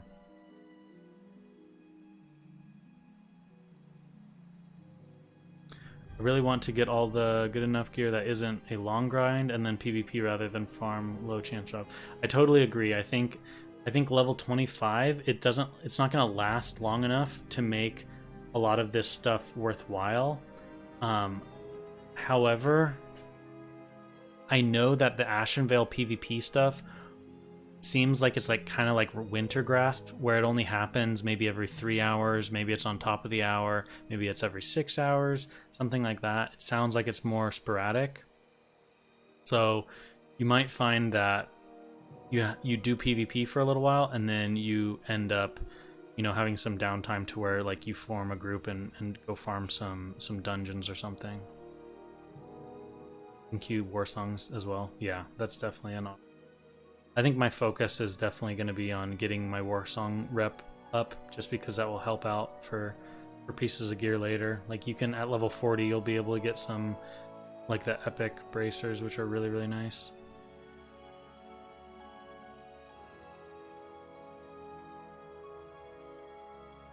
Yeah, and some factions might have a longer queue, right? So some of these, like for example, fishing is like a perfect one to where, like, if say you are the more dominant faction and you have like a, you know, they have an instant Warsong Gulch queue and you have like a 10 minute Warsong queue, you can like farm, you can like fish between to make some money. You can like if you're strong enough at that point, I don't really know with the classes, but you might even be like, if you're, let's say, an alliance character and you're strong enough at 25 and you're in Stormwind, maybe you can go into Stockades and solo just a little bit of the beginning of the dungeon to get some of the, like, to get some gold from the mobs. Likewise, you could kind of do that in RFK for Horde. Queues are a little long. At least something better than just like sitting.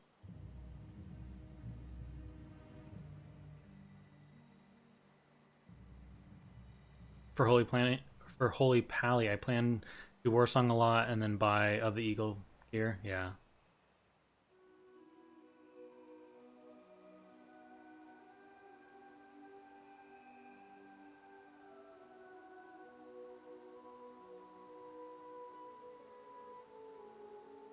Warsong has some great weapons. They really do. Yeah, Warsong. I mean, Warsong has some nice rewards in general. And to be honest, like with what yeah, Tanok, you said that where you can just kind of get some decent gear but not go like not worry about going crazy. I totally agree. Like a lot of the pieces like that you can get like for your character doesn't really need to be like best in slot, and you'll still be pretty much on par with other people. Like for example, I could just get these dark leather shoulders made from a leather worker, right? And I'm gonna lose out on some stats for sure, but it's like an okay option. And then like a lot of like the cape and the chest and the boots and some of these rings, they're more like guaranteed. Like all you have to do is like a quest chain, or you have to run the dungeon a few times. Like those ones are a little bit easier, but I agree. Like the pieces that are really gonna be like either one super expensive, or two, they're going to be really rare and hard to come by. It might just be better to just cut your losses, have fun playing the game at 25, and not worrying about like the perfect gear. I think people are imagining 25 will last way longer than it's going to be. Yeah, I mean, I agree and disagree. So I think from a time, like a days on the calendar standpoint, I think it will last fairly short, right? But I think we have to also realize that like when you normally play WoW, like you have to go from all the way from 1 to 60, and then like once you get to 60, the gearing up process takes quite a bit longer. Whereas like at 25, I hit 25 pretty fast. By the time I hit 25, I probably will already have like Black and Defiance armor, because I'll be running dungeons while I'm leveling up. I'll have Smite Hammer. So like by the time I hit 25, I might already have some of my best in slot gear. So it could be like within like a week or something, I'm like pretty much fully bis, and I'm just more or less just having fun PvPing, right? So I don't know. We'll see. Fun. I'm min-maxing too hard for that. That's a problem too. That's the problem I face, is it's like this vicious cycle, right? Where you're like, oh man, I'm not going to take it too seriously. I'm just going to try and enjoy the process, have fun, level slow, enjoy the world. Like, oh, I'm not going to look up where runes are. I'm going to find them on my own. And then like, as soon as you start playing, at least me personally, I get really like competitive, and it's also fun to just like brainstorm on different things and like, ooh, I could get this item. It's like, 2 more agility. Oh, I have to farm some random level 30 mob out in the world for like, it'll probably be like 10 hours of farming, and I get 2 more agility. Ooh, I don't know, man. It might be worth it. That's the problem I run into, is it's like, it's hard for me to just take it chill. Rank 1, level 25. Yeah, exactly. Being someone who never really interacted with Classic or Twinked in WoW, it's super interesting to hear all about the items you're thinking about. Yeah, there's a lot out there. That's what makes Classic so fun, in my opinion, is like the just wide variety of pieces that you can get your hands on, and also the ones that are like, sometimes you get like these low level items that just stay good for so long. Yeah, that's true. It's during a holiday season, and people are going to have more time to devote to it for sure. Yeah, I think 6 to 8 weeks is probably about what we'll see for phase 1 for sure. The later phases, I don't know. It kind of depends on how much content they have planned for it. Like as you get further into the game, like you're able to take part in more of the world, if that makes sense. So like at level 40, more zones are available to you. You can go back to the earlier level zones. You'll have a mount. You'll be able to have more variety in your talents. So maybe they could make a case for making those phases a little bit longer, depending on like how much content there is to jump into. Anyways, guys, it's been fun chatting. I gotta take care of some stuff real life, but yeah, it was fun talking. We are getting close. Tomorrow will be 5 days left. Okay, tomorrow, 5 days left. Getting close. So yeah, I'll see you guys tomorrow. I'll stream then. We'll answer some more questions then, and probably try and do some more fun theory crafting as well.